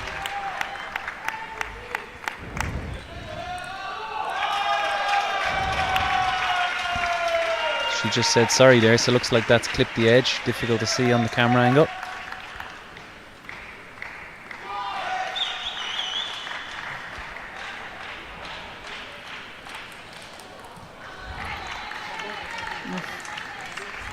Brilliant take down the line.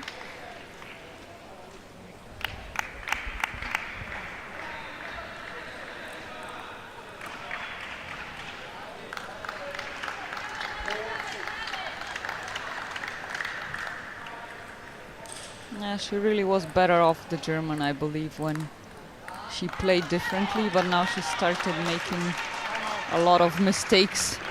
Yeah, a few errors, and that high ball hasn't really worked out for her, so she's called a timeout here now to try and... reaction immediately, rightfully so. Yeah, absolutely. She wants to cement this lead, make sure she keeps it and get 2-1 up. So the coach in the corner, Miatovic, from Serbian coach working for Germany, he's giving her the advice now, and I think the main thing for her here really is that she needs to shore things up. Get back to that short and long variation, maybe a little bit less of the high balls.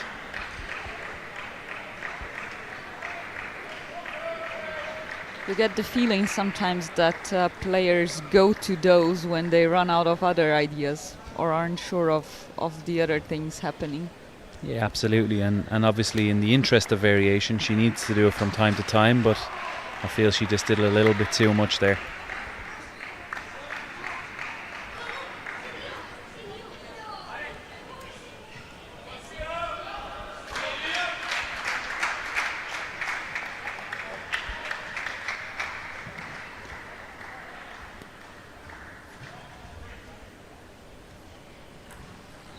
Now here we go, play resuming.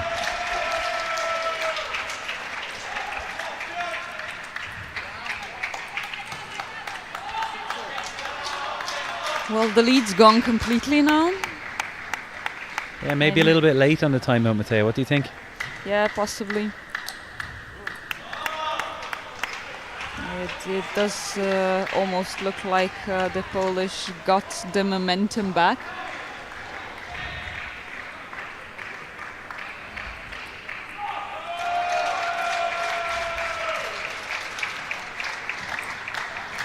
Another failed high ball.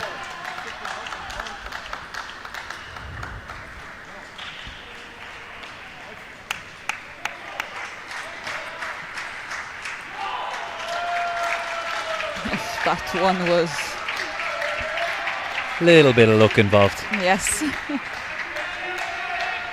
But they all count the same. 1 point.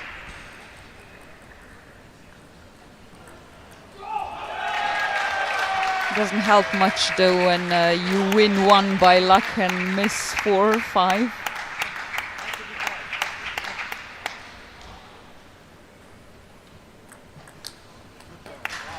Nice service, a little bit too quick for the Polish.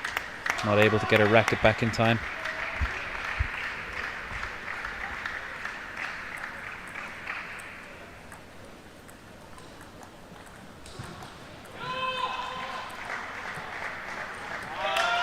Yeah, she's managed to get herself into the lead position now again with her 2 serves.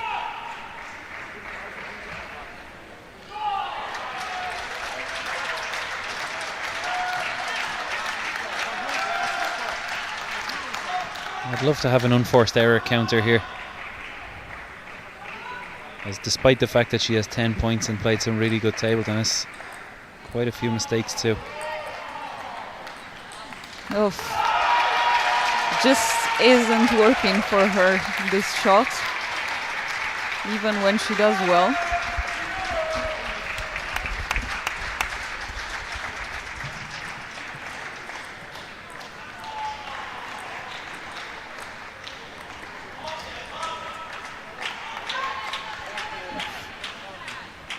At least luck's playing for her. Yeah, very little emotion from both players too.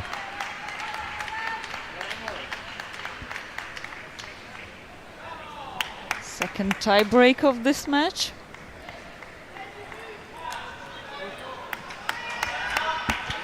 Nice serve, heavy topspin to the forehand.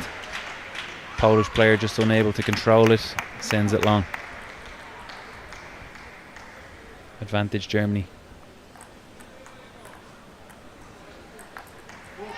Yeah, this time she does it. I think she was tempted to go for another high ball, but changed her mind. Yeah, rightfully so. You could see there on her face, massive relief, big puff of air and a puff of the cheeks. I think she'll be delighted to have taken that set after such a strong lead in the beginning. Yeah, we could say fair enough. 1 tie break to each of the players. Leaves us as spectators in a nice place. 2-1 up, the underdog, in again what we think could be a gold medal match in this class, and the world champion trading 2 games to 1, trying to fight back.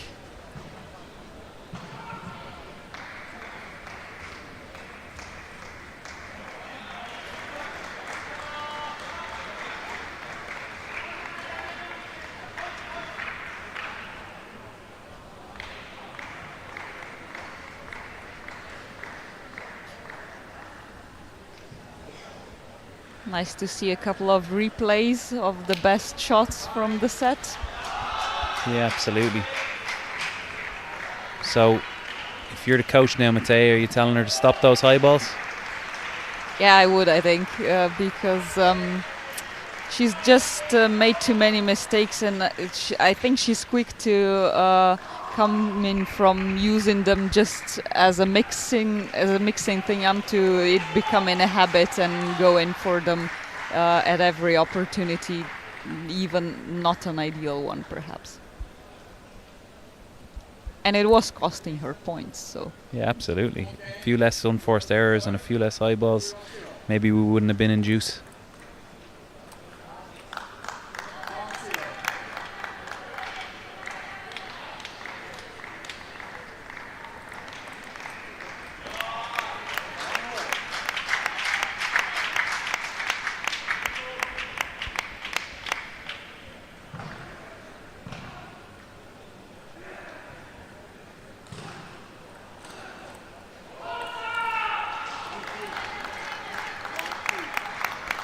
The disadvantage, of course, now for the German as well, that she's already used her timeout and lost that game.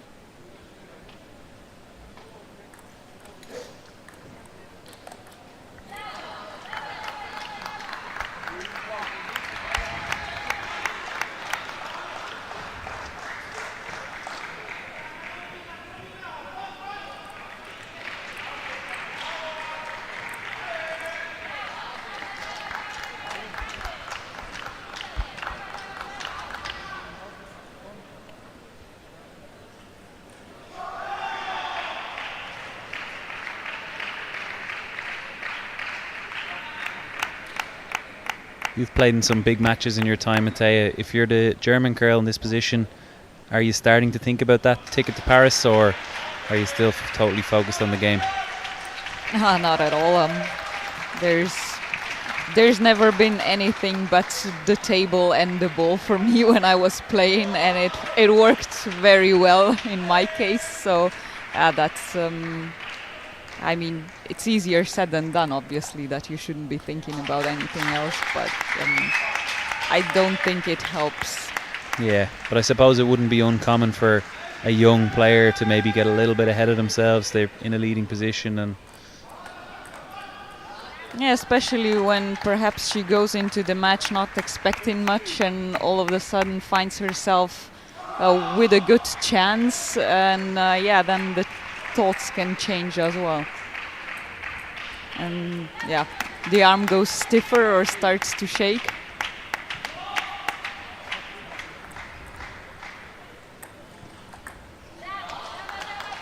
well, our Polish world champion has certainly provided a bit of a fight back here, 7-3 up.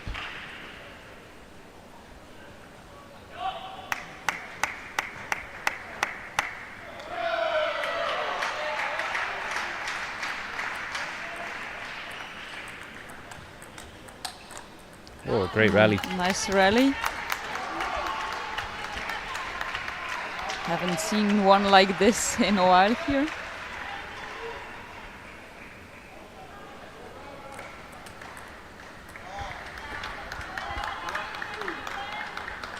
Nine 3. Looks like we could be going to 5.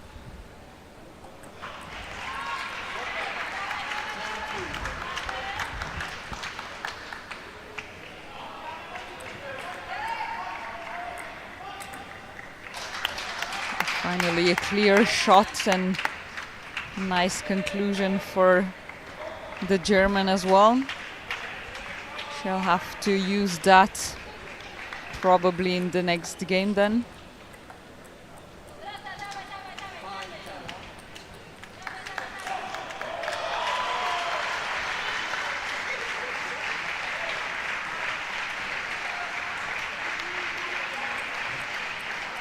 A service mistake.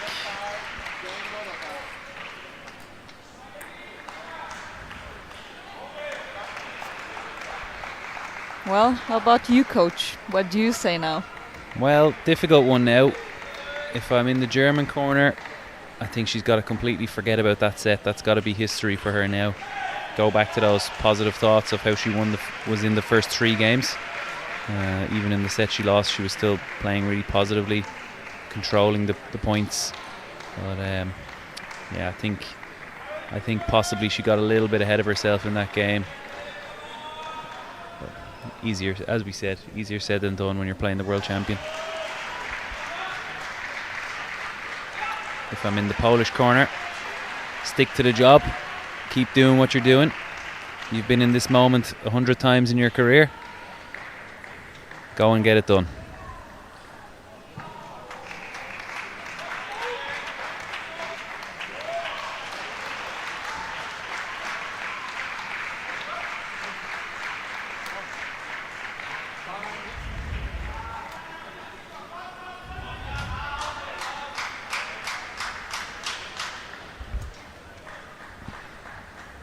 Back for the decider then. Game 5. And possibly a gold medal game then. I'm thinking this might be the first 5-setter I've commentated on. Yep, certainly for me. And how proper it is that it's such an important match.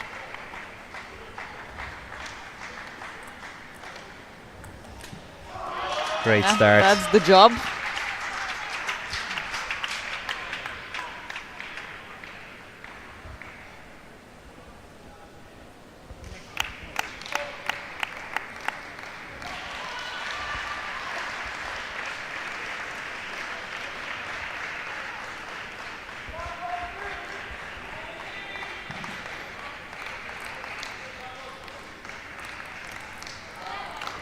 Yeah, hesitated on that forehand shot a little bit too long. That one still worked, but it wasn't ideal, and then she was just too late for the second return.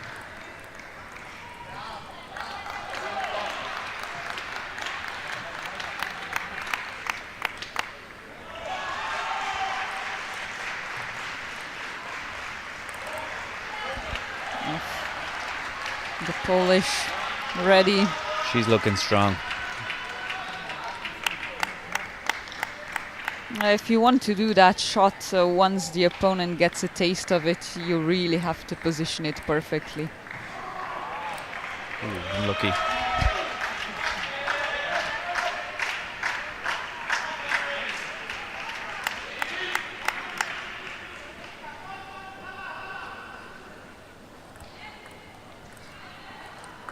A great shot there. You can see how deep it was on the corner.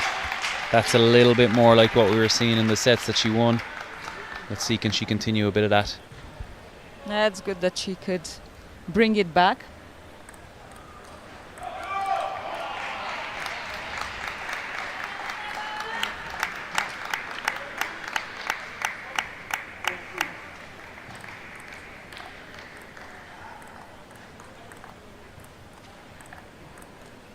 Longer rally.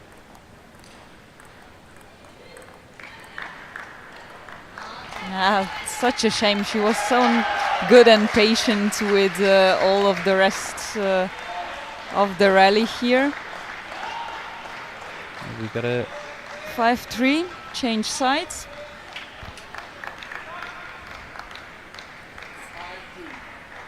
As always in the deciding game 5.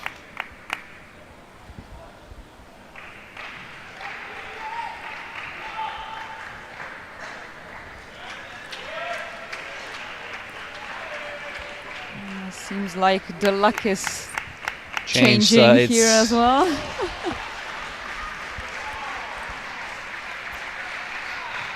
Well, they say the best players get the luck when they need it most.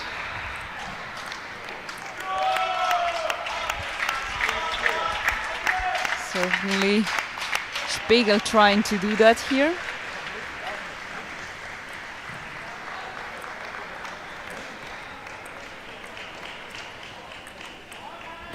Nice that ball. was really, really good.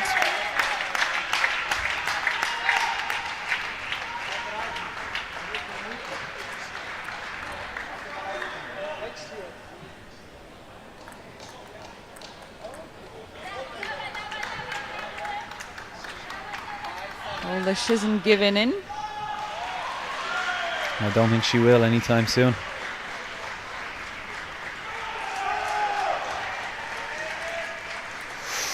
Huge error there from the German service mistake at this really important time. Yeah, that could be the youth and inexperience or the nerves talking. Worst possible time to do this.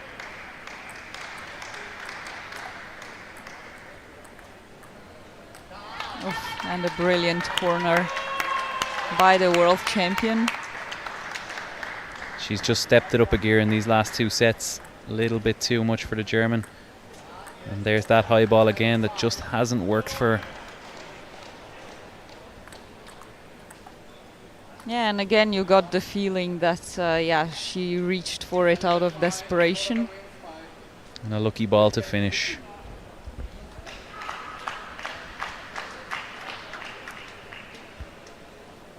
This was it, an unexpectedly exciting perhaps match that could decide the new European champion in women's singles class 1.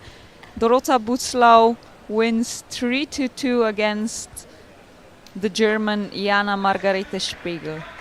We'll be back on table 1 soon with men's singles class 2.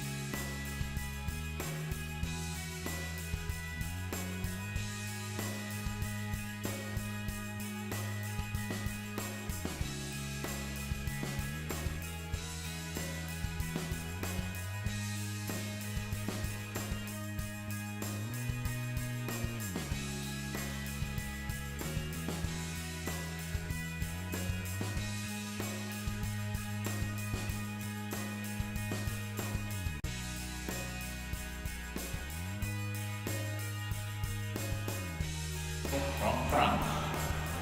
On table 7, men's singles class 9, Lev Katz from Ukraine, and Deso Beretti from Hungary. The umpire, Alan Thomas from England. On table 8, men's singles class 9, Juan Bautista Pérez González from Spain, and David Kulkan from Czechia. The umpire for that match is Jenny Sanders from England. On table 9, men's singles class 9, Daniel Stefan Gustafsson from Sweden, Ashley Facey from Great Britain. The umpire is Eric Bergesetter from Norway. On table 10, men's singles class 9, Ivan Mai from Ukraine, Mayak Avetiksan from Armenia. The umpire is Sheila Walsh from England. On table 11, men's singles class 9, Lucas Didier from France, and Georg Valeriu Dumitru from Romania. The umpire is Paul Nichols from England. On table 12, Pavel Jezik from Croatia, Patrick Vaughan from Ireland. The umpire is Lyndon Griffiths from England.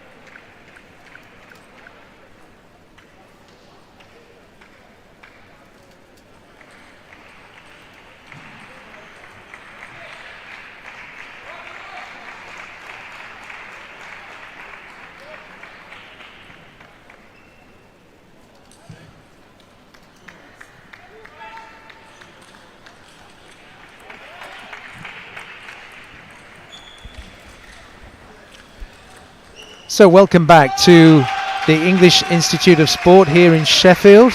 You're joined by Matea and my name is Yuri. We're commentating on our next game here on Table 1 at the European Para Table Tennis Championships at the English Institute of Sport. And in this, the Group 6 Class 2 wheelchair competition for men, we have Alexander Jezik from the Ukraine, along with the domestic opportunity for Christopher Ryan to showcase his game in front of his home crowd. And these guys have lost in both rounds previously, I believe, Matea. Yeah, they were both part of a group of 3 players and both lost to Federico Crosara of Italy 1-3. So in end effect, this is a match to secure that second place in the group, proceeding further into best of 16, the knockout stage of the competition. Yeah, Jezik did well against Crosara, but each time when it came to the crunch, he just didn't seem to be able to sustain it. But that could be more about Crosara being the better player. Yeah, and Ryan, of course, a newcomer to the sport, his first international competition only this year. So he's extremely excited to even be part of this so successful, so exciting British squad, to have the chance to play in front of the home crowd, his friends and family, and gather important experience for maybe later on. Well, let's hope that he gets more than an experience here today for the GB supporters. Yeah, he won bronze in singles combined class 1 and 2 at the US Para Open, which was his last tournament, as well as at the Greek Para Open this year. So his progress has been very fast, and certainly also a factor that brought him here, gave him this chance to do even better. Well, it's 1-1 so far early in the game. Jezik is a well experienced competitor from the Ukraine. Yeah, around internationally since 2004, I believe, all the way back. Twice took bronze at the European Championships in singles, but that was a while ago in 2013 and 15. Now world number 17, so a nice scalp that Ryan could take here. That's well put indeed. Well put indeed. So some disagreement on whether the serve was out or not. Quick reminder for everyone that in wheelchair game the ball has to cross the end line rather than any of the sidelines on the opponent's side for it to be considered in, otherwise it's a let. And Ryan makes a good start, 3-1. Jezik peppers the net once again, and this time Ryan responds with the same stroke into the net, and 3-2 he leads.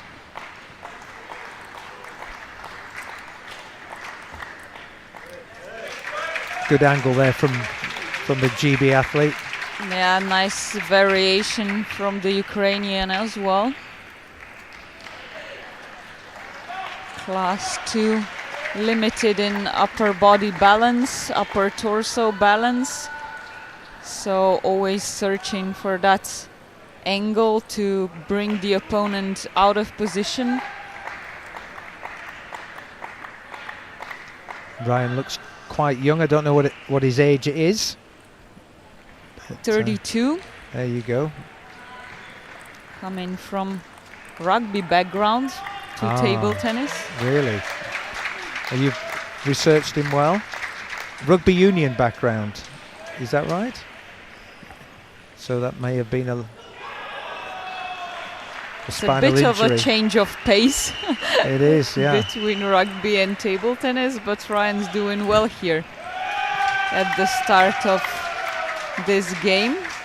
Execution there, not so good from Jezik, but good from Ryan's perspective, and he's 5-2. Trying with that tetra high loop, but it was too long, too easy for Ryan to reach and finish. Oh, great return of service. Yep, that was better with a lot of side spin right over, angled right over the sideline, out of reach completely. And he achieves that with the help of the net on that occasion as well. So the bounce of the ball going with the British athlete at the moment. It was great shot anyway, but some luck never hurt anyone. Well, except the opponent.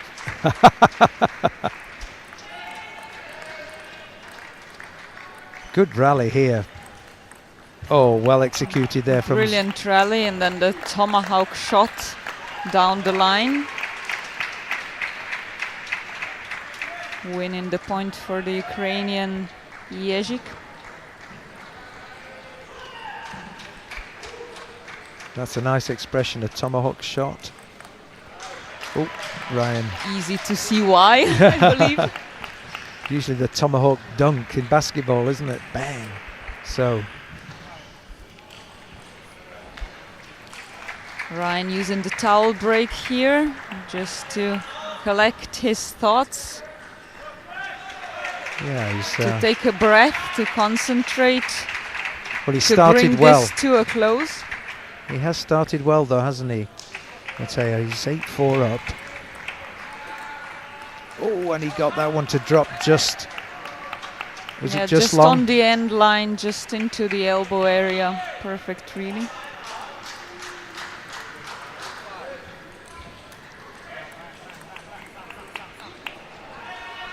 Or it looks like it was just over the table. Sometimes difficult Yeah. to see with this camera positioning, So it's 5-9 to Ryan.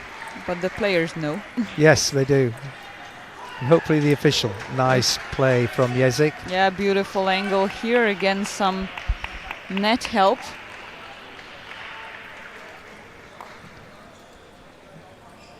Jezik acknowledges the help of the net. 6-9.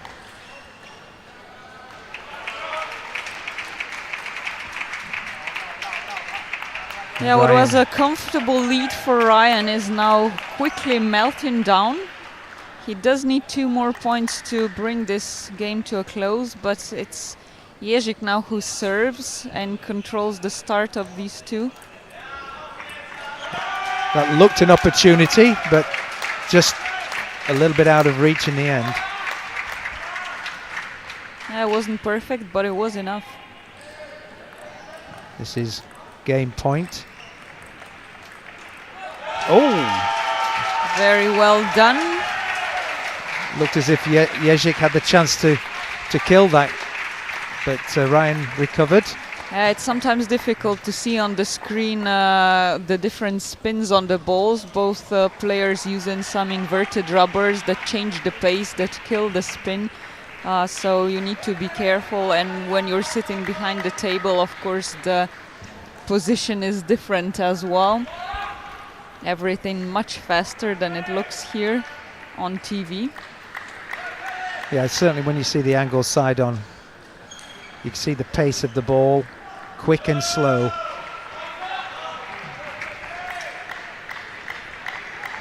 So a good first set win there for Christopher Ryan. He'll be pleased with their that. first encounter, and Ryan in the better position now. He'll have to keep this up, of course. Well, he's certainly got GB support behind him. And the coach in the corner, he's definitely the GB coach, but he's from overseas, and I've tried to work out what his nationality is without asking him. But You don't have to, because he's Slovenian. there you go. Who else would it be but Slovenian? And where are all these Slovenian coaches coming from? We know there's Goraj here. There's From Slovenia, Yeah, and apparently okay, you're but- stealing them all to the UK. Oh dear. Oh dear. They're probably the ones that you don't want in Slovenia, actually, aren't they? No, I wouldn't go that far. So, Right then. our Anglo-Slovenian player, Christopher Ryan, at the table with a true Ukrainian Jezik. Strapping on their rackets to ensure the grip in class 2. Of course, the hands, you can see the palms, the fingers don't have that perfect grip.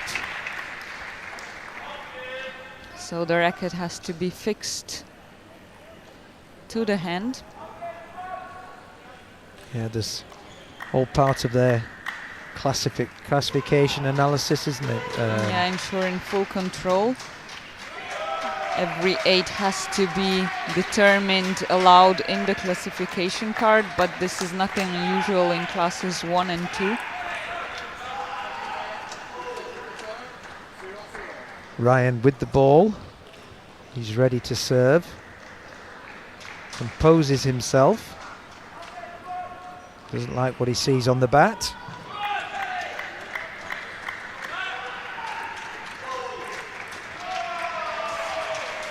Good return of serve. Strong start. Putting pressure on Jezik.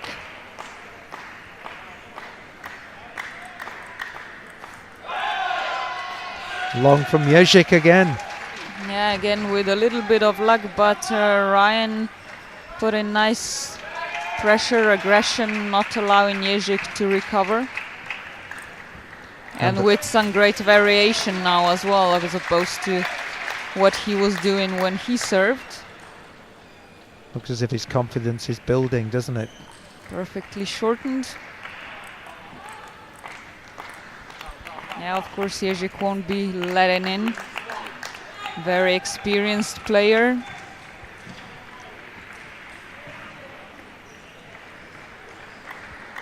Experience may mean that, you know, his competitors are getting younger and younger at the side of him.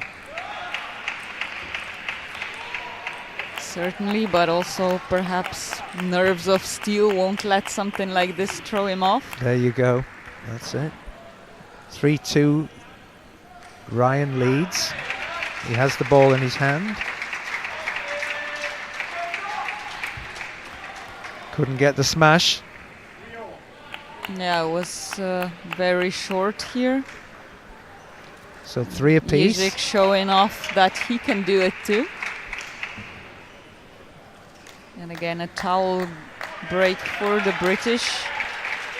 It's a common advice with the young, inexperienced players, I think, to just make sure they use all the towel breaks available, which is after every 6 points played. Just to make sure that don't rush into things, that the nerves don't get the better of them. Jezik gives up an easy point where his serve went long, but then Ryan comes back short and it's 4-all again. All square.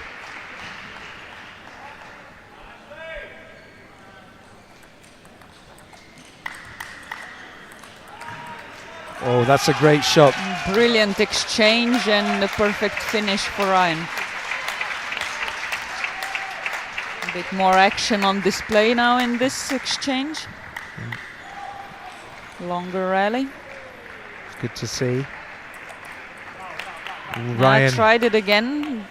The right idea, but it was a bit long and a bit too hasty, Ryan, on this one. Yeah, snatched at it, didn't he? It sat up well for him and he just snatched. Oh. Did he mean that one? Did he mean that one? Better than that. Yeah, he certainly meant it, but you can never be sure it will go over that well. And again from the other side, very good. Yes. Courage with his shot there. He took courage and dropped it on a sixpence, as we say. You have to go all in when it's a shot like that. It's all or nothing, and if you want to even have a chance at it all, then you have to give it all. Well said. Services with Christopher Ryan. He's been encouraged by his crowd here. He's at a table that's nearest the audience.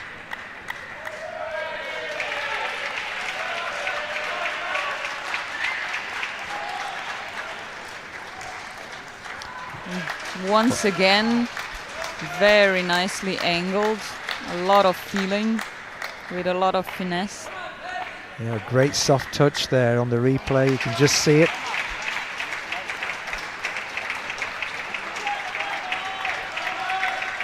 Feels like sometimes you're watching the badminton soft touches that you see over the net when they drop short. Some very similar things. Is this a timeout for Jezik? Yeah, it looks like it. We didn't see the coach actually call it, but it does seem to be the case. Well, Ryan leads 8-5 and 1-0. Yeah, looks like the Ukrainian coach doesn't want to see this come into a 2-0 lead for Ryan. I wonder whether in those countries as well as it does in the UK is that you know, your results can often define the kind of funding you might receive from the state. Yeah, that's now the case, I think, almost everywhere, but we've just seen that great point by Ryan, and maybe it was just a tactic to break his momentum.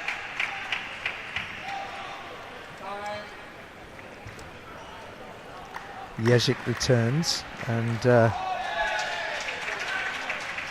not a very expressive person, so keeps his facial expressions pretty much the same, win or lose. Keeps the cool. It works better that way for some players. Others need the energy to motivate, to pump themselves up. Indeed.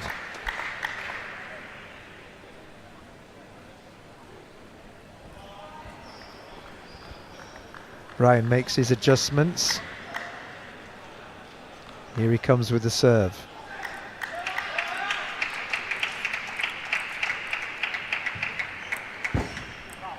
Nice exchange once again, and Ryan wasn't great with timing on that ball. He could have reached it, but yeah, when in classes 1 and 2, once you throw yourself onto the table, there's no time to recover to get that perfect shot anymore, and that's what happened here. Cost him the point, but he makes up for it right away. Real subtle return there from Jezik, from Ryan, and he stretches out to 9-6. Yeah, just a twist of the wrist, and again. Wow, it's a great shot. And suddenly he's 10-6 up with set points. 4 of them to be exact.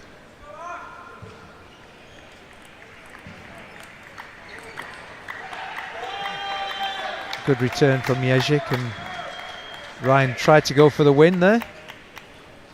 As he should. Trying to get the info from the coach as well on what he did wrong on that point, I think. Yeah, he corrected it, but he was so far out of the position that Jezik could just push the ball down the line with a nice block, and it was enough for Ryan to stay too far. 10-8. The towel break again. Ryan now needs it, I think. He needs to. Difficult job to get one of the 2 points when Jezik serves. Indeed.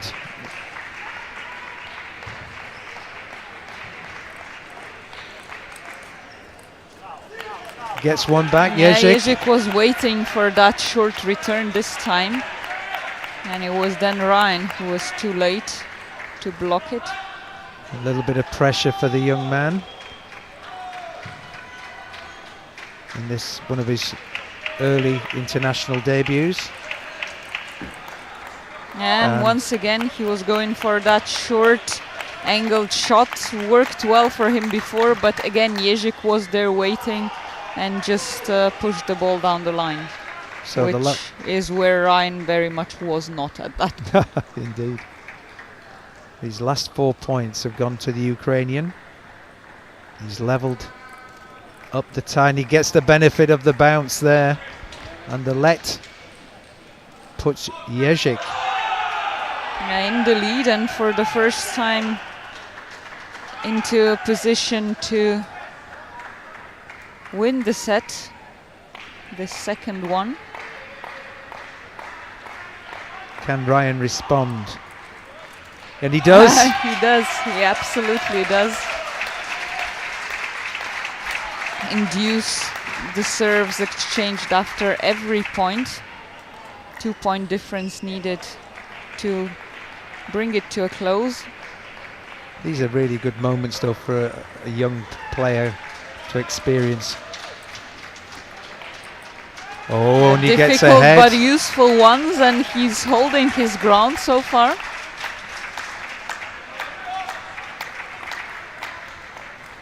Again,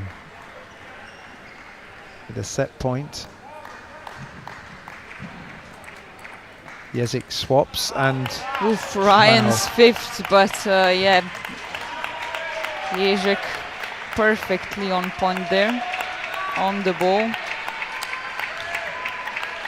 Switched the line of attack for his serve, Jezik. And Yeah, he's doing really well on anticipating the short-angled balls and being right there where he needs to be to make them into killer shots for himself. well, great value for money here to the for the crowd. 12 all, just the second set. And Jezik takes a lead.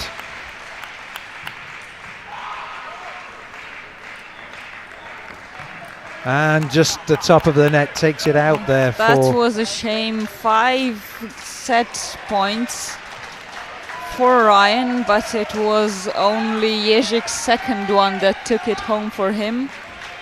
And now we're really tied up again. It's anyone's game at this point. one set all, as you say. 14-12 in that set. And hopefully Christopher Ryan can build on that. He'll be disappointed to have lost it, as you say, had 5 opportunities. But Jezik is a wily old character. Yeah, you do feel as a player that you should take chances like that because they don't come about all the time. Nevertheless, now what's to be done is to take motivation or some lessons for the next game, but forget those chances because dwelling on them can only bring about a loss in the next game as well.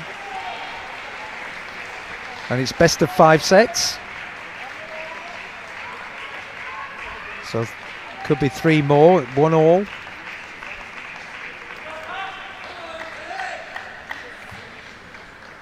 It's very interesting when you see, you know, newcomers coming into the game, playing very experienced players.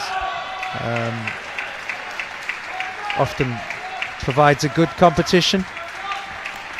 And let's not forget how important the stage this is. The magnitude of this competition.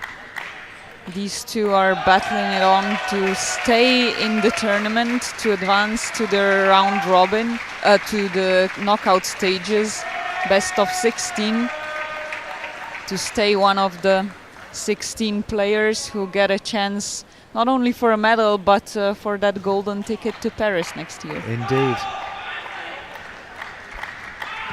Ryan himself has said that he doesn't think anyone expects him to medal, and neither does him, but when you are at the table, you of course want to win every time.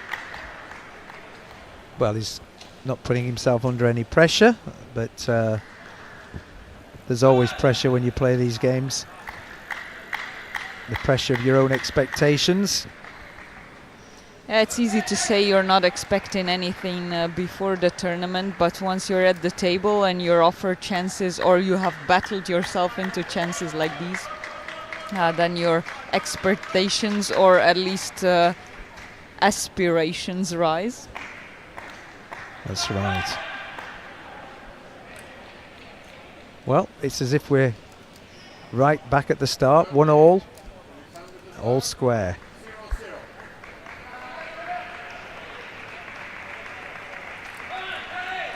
Good serve. Was that over the end of the table? Looked as if it was. Yeah, it looked really close. Jezik. Sometimes difficult to see here, and even for the umpires, but the players know best, and they both agreed it was a good serve, so first 2 points go to Jezik.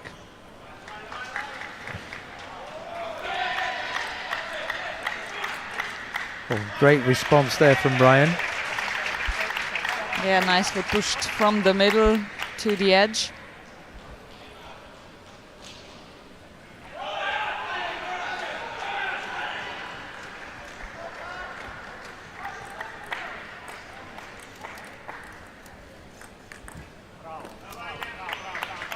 Just one too many balls to Jezik's forehand.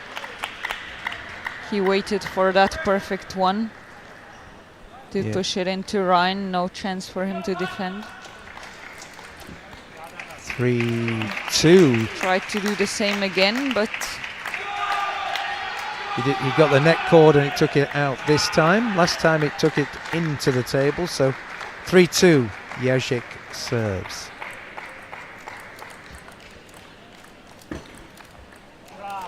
Very good. Also a nice display of moving from one side of the table to the other by Jezik. Well-earned point. Aggressive attack. Might be what he'll try to do more of now. Yeah, he just seems to be beginning to get to grips with his opponent here, Jezik. Yeah, it does take a while sometimes, even with the more experienced players, when you're facing somebody new. And let's not forget these two have never competed against each other before. Jezik hits the top of the net and goes out again. So Ryan gets the break there. 4-3 he trails with the serve.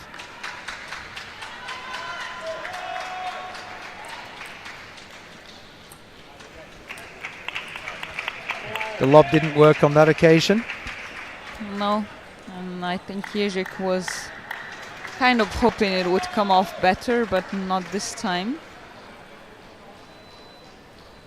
And now it's 4-all. Jezik serves, and Ryan just couldn't quite get that corner. Fine margins. Yeah, far into the backhand side. Difficult to control the return there. Jezik into the net. Yeah, the elbow area with the pimples. Tried to return that ball. 5-all.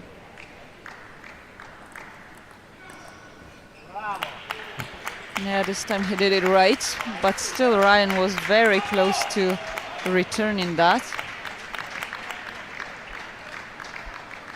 Well, it seems like it's going neck and neck once again.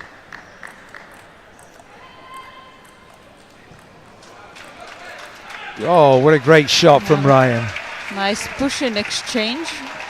Ryan finishing off with an angle.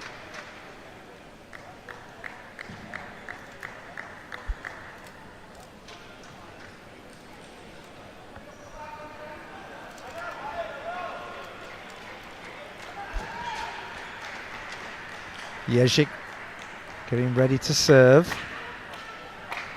6-all. Nobody's giving way here yet. Oof. There's this net that's played such an important role one way and the other. Kind of rolled across. Match. But it is to be expected in class 2 with a lot of inverted rubbers, the rotation switch. It's 7-all again. Ryan with his second serve.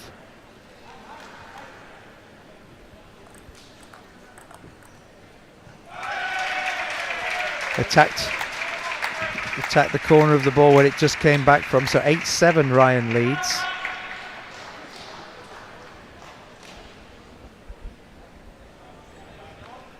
Fancy this being 5 sets, Mateo? Yeah, should be from what we're seeing so far.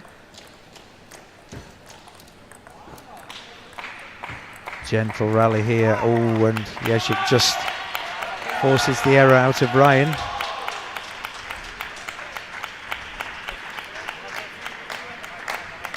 Eight all.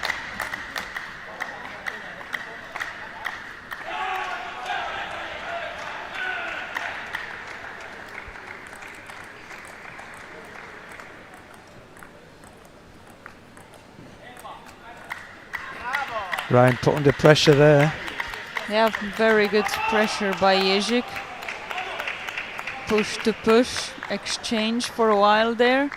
And he just put more pressure on with the inverted rubber. And Jezik now. No, that was the wrong one to try and shorten it or make it into a tetra loop. Yeah, it's an unfortunate error there. It's Shame taken for Ryan now. 10-8, he trails, and he's got to try and pull this one out the bag. Giving Otherwise, Jezik 2 set points. He does serve though, so he'll have some control at least over the start of both of them.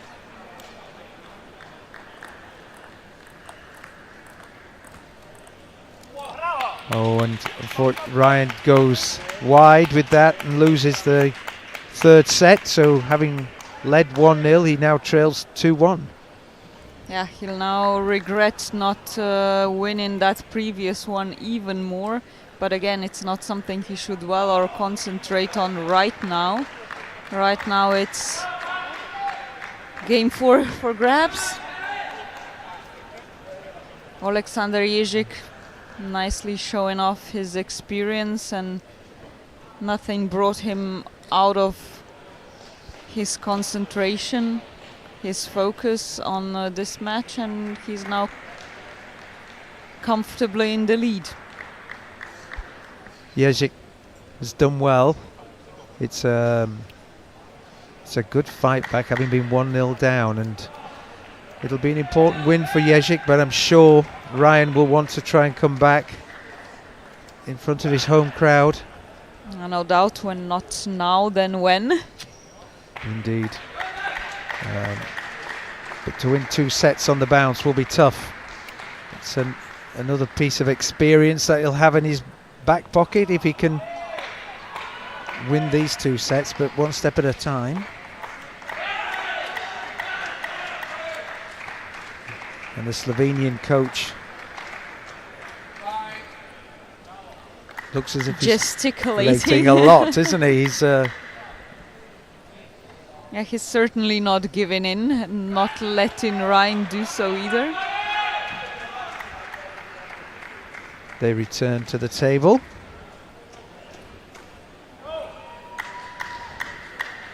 This game already half an hour in length, and the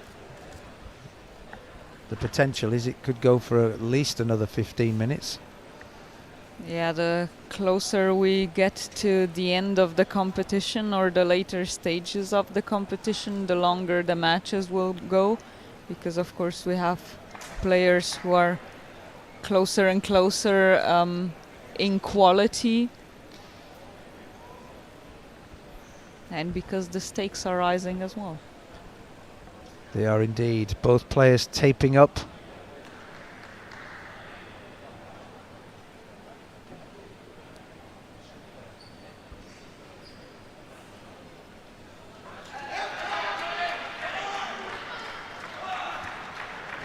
Lots of time to think about what you're going to do when you have all these preparations, things going through your mind.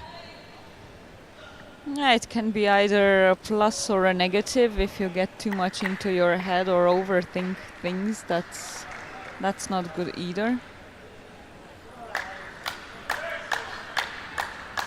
For Ryan now just should be an opportunity to focus on what he was doing right or what he can do better. Yeah. He's trying to settle. utmost importance of starting off from the right position again, considering how easy it is to be brought out of balance in classes 1 and 2 especially.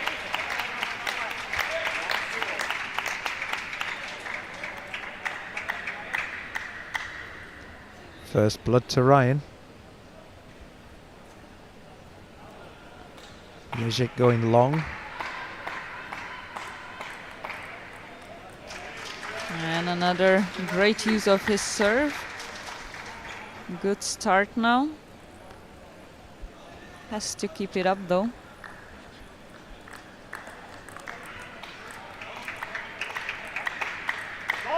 An entirely different pace now when Jezik was serving. Seems to be more determined to make this into a quicker game.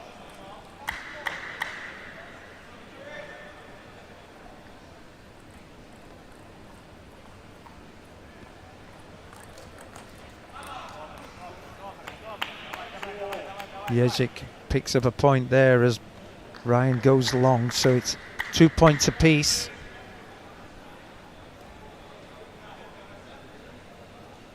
Jezik seems to always be able to make up any gap that Ryan creates.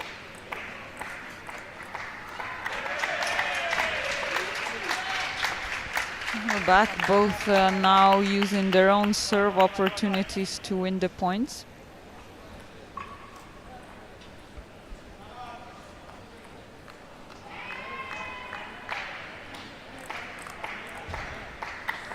Long from Ryan. 3-all. Speaking to himself a lot there, isn't he? Yeah, Ryan the seems British to player. start being a little bit agitated. Not sure that's great. Understandable though.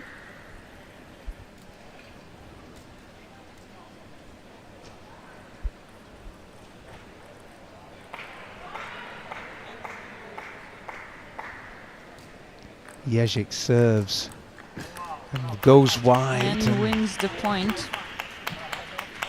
Great return there, wasn't it? Even wider than Ryan could reach. That's serve and receive and attack that. Timeout now. 5-3. Good decision. It could be a breaking point in this game. Slovenian coaches know what they're doing. And Jezik is just relaxing there. He's pleased. Doesn't need any advice. Has been playing well the last two, and this the third set. Yeah, he hasn't allowed himself to be brought out of concentration so far, so I don't think this timeout will do much damage to him in that sense.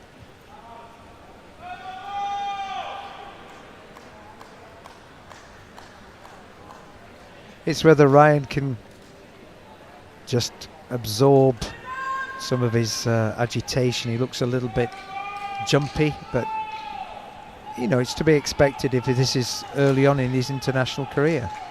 Yeah, and right away the European Championships at home. Yeah, it's a big one, and he's done well. But Jezik's just so solid and experienced. Stoically sat in his chair though. Ryan will be looking now to try and stay on this court in this competition for as long as possible, surely.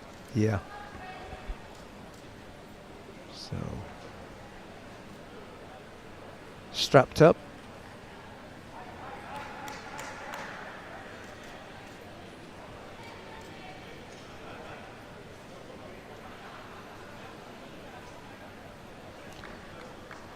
These breaks in play are quite long breaks for players to just be sitting and waiting and thinking. Yeah, but in these classes they are also used to it, so it's all part of the game.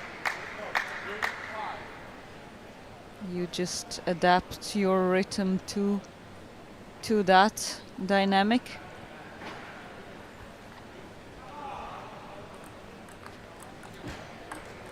And here we go. Yeah. Jezik not brought out of his comfort zone at all here.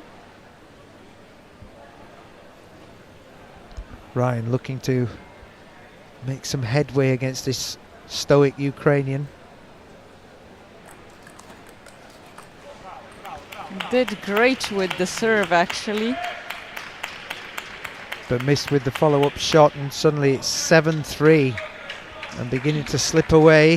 Yeah, I don't think he was expecting the sort of return he got.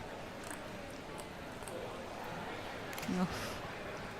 Now I'm not sure if that it did touch the edge of the table. Looks like it. So 8-3 to Jezik. And what was a tight match is now slipping away from the Brit.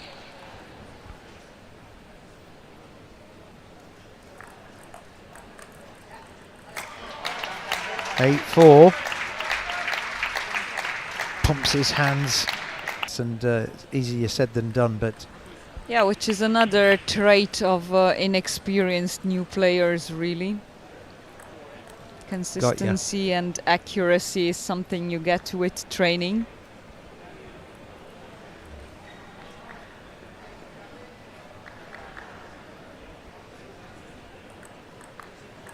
serves here. Did a good shot there. Stretched Jezik further than he was comfortable with.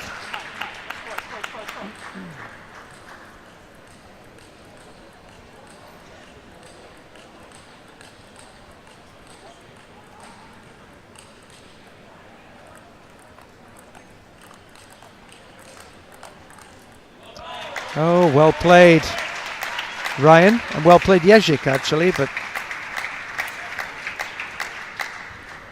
Well done to Ryan for staying in this.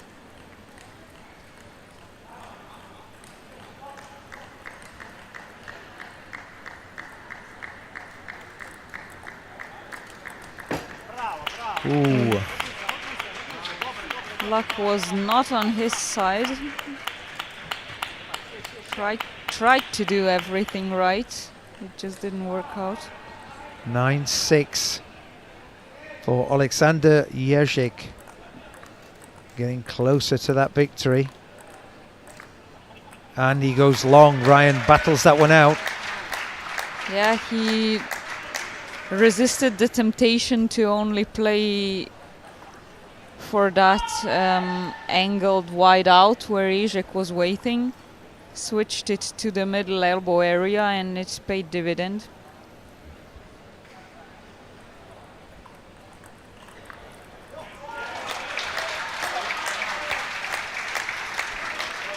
Three points in a row now. Yeah, brings it back to 9-8. Could well use another one.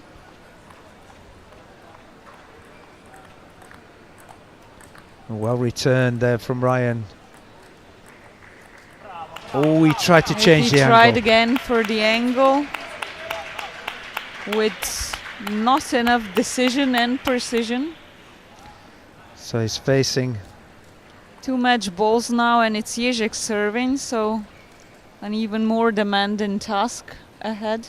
and quietly Jezik has just advanced to this position.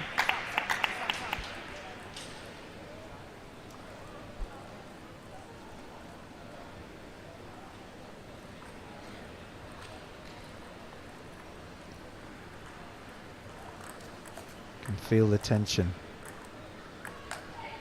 Oh, and he was just once long. again not decisive enough, unsure of what to do.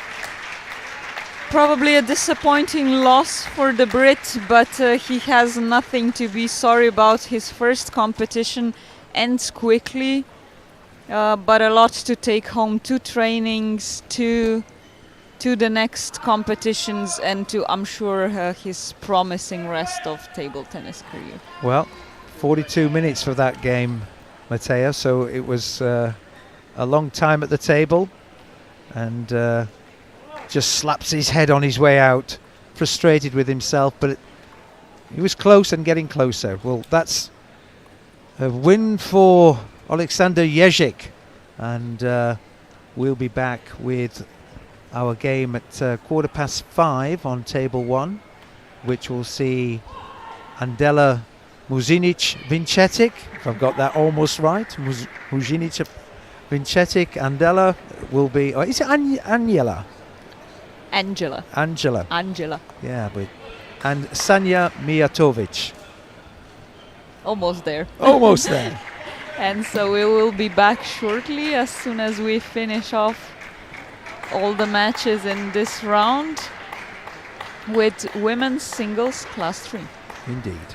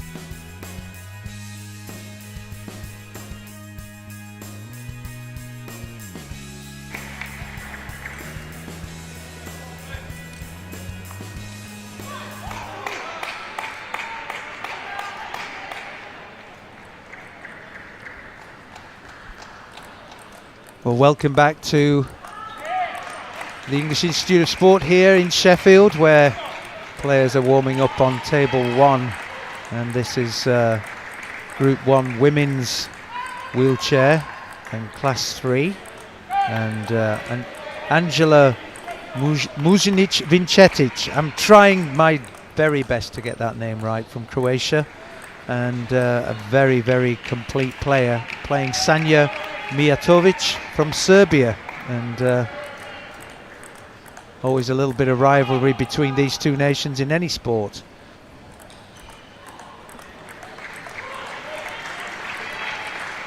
Yeah, the Croats a clear favorite here, world number 2, silver medalist from last year's World Championships.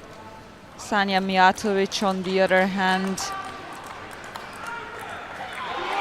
world number 16 in women's singles class 3, lost all of the 9 encounters between the two.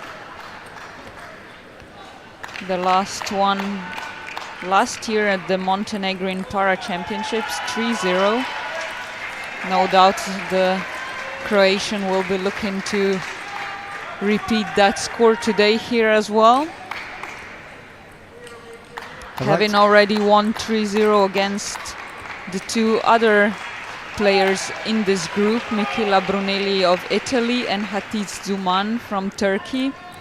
On the other hand, 2 losses for Miatovic, so she's effectively already out of competition, as only the best 2 players from each group advance to the knockout stages, in this case directly to the semi-finals and into a medal position. Thank you for that explanation. And first blood to the Serb.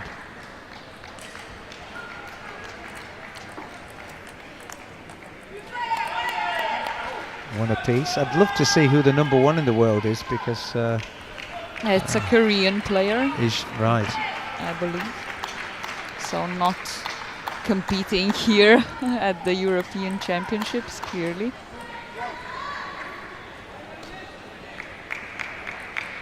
Nothing but gold will satisfy Angela Muzinic here, and that ticket to Paris next year where she'll be looking to medal for the first time in singles at the Paralympic stage as well. I see. So, yeah, great pathway in front of her. It's 2 apiece. Great serve. Yeah, first she has to go through this match. Has that been ruled down at the side? Yeah, I don't think Muzinic is happy with that decision, but won't let bother her. Oh. Or shouldn't, at least. No, she looked a bit frustrated. Trails 2-3. 3-all. Trying to warm up her backhand now, successfully so far.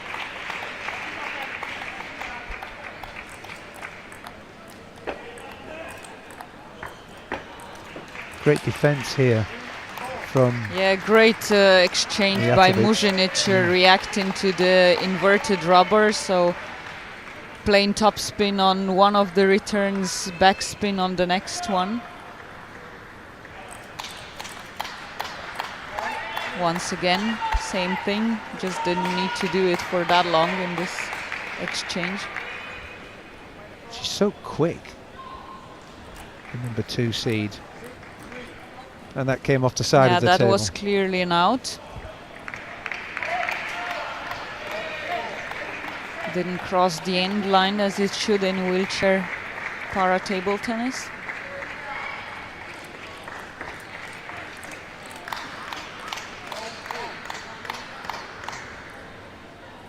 Good. Another point for the Serb. Yeah, she's hanging in. 5-4.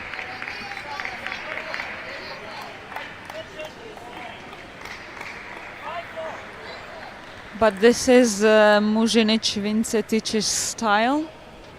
Aggressive, attacking, top spin game.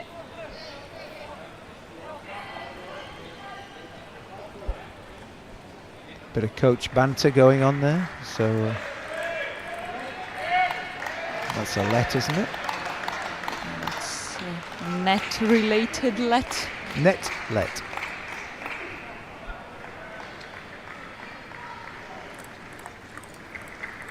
Successfully on this one.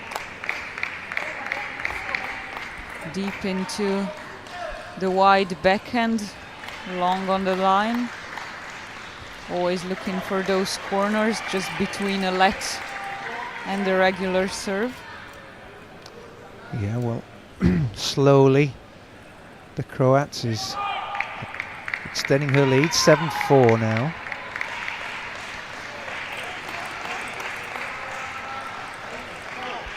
That looked as if it'd gone long. And I believe so, yes. And if the rule is you hit the ball and it's still over the table, yeah, over the table, then it would be, of course, a point. Yeah.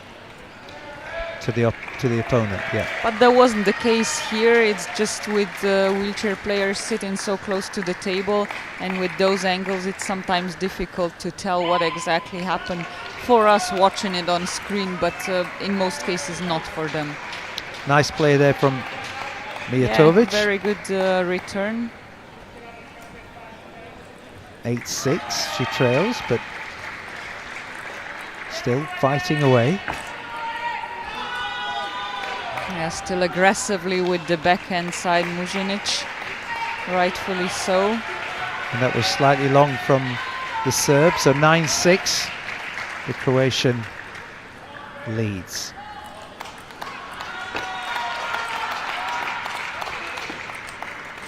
Oof, that was an aggressive backhand, wasn't it? Yeah, as in all of the others, just not finished off correctly. 9-7. Was that out to the side or 10-7? Judged to be just over the baseline. So set point.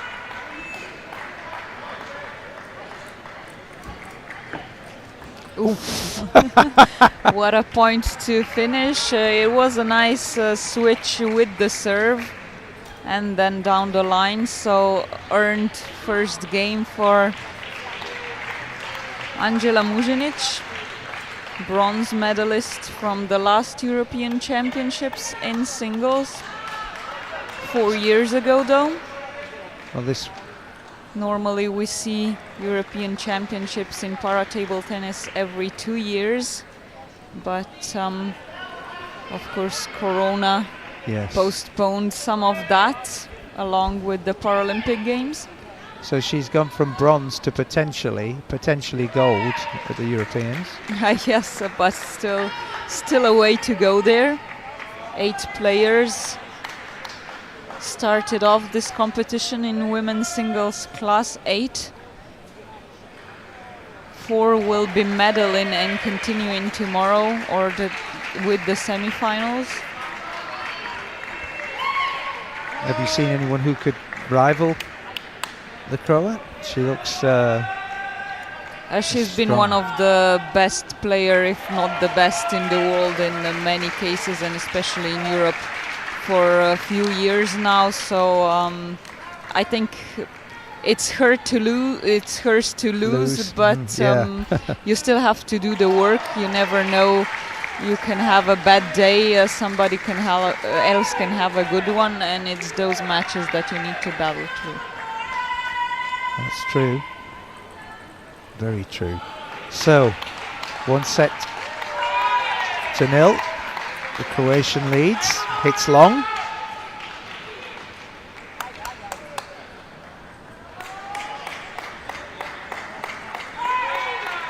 Composes herself on the serve and quickly into it. And gets a good point there. Yeah, nicely played. Long serve, short return. With an angle.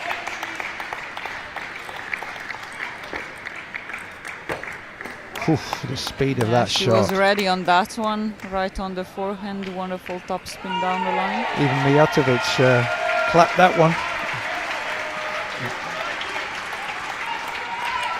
Oh, and once again. Yeah, this is it, and again a great switch between the down the line shot that she did in the previous point and the cross court now. Forehand though is just keeping the opponent guessing. That looked long.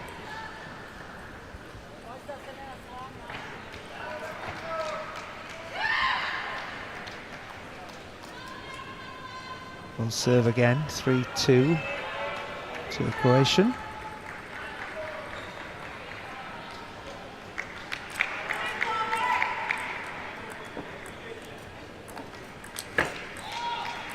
Great rally, oof. Oof, such a nice rally, and Muzinic did everything right, just came out a bit short. 3-all. 3-all. Some good recovery there from the Serb as the ball hit the net. She adjusted well.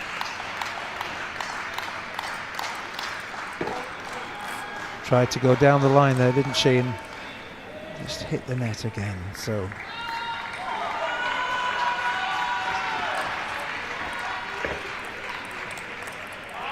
yeah, Muzinic continues to put the pressure with the serve and searching for those long, either deep backhand positions or elbow positions, both difficult to take.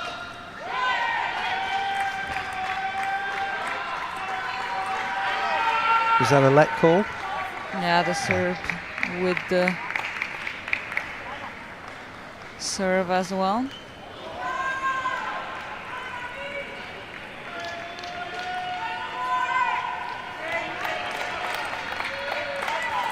You can see the Serb flip the racket to serve with the smooth rubber, puts a lot of backspin on the ball. At the moment she's just struggling to contain the Croat. 6-3 she trails, and 1 set to love. Yeah, that was not bad, but better from Muzinic. Again, good return, moving the opponent from one side to the other. Leads 7-3, and long from the Croat. And she does none of the shots halfways. No, So there's either a lot of topspin or a lot of backspin on each of her shots. There you go. Looks easy, but so much spin and precision. And speed. I would just say how quickly the ball's coming back.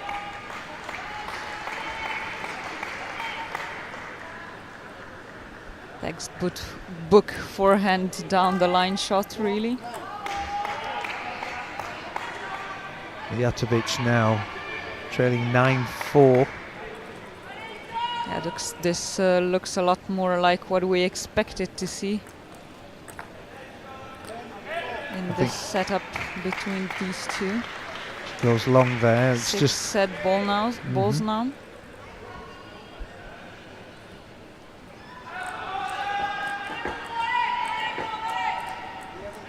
Takes the first one already, and it's 2-0 after only a couple of minutes here on court 1. Yep. Angela Muzinic, Vincetic very much on track as the favorite to win this competition. well, she just builds pressure on you, doesn't she? Because the returns keep coming back quicker and quicker.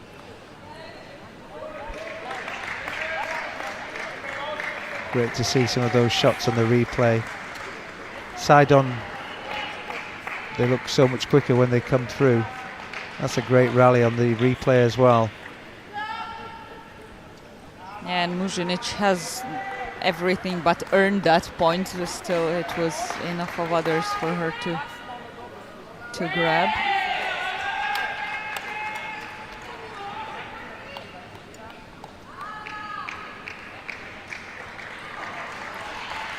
So she looks like a player who might be here for a few more years yet, the Croat, do you think? You would certainly hope so, unless there's an injury or something like that happening. In parasports, careers can take long. Looks like she needs a bit of coffee. But you wouldn't say it looking at how she's playing. No, just slapping her face and waking herself up. To make sure she keeps doing what she needs to. It's like we said, it's easy to come in as a favorite, but you have to show it at the table every single time as well. It's a point well made, and 1 apiece. Miatovic to serve.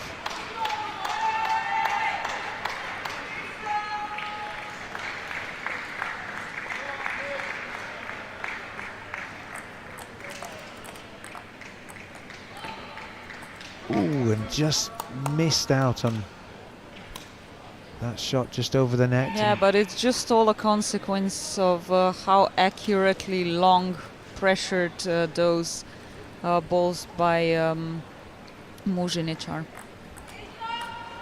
Oof. She went for Every the single kill. time she does not leave room to breathe. No holding back, as you say, and 2 apiece in the score, 2 sets to love to the Croat. Yeah, this one was slightly forced, I would say. So Miatovic goes 3-2 up.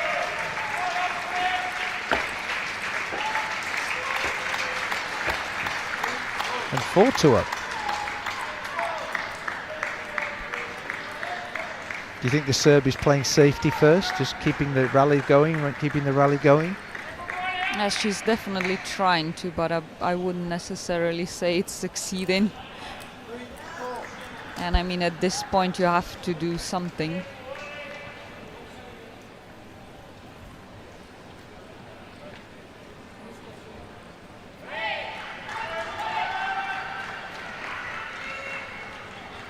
.4-3 to the Croat. Wow, that's a wow! What a return!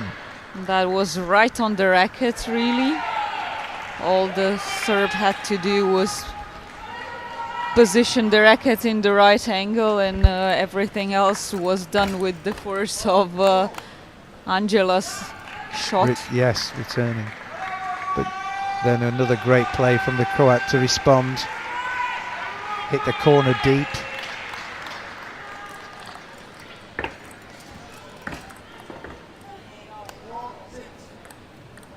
That's great agility there as well, coming out of the chair, reaching into those shots.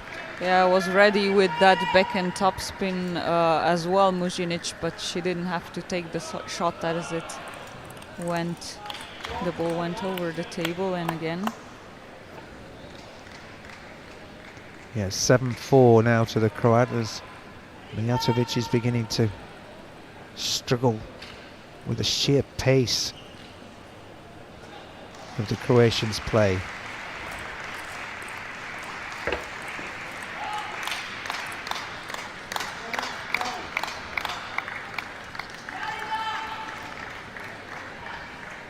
.7-5.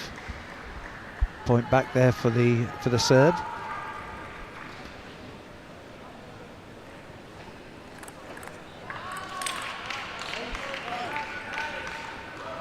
No prisoners apology, there. but really it was just an excellent shot. Some amazing force is created, these players. Yeah, but also beautiful timing and the rest of the execution. It's not just force, but the right kind of force.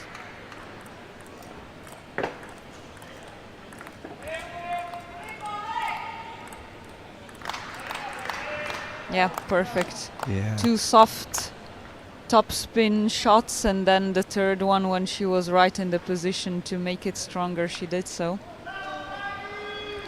9-5, the Croatian leads, and just keeps marching on. Now finally some pressure with that backhand inverted rubber by the Serb. No rotation on that ball, but a great angle.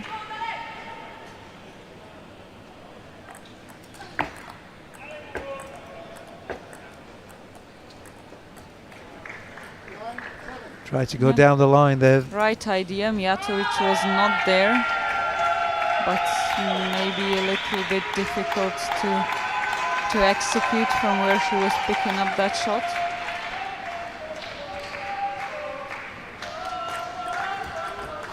Is that off the side? Yeah, that was out. Yeah. And Muzinic admits it right away. Like I said, the players usually see it best.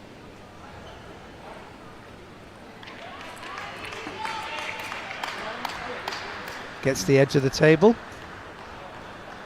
Yeah, just over. So close that Muzinic couldn't take it with that forehand she had prepared, but did this one. No doubts there. 10-8. And that's going to be 2 match points for the medal for Angela Muzinic here.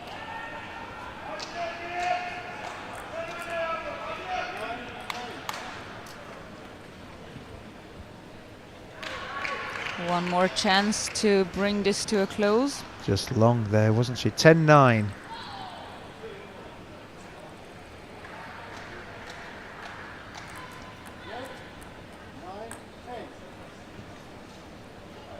Certainly the let call there, and tension continues. Oh, what a way to finish this off, right on the sideline. 3-0 for Angela Muzinic in her third match at this competition. She will finish as the winner of this Group 1 in women's singles Class 3, and is the first one to have secured herself a medal at this competition. Needless to say, she will not be satisfied with just that. No doubt looking to continue this all the way to the final, to the gold medal, and to the direct ticket for Paris next year. End of competition for Sanja Miatovic, though, with 3 losses in this same group, but perhaps some valuable experience to take back to trainings anyway. So thank you, Matea. That was a comprehensive win for the Croatian, and we'll be back with the 6 o'clock game, which is wheelchair class 4 women's. Ingela Lundback and Megan Shackleton from Great Britain, the Swede Ingela Lundback, her opponent. We'll see you shortly.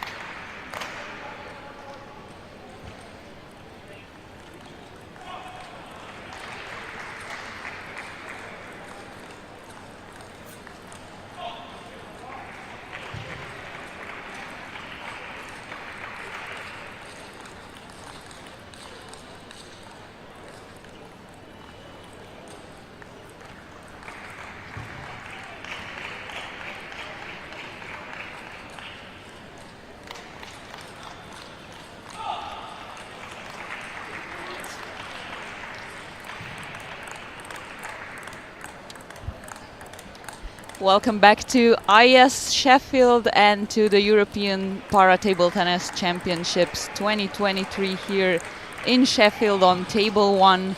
Once again, Gavin Maguire from the Irish para-national team and myself, Mattea Pintar, and so are Ingela Lundback of Sweden and Megan Shackleton for Great Britain in women's singles class 4 and 5.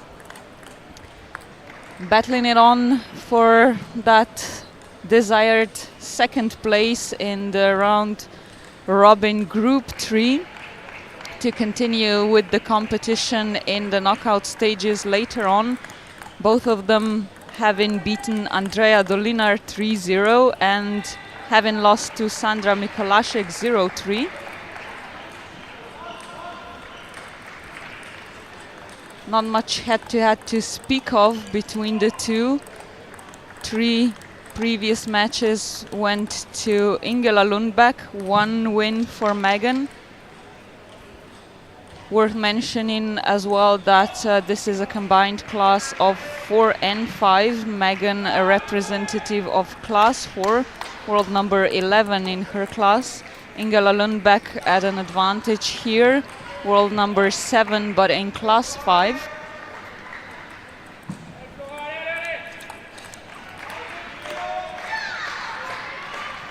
And Gavin, you said that this is your third Megan Shackleton match, so I'm sure you'll have a lot to say about this here. Yeah, I'm starting to become an expert in Megan Shackleton's game. She's had, as you mentioned, 1 win, 1 loss. Probably second performance she would have been much happier with. She was a little bit more herself. So I guess she'll be looking to keep growing into this tournament now. Yeah, still coming back from an injury, a long injury. Trying to find her confidence, and what better place to come back on top as the home European Championships.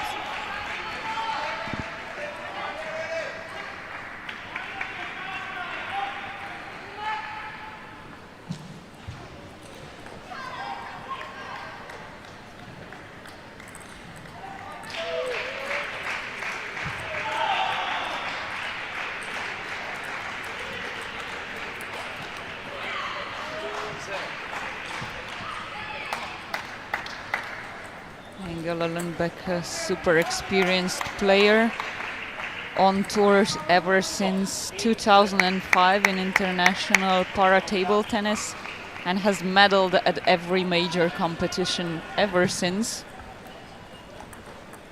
either in singles or in team event.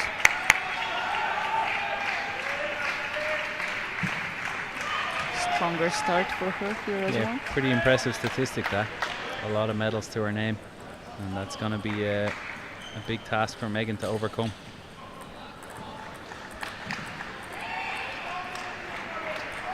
It's been a while since the two last played each other, all the way back in 2016.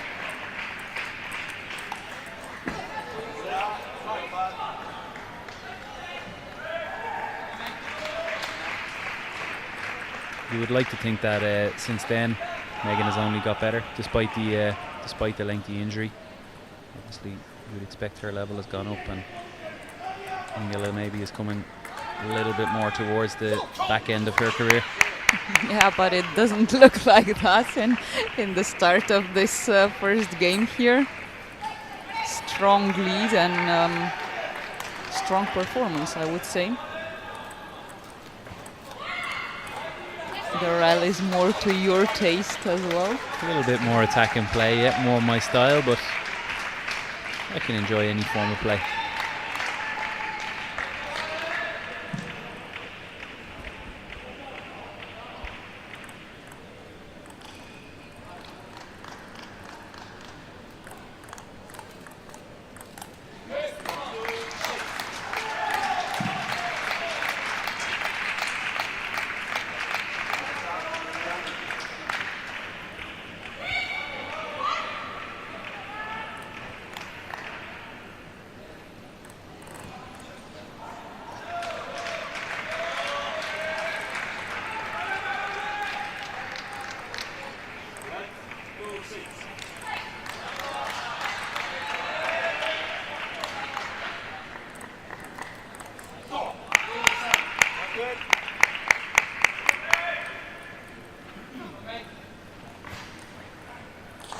Still finding her way into this, Megan.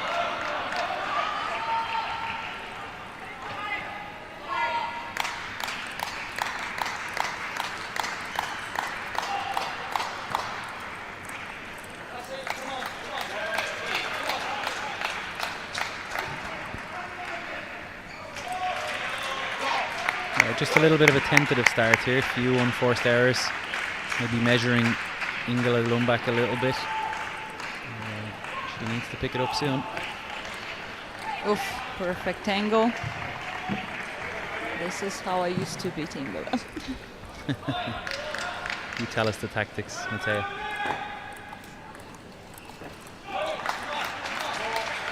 Don't think Megan's style of play would agree with those much.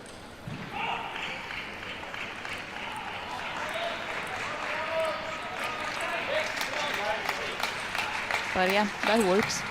Well, a little bit more backspin on the ball, forcing an error from Lundback.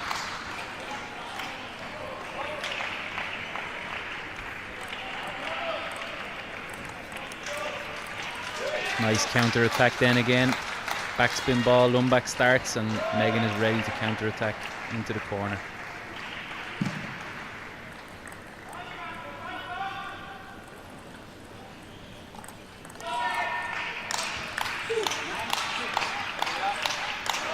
Yeah, I myself wouldn't necessarily go into these fast exchanges with Lundback. Yeah, she's quite quick there, isn't she? Over the table, she looks strong.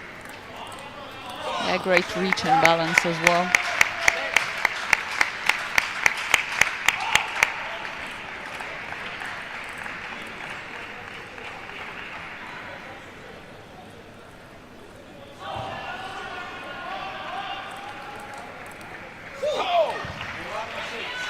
She was ready for that serve. Megan's used it before.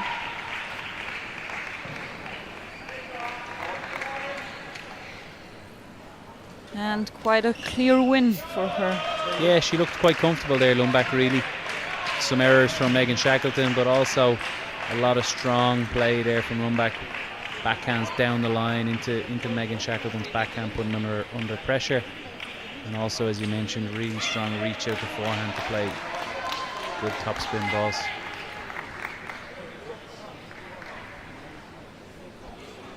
A few replays on the screen now showing you just that.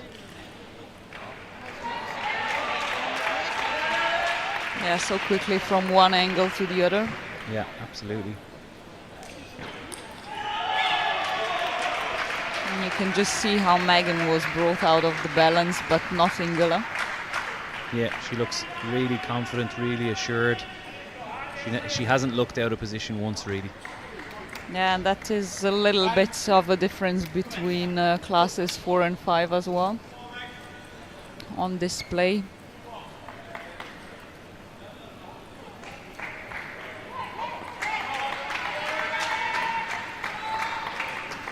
You were a class 3, Mattea, so tell us how did you beat a class 5? How was that good?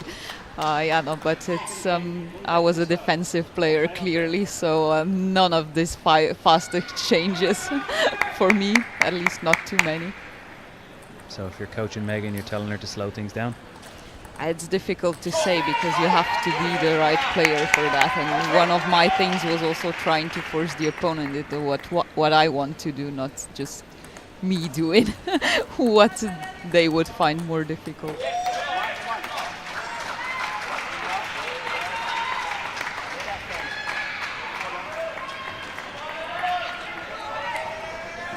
And with Neil Robinson in her corner, Megan surely got the right advice. Just has to bring it to the table now.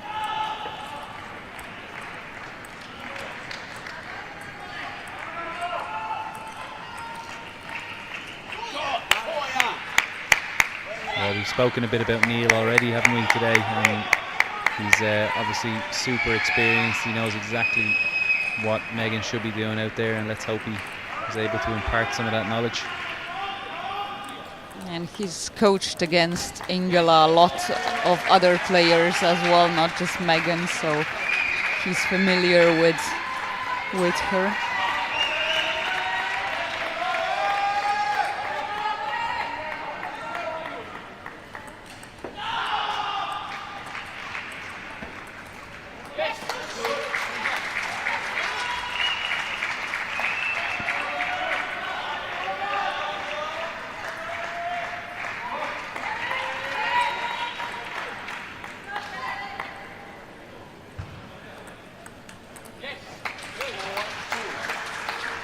Very good. When you finish it off with the shots, then no need for long exchanges. So good, the ball boy had to go running outside the court.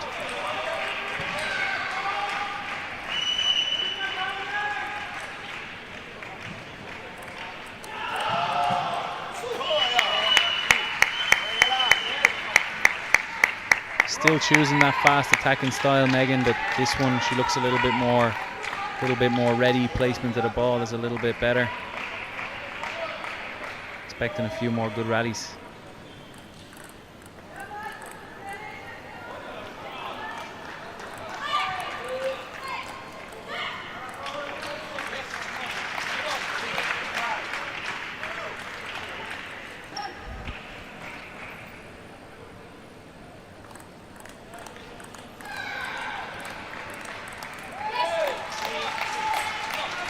There we go again. Yeah, this seems to be working better. Just switching Ingela from that backhand side that she likes to play actually quite far into the forehand. Bit of contention here now around the serve. Lundback claiming that her serve was wide of the table and she should be able to retake, but Megan not happy with that.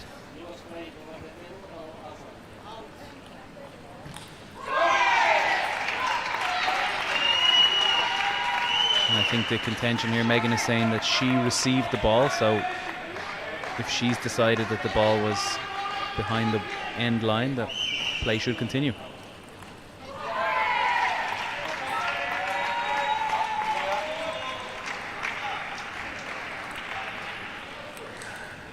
Doesn't look like she was successful with that argument. No, but followed up by a mistake service from Lundback. So maybe it got to her a little bit.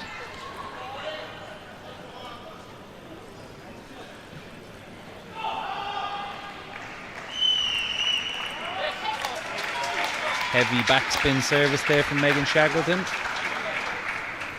Returned directly into the net.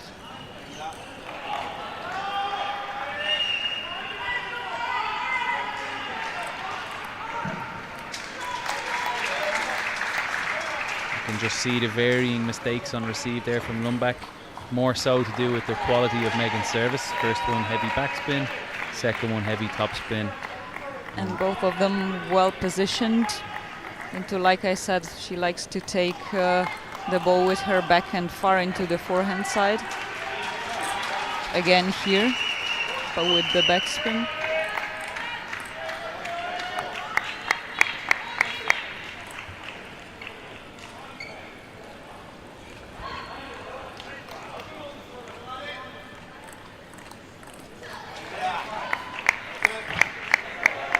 May have taken Megan a bit of an adjustment, playing a left-handed player. Of course, that dreaded elbow area in a different position of the table as she would be used to.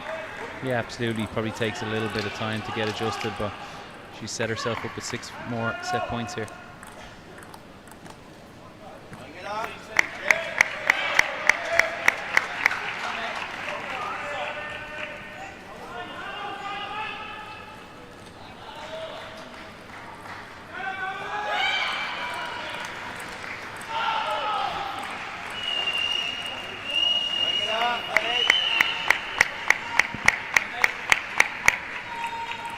Good. That is the trouble with Ingela. A lot of that comes back. I think we'll see a timeout here. Yeah, timeout from Neil Robinson. Just realising the importance of winning this set and getting to 1-1 rather than potentially being 2-0 down. So I think a good timeout. Yeah, like we said, an experienced player and coach. Yeah. All about picking these moments, the crucial moments in the game, and telling Megan now she's got the service, where she needs to place it, what she needs to do. Take that set and come back 1-1.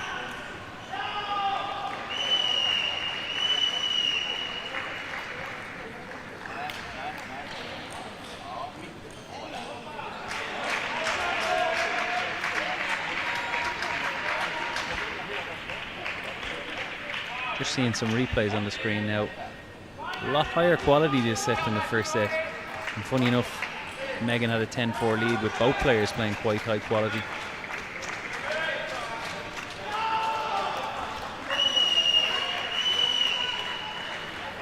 Yeah, there were a few easier mistakes by Lundback in the middle of this second game.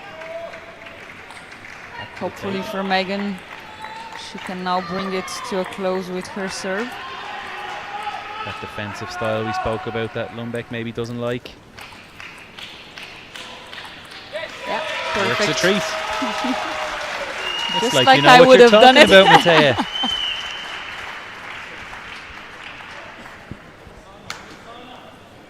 I suppose you are a Paralympic champion, so I have to say you know what you're saying.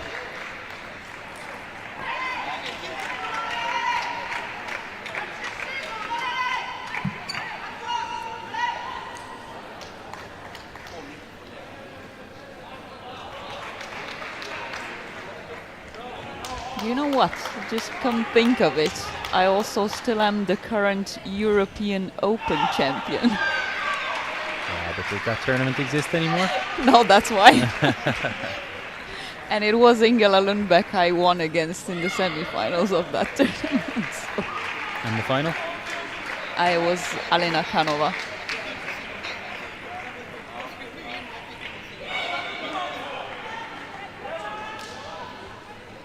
Both of them still battling it on here at the championships, while I've been away for a long while. You're living it up in the commentary booth. Back to the action here now, coming back 1-1. Players returning to the table. Momentum would certainly be with Megan Shackleton, but that doesn't mean anything.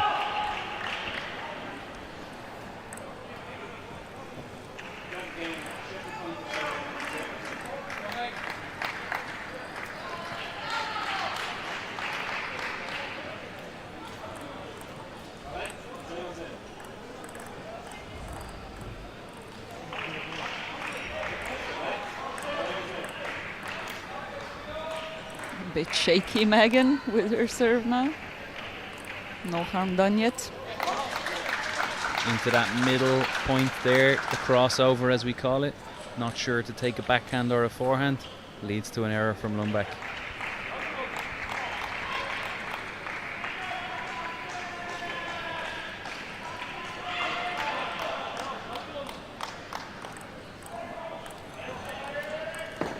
See now she's taking that backhand in that point. Wonderful. Perfect opportunity for attack.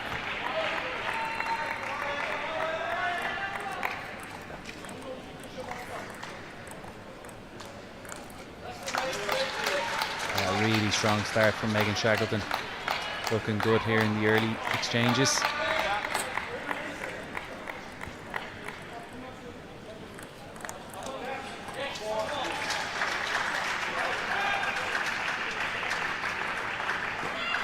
Yeah, it seems Lundback lost that touch for the block, for the return, a little bit with that pushing game. Yeah, she's just having a word with herself there in between the points. Start again, I think.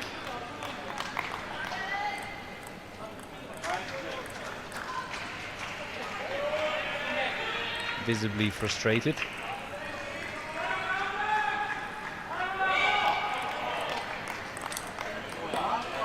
Wouldn't expect that of her after all the years in competition, but again, I've played her many times before, so I do know that that's typical of her.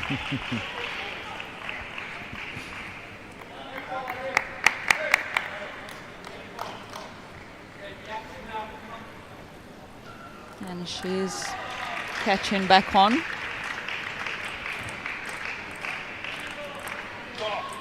A little bit of luck, backhand topspin, just clipping the net, putting Megan off there.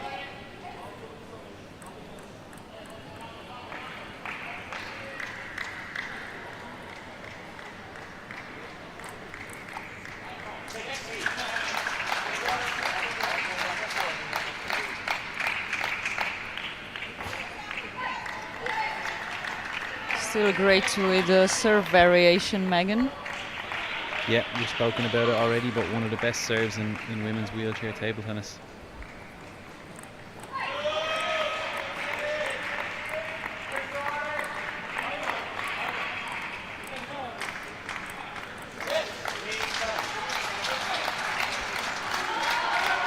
Certainly seems to win the majority of those exchanges when Megan plays that defensive backspin ball. Lundback makes some mistakes. I mean, I don't want to give you too much credit, Mattea, but your tactic is proving a winner.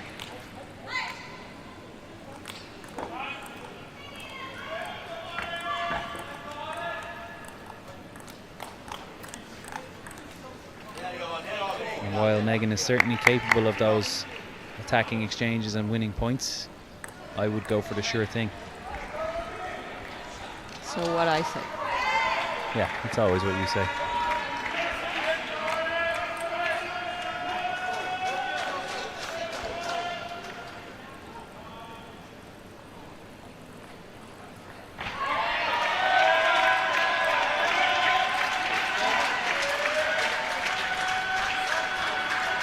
Good for Megan now, building up the lead once again. 10-4, we went the same score as last set, but clawed it back to 10-8 Lundback, so Megan will be looking to take it a bit earlier and quicker this time.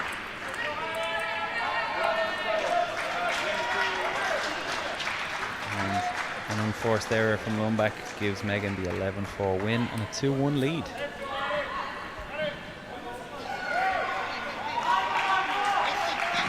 Certainly something to capitalize on in the next one.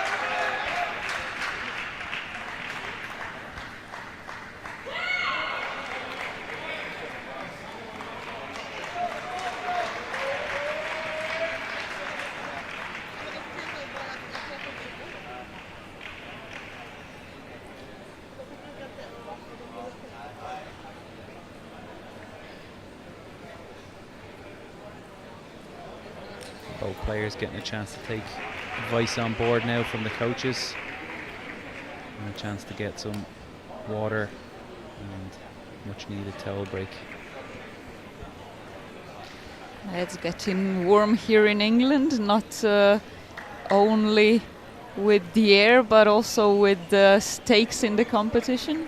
Yeah, the competition is starting to heat up all right. It's hot under the bright lights of the European Championships. And this is a battle for a spot in the knockout stage of the competition to continue with this tournament.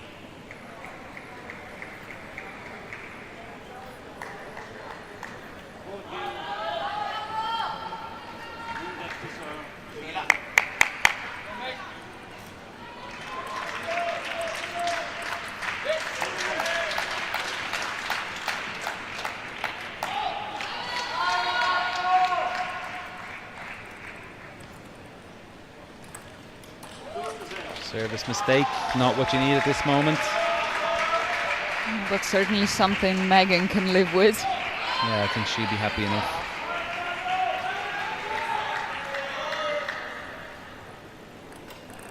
Yeah, the Swedish coach trying to just calm Ingela down a bit.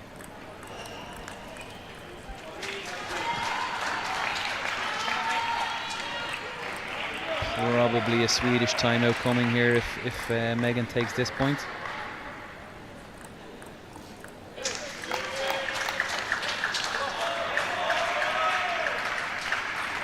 Or not.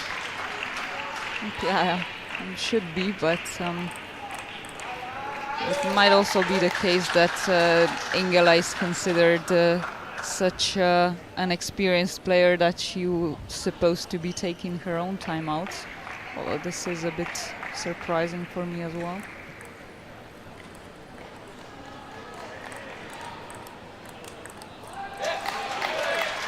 Surely now at 6-0 we're going to see it.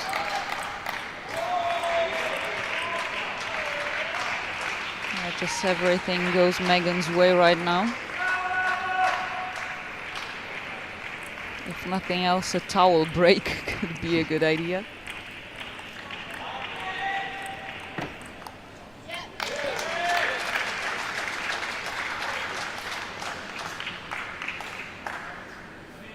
Coach still reluctant to call it. Ingela not taking a timeout.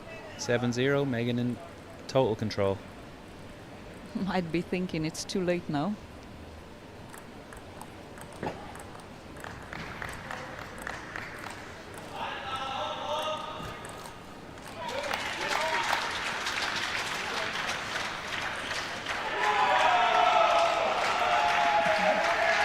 By the gestures, giving up a little bit here. Yeah, but we're talking about the highest stakes in the game here, European Championships. Fight till the end.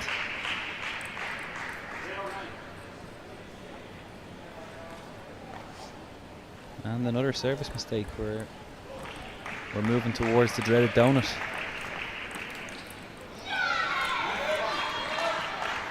Not anymore.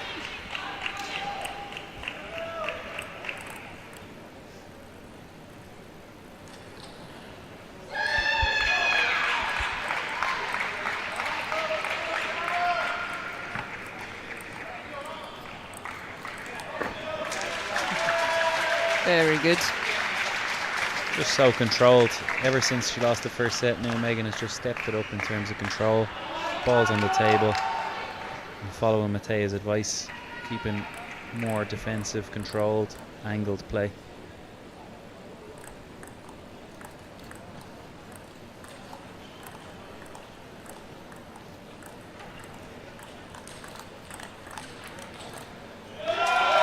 Big win. What a rally and what a win for Megan Shackleton. In front of the home crowd, takes the victory over Ingela Lundback from Sweden. Women's singles class 5. Is finished in the round robin, and it will be Megan Shackleton proceeding to the best of 8, or the quarterfinals, if you will. One more win needed to secure a medal. Ingela Lundback, on the other hand, finished with the singles competition. But we'll be back with you on table 1 shortly.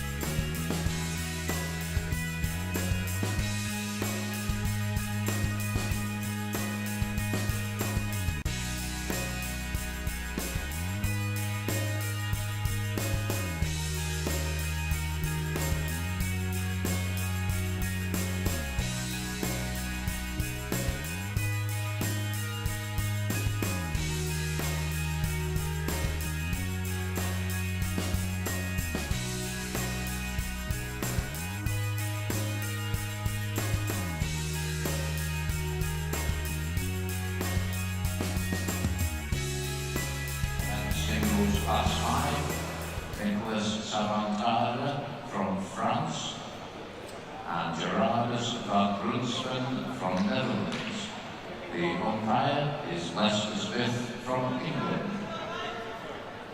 Table 6, men's singles class 11, Timothy Ivaldi from France, Florian Hartig from Germany. The umpire is Paul Nichols from England.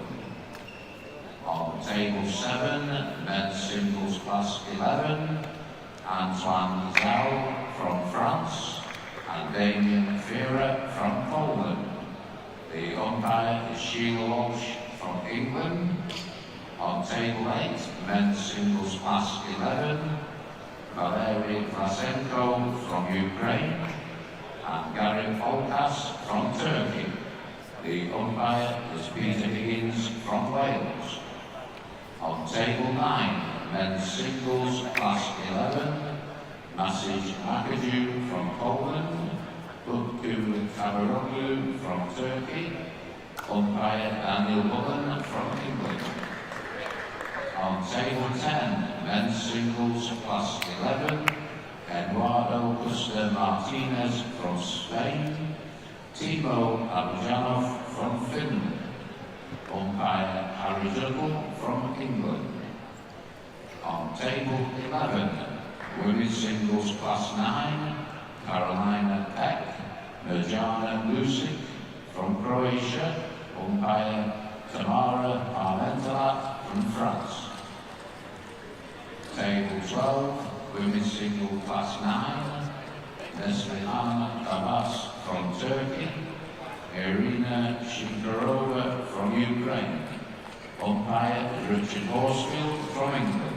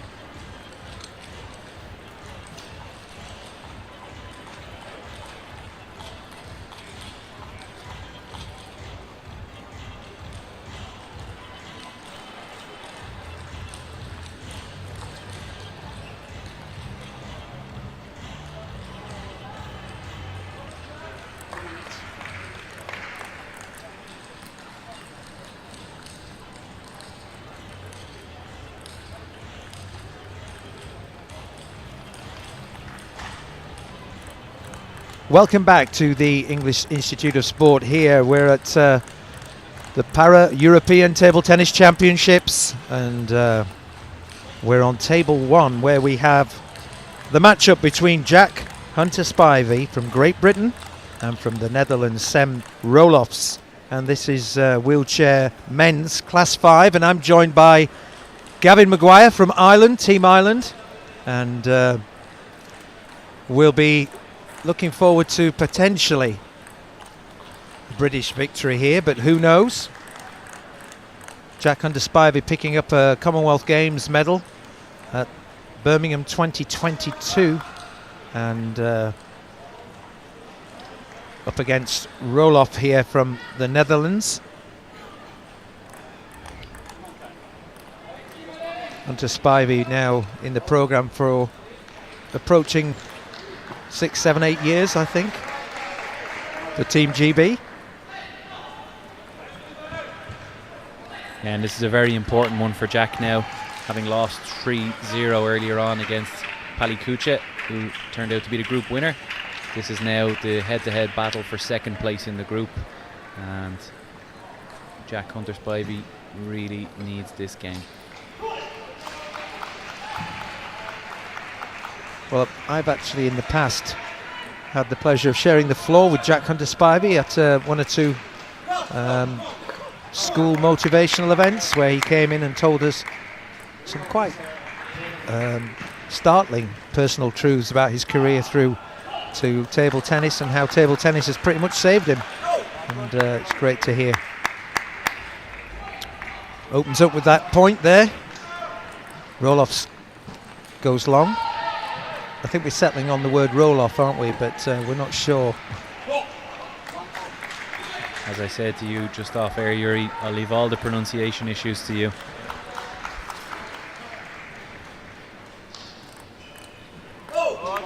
In terms of head-to-head, these guys have played twice on the international tour. Jack under Spivey taking both 3-0 and 3-0, so heavy favourite here going into this, but we are at the European Championships. Anything can happen. Currently leads 2-1. Spivey there trying to go cross court with the winner, but just goes a little bit long. 2 apiece.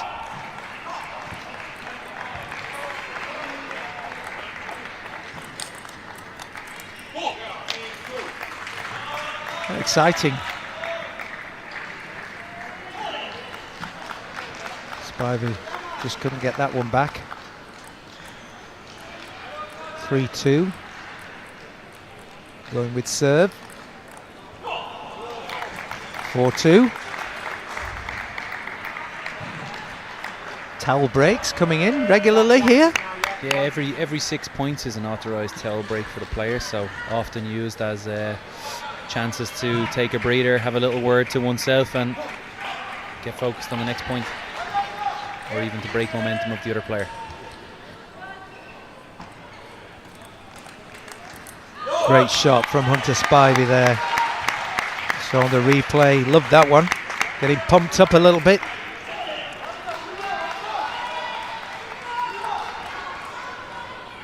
A good turnout here for Hunter Spivey. GB crowd staying behind. Shot there from the Dutchman. Takes it 3-5 at the moment. It's a good start for Roloffs. One would think that he's got to get a good point on the board here, first set in the bag, if he wants to have a chance against Jack, so he started well.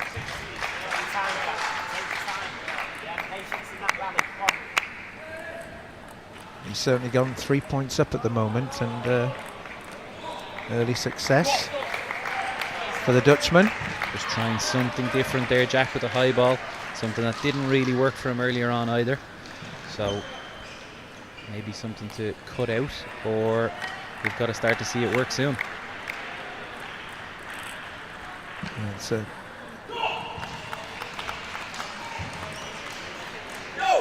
Gets a point back there with a good serve.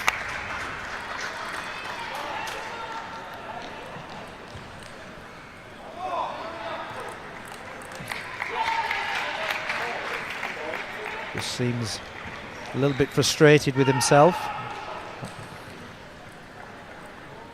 Yeah, there were visible signs he wasn't happy earlier on. I think he didn't produce his best level. But one thing he can say about Jack is he will absolutely fight till the end, and he'll show every bit of fight that he can.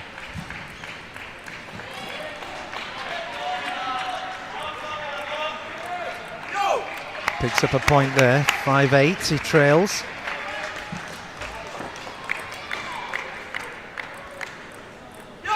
Picks up another one. Lovely serve now. A good comeback there from Jack, but still trailing by 2. Nice angled ball out to the wide backhand of Roloffs. Unable to reach. Pumping himself up here, seriously, isn't he? Playing to the crowd, which... He knows he's under pressure. If he goes 1-0 down, he knows this set's really important. Oh, an amazing rally there.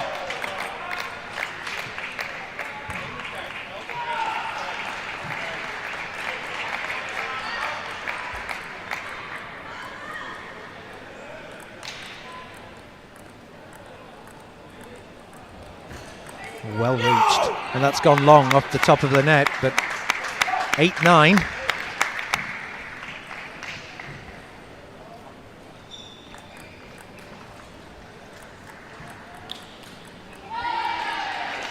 Dutchman serves.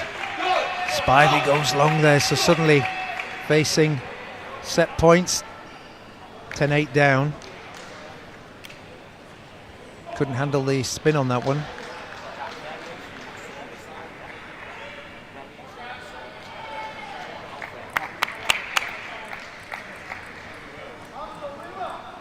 Really important, can he get back into this one straight away?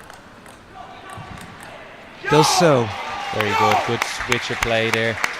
Top spin serve from the forehand side, and then switch back out to the backhand of Roloffs.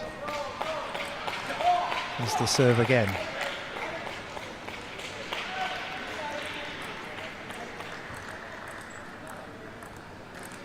Playing the percentages here, both. That's a big miss from Roloffs there. He had his chance. High ball presented itself, and Jack Hunter Spivey lives on in this set. 10 apiece.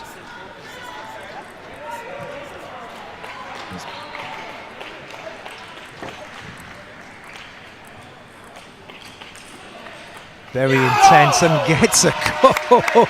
Brilliant angle. Fantastic angle. Such a big part of para table tennis, exploiting the angles and exploiting your opponent's reach. So, into Spivey with leading 11-10. On serve. Goes short, but a good response there from the Dutchman. Seemed to anticipate that short serve, didn't he? Yeah, absolutely. Jack looking at his racket. I'm not sure it was the racket. All square, 11 all.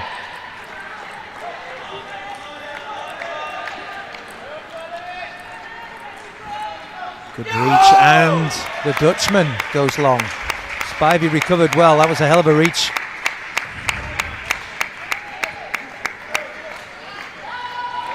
And he's got a set point again.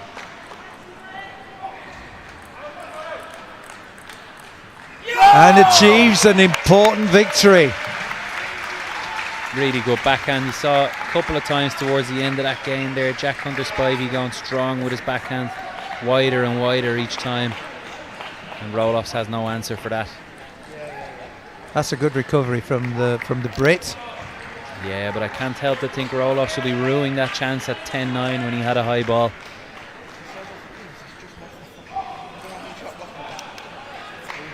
Nonetheless, great performance from Jack to come back and take it.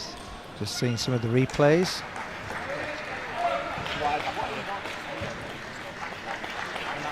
That's a great boost for the Briton, and always good to win that close game. Pressure builds on your opponent once you've done that.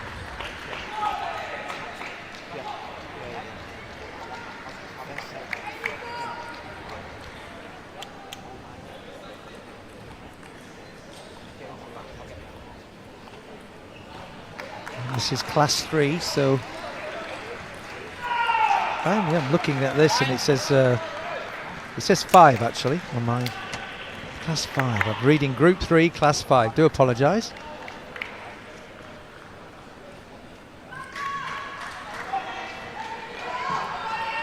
So the guys returning to the table.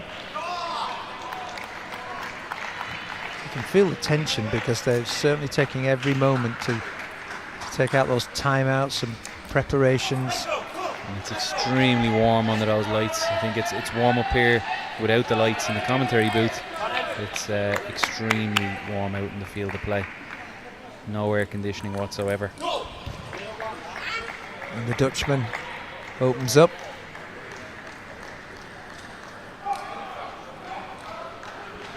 With a good point.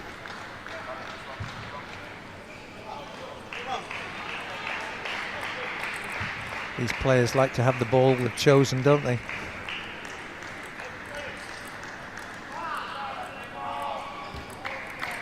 Nice angle change there from Spivey. Wide in the backhand. Seems to be the place he's getting the majority of points right now.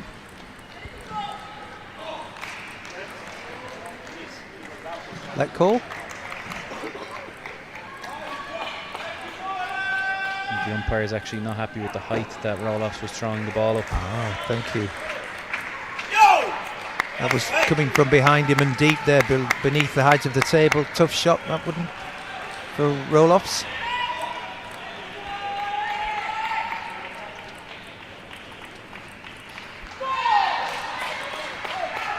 Hunter with the lob. Oh! Was that a miscalculation or bad timing? It seemed to be in his grasp for the smash. It's very small margins there in terms of timing. If he allows it to go 1 second longer, it's going to backspin towards Jack. If he takes it too early, he's not going to make good connection. It's got to be absolutely perfect, and just slightly mistimed there. 4-1 to Spivey. He's fired up now, isn't he? It certainly is. It's great to have that kind of energy from the wheelchair boys. Is that a timeout? Yeah, we're seeing a timeout there from the Dutch coach. He knows that if it goes 2-0, it's probably too big an ask, so he's got to try and claw his way back in here. Is that the way Hunter Spivey normally plays? Does he pump fists? And he's one of the most emotive players on the tour. Absolute value for money to watch. It's good to see the passion, enthusiasm. Getting a few words of wisdom now from the head of British para table tennis, Andrew Rushton. Such a decent table tennis player himself, actually. Absolutely. He's been around the block, English senior team for a number of years and still competing in the Swiss Professional League. So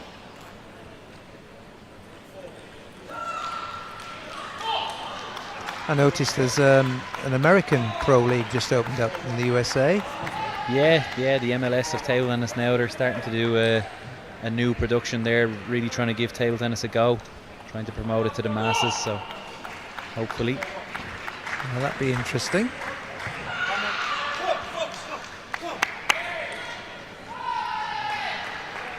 If anyone can commercialise a league, it's the Americans. So Spivey returns to the table, 4-1, and gets a quick point there as the Dutchman misses the corner.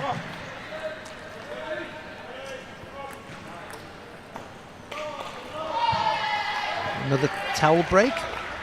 Is that allowed straight after the... Yeah, within 6 points, every 6 points, it doesn't matter what's happened in between. 5-1. Here's the lob. A little bit of luck there, clipping the net. Almost impossible for Roloffs to touch there. 6-1 to Spivey, acknowledges he had the bit of luck. Go into the net. It's kind of fallen to pieces here, Roloffs, really. 7-1. It's an opportunity to completely stamp out his opponent. They can drive this home.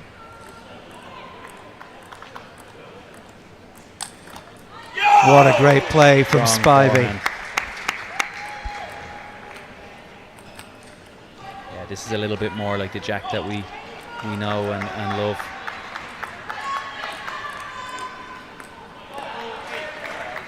That was just a bit long. Looked close enough. So 8-2. But these things can turn, as you say.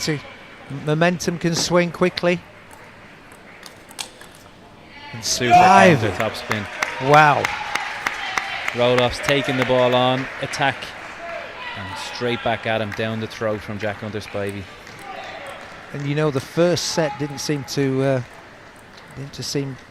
as if it was going to be such one-sided. There's the lob, and he's worked that perfectly. Wow. Well, you've just explained, you know, if he lets it bounce and it's gone. Spinning back and 10-2. And he's a very rhythmical player, Jack. You know, when he gets on a roll, he's almost untouchable. And he just couldn't get that roll earlier on in his first game against Palikucha. But he's certainly firing now. Wow, this guy is drilling it home.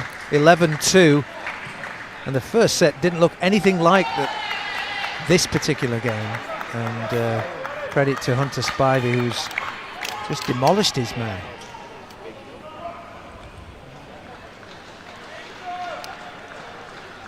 There's that high ball now. A little bit of luck off the net. Did it a couple of times in the set.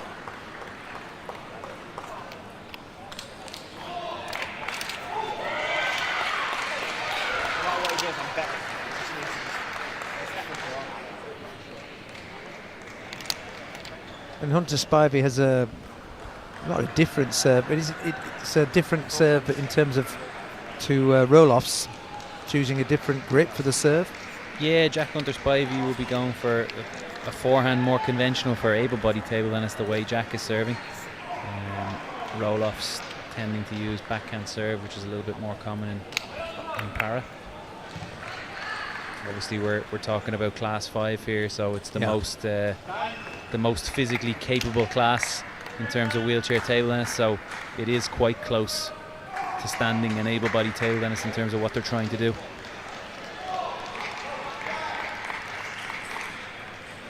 Well, in all the games I've watched so far, I've not seen a 5-setter where someone has won the next 3 on the bounce, having trailed 2-0. So, but still, everything is possible. And into Spivey. Tries the lob straight away. Not successful.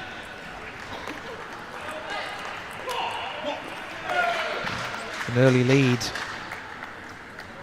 2-0. Just the start he needs, Roloffs, to try and make a comeback here. Yeah, Spivey needs to assert himself again with serve. Roloffs showing some spirit. 3 quick points.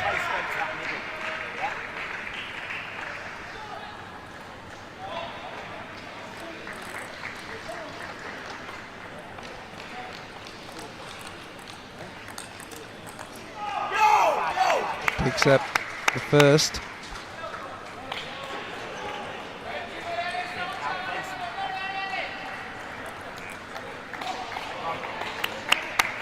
Roloffs to serve. 3-1 up.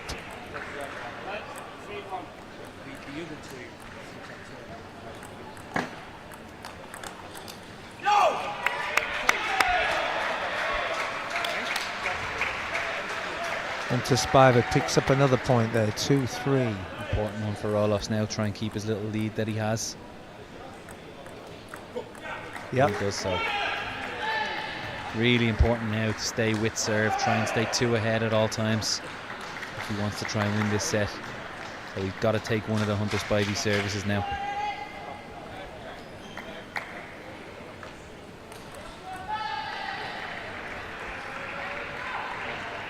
Is the serve such an advantage at this level?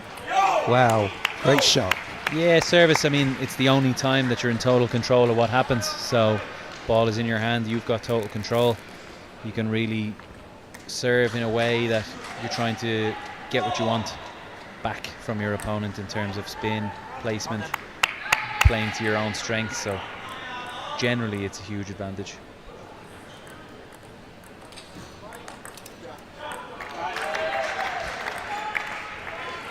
Roloffs can just continue to win his own service and take 1 of Jack's each time.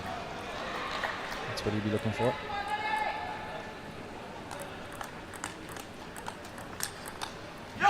Great recovery. That was a great rally from my layman perspective.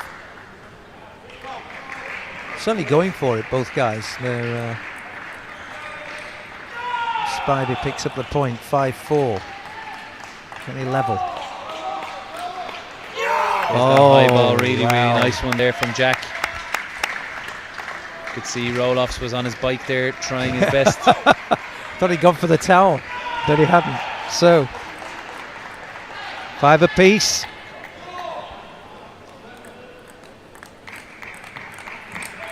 Wow, stuff. That was a tremendous change of direction for the winning shot, and he's won the last 3 points. Put himself 6-5 ahead. And with serve now. Too strong from Jack there. Huge ball into the middle. That crossover point where Roloffs has to try and make a decision in an instant between backhand and forehand, and he just caught fresh air there. Oh. Jack's come alive, hasn't he? Literally, he's just found the fuse. He was 2-4 down. Come back with a 5-1 run.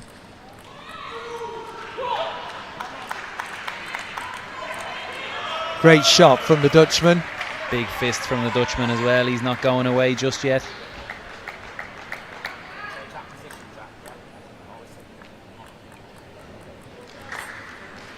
An entertaining game, this one. There's that well recovered. Yeah, I just feel like Jack tries that maybe a little bit too often in the Class 5. These guys have great mobility, and if he doesn't get it absolutely perfect, puts himself under a lot of pressure. He still has the advantage, 7-6. Good rally developing. Oh, he tried to go for that deft touch there, didn't he? 7-all. Grit from the Dutchman, there's no doubt about that.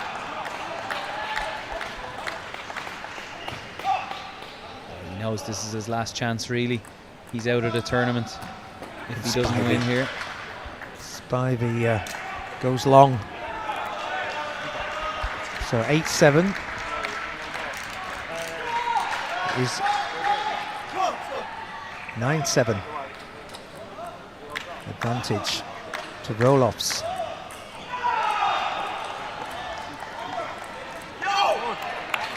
Spivey picks one up, 9-8.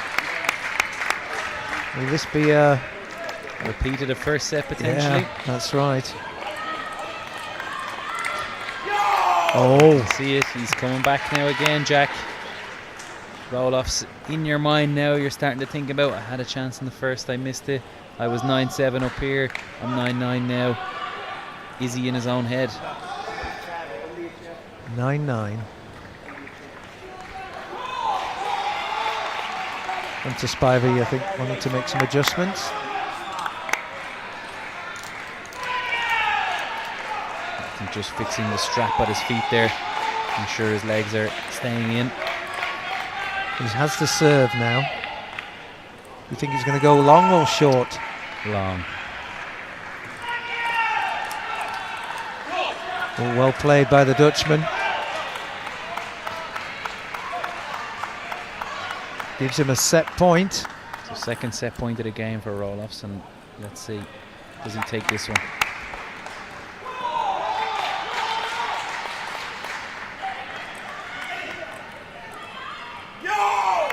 Oh, long, unforced error. Another unforced error.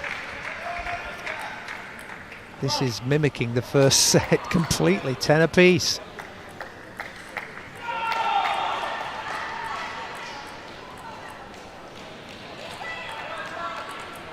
And another unforced error. I can tell you what, if this Dutchman loses here, he's not going to be able to sleep tonight. Not at all, and he's facing match point.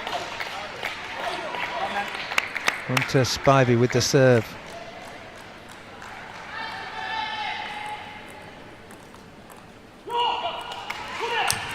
Oh, what a way to win it. He won it 3-0. Great game. Top performance from Jack under Spivey. Maybe not his absolute best table tennis of his career, but after a difficult morning, a big 3-0 win and into the next round there, and some good table tennis on show for the fans here in Sheffield. Yeah, applauds the crowd, thanks them very much, and I think he'll be thanking you for the kiss of death, Mr. Roloffs. Saying this is just exactly what happened in the first set. 13-11, 11-2, 12-10 to Jack Hunter Spivey. He lives to fight another day, and we'll be back with you shortly for the final game of the evening on table 1, which will be between Thomas Matthews and Adam Erlauber from Hungary. Matthews from Great Britain. See you shortly.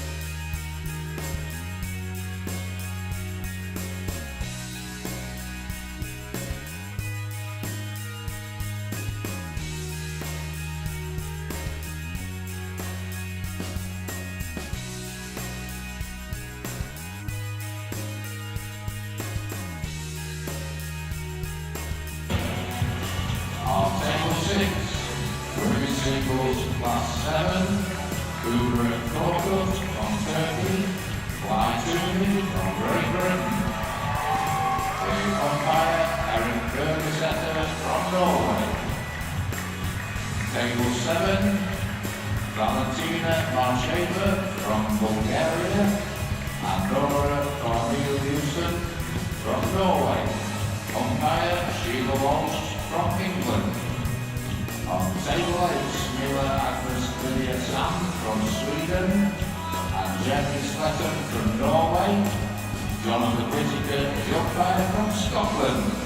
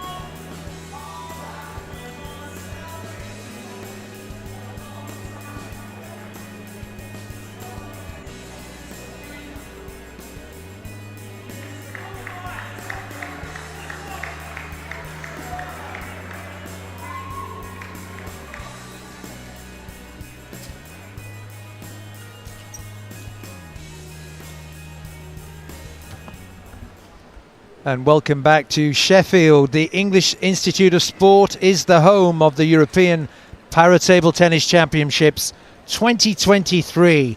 I'm joined by Gavin Maguire from the Irish team here, competing at the championships. Good evening to you in our final game, Gavin. And we have British interest at heart. We have Matthews from Great Britain taking on the Hungarian Adam Erlauber. I hope we got that one right. And Thomas Matthews ready to play. They'll be warming up first, so this is the last match of the game and of the evening. And we've just seen Jack Hunter Spivey come through his particular match. And this is Group 2, but Class 5 in the wheelchair.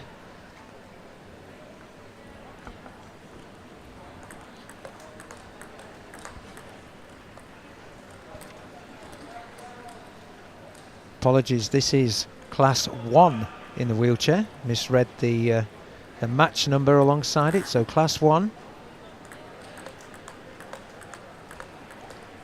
My colleague Gavin Maguire is fully on it.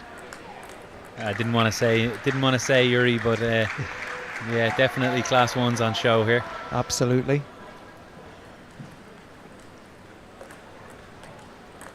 In terms of previous meetings, these guys don't have any previous meetings on the tour before, so that might make for an interesting game.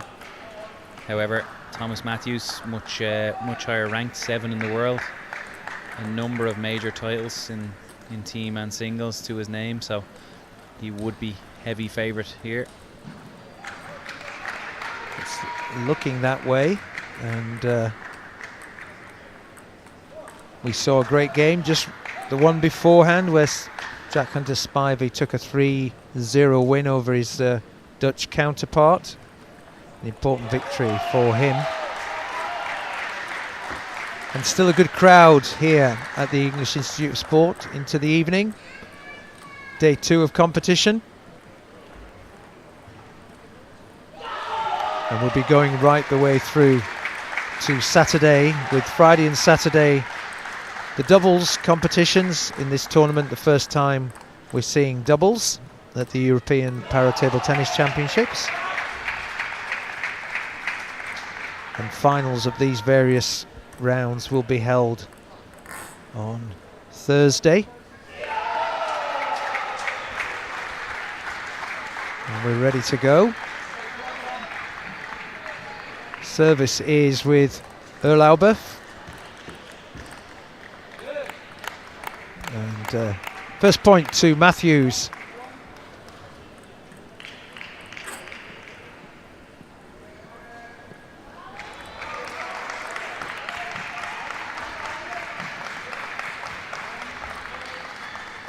Matthews into the net there. One apiece now. And this is the wheelchair class where you see a lot of the use of the lob, and there it is. And it's almost like you knew it was going to happen. Yeah. Just beginning to see it, and always amazed at how skillful that lob is and the spin that's on the ball and comes flying back. So Erlauber makes an early start, 3-1, he leads.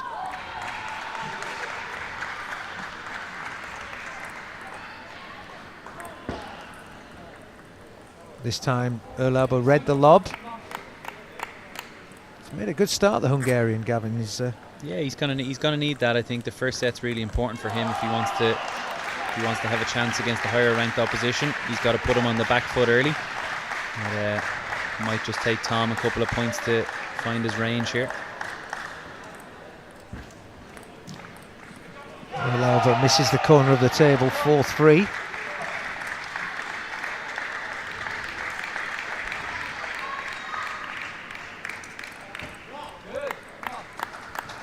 Matthews closes the gap, 4-4. And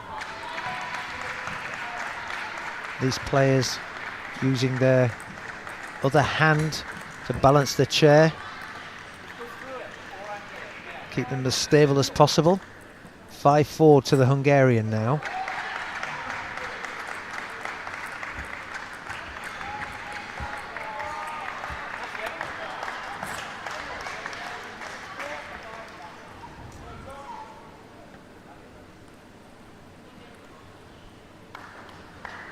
Five-4 to the Hungarian. Catching up with me. 5 apiece.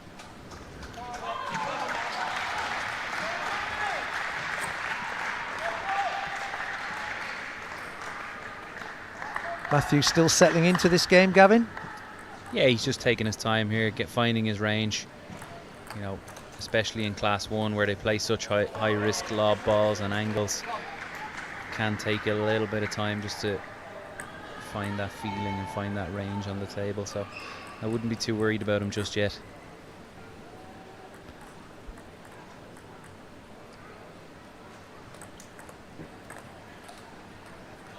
Matthews just couldn't quite find the range there, so he's trailing by 2. I think the most important thing for him is you can see he's creating chances. He made a good service there and a routine backhand error, so once those balls start to go on, he should have a little bit too much in the points. 8-5 to the Hungarian, so he's just beginning to creep ahead. Matthews with a good response there, 8-6.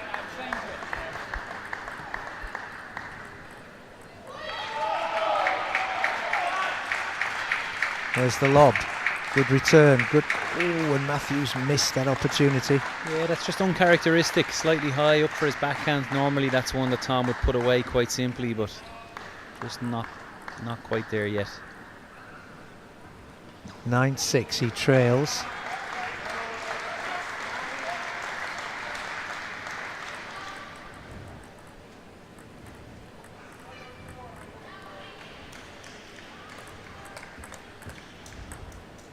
Oh, Tom missed that one. Looks a bit frustrated with himself there, and suddenly 10-6 to the Hungarian for the first set, and takes it.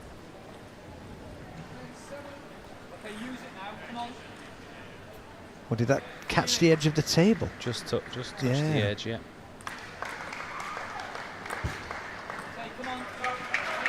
With the lob, Tom gets to within 2, 10-8. Important moment for the Hungarian now. He needs to get this first set if he wants to have a chance.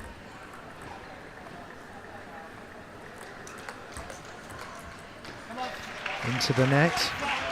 A good recovery there from Matthews because the Hungarian returned well. 10-9. Matthews trails.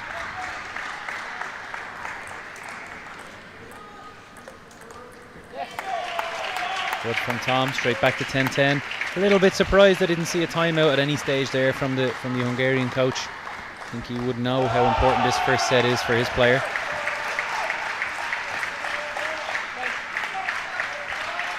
Wow, and suddenly it's Matthews opens up that opportunity.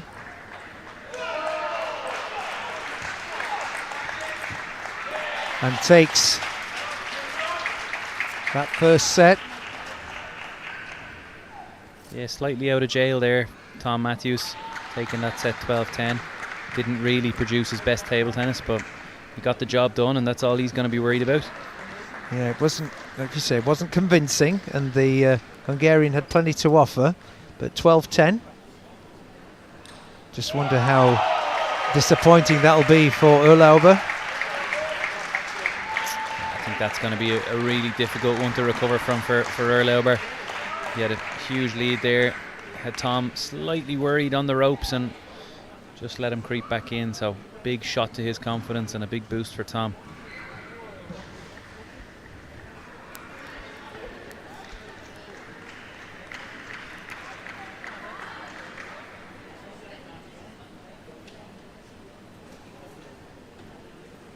And of the Hungarian nation, do they produce good table tennis players? Hungarian nation is they would be renowned for producing a couple of Paralympic champions, so they're no strangers to big performances at major championships. So the players returning to the table. They switch ends.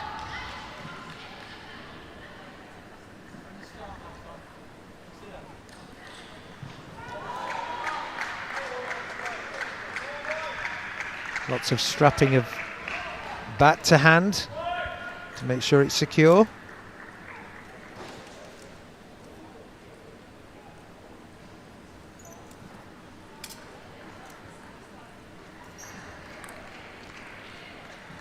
And do the players actually set their wheelchairs and lock them in, or do they like them to be moving? It really varies depending on the player's ability. For example, these players would probably not be on brakes, maybe on one side, just to provide some sort of stability. But given the fact that they have their left hand on the wheels, they want to be able to move and roll the wheels slightly in and slightly out where possible. Got you. And that's allowable within the rules. It's yeah, no restrictions around what movement they do as long as they don't move the table itself.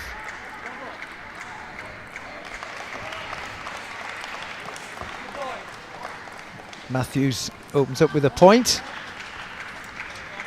Is Erlauber up for the fight? We'll soon find out. Trails 1-0. His first two returns straight into the net. Difficult now. All momentum lies with Tom. And we're still yet to see his best table tennis, so the Hungarian's going to be hope that he continues as he did in the first. The lob comes sweetly over the net, but takes a little touch of the net to get there. 3-1 to Matthews. Matthews responds well. Looking ominous for the Hungarian. Absolutely.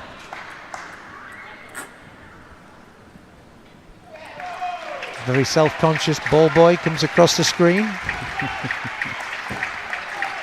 Good lob there from the Hungarian.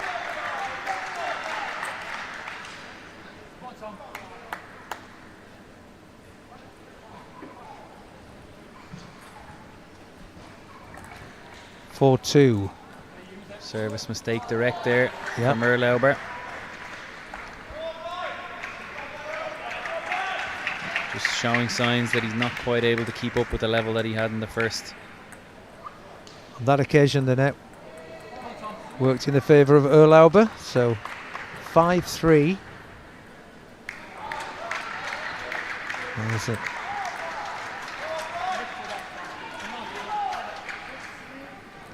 That one went long from Erlauber, so 6-3. Thomas marching on. Nice finish there. Yeah, the lob ball there from Erlauber, just too long on the table for Tom, right within his reach. Just put it away safely. Trying the lob again, and it works again. 8-3 he leads. 9-3, great shot down the line, and it looks as if Erlauber has really given up the ghost on this one. He's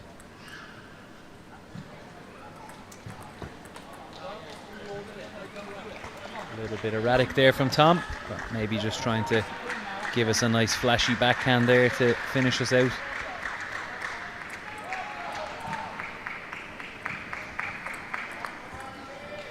great shot from Erlauber there.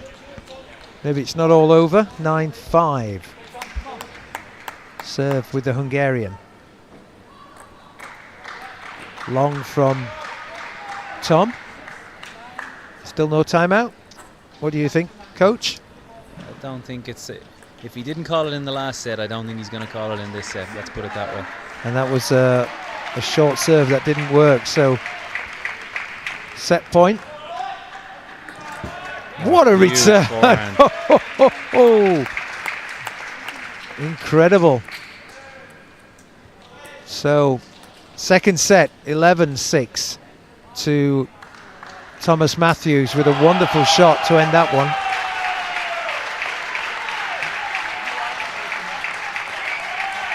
So Matthews 2 sets to love up. A mountain to climb for the Hungarian, and I think he looks and feels like he's got a mountain to climb.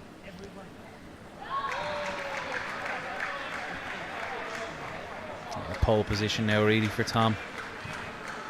All about game management now, just close it out, get home to the hotel and rest and get ready for tomorrow. Still, you got to finish the job, haven't you? You just got to finish the job. Plenty of work to do, and that's what Neil Robinson now as coach, a fellow Welshman, will be telling them. Not over just yet, still work to do, but let's get it done.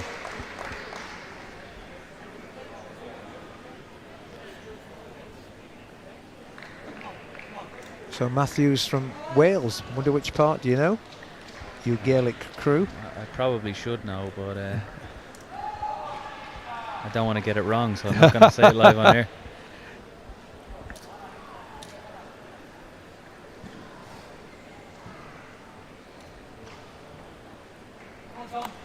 Matthews. 2 sets to love up. Probably hasn't played consistently well, but well enough, would you say? Yeah, getting the job done really here. Second set a lot better than the first. But I suppose this is not the time of the tournament you want to be playing your best table tennis. It's all about growing into the tournament and getting better and better as the matches and the rounds go on.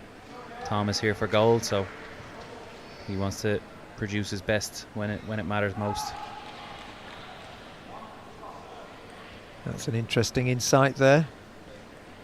Just winning through the rounds is all that matters.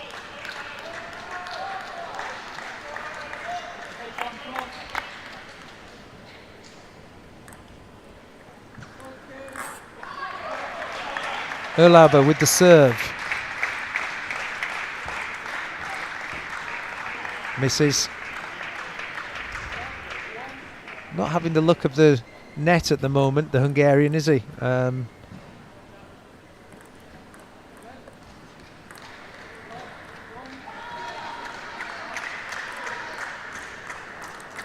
Great Nice shot. forehand. Wow. Unreturnable really, straight down the line. Erlauber left. It's difficult to manoeuvre that way, isn't it, once you've gone the other way for Class 1. Just missed with the block there. Not a bad effort from Erlauber. But Tom just too strong on that occasion. And he takes an early lead, 3-0.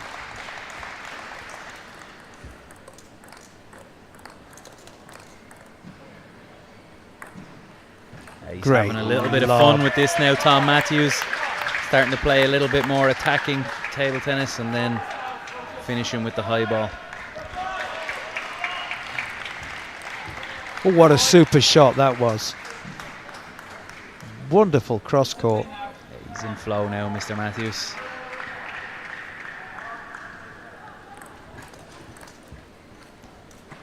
Six and 0. No timeout from the Hungarian. Again, no timeout, which is unusual, but maybe already slightly resigned to the inevitable.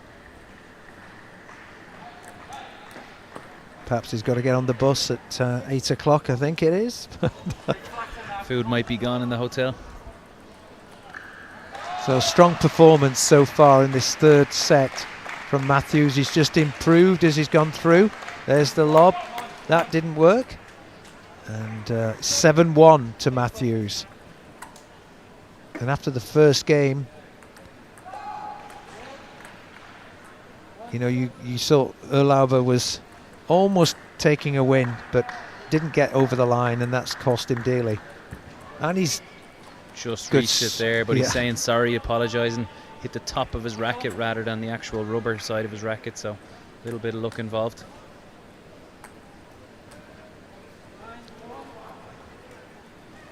No, I mean, it's there's just the 1 point so far for Erlauber as Tom Matthews extends to 9.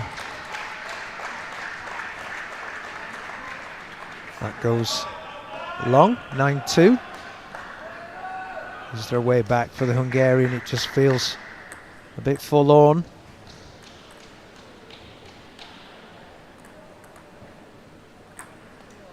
Oh, the lob works there. Matthews decided to leave it. 9-3. Just left it slightly late there to go for. And there is a Just gives him wonderful one lob. straight back.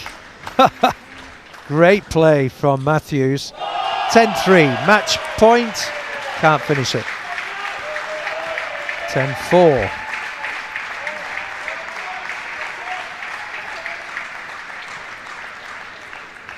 Again, match point. Several of them. And doesn't need it. That's it. Matthews, comprehensive there, Gavin? Yeah, absolutely.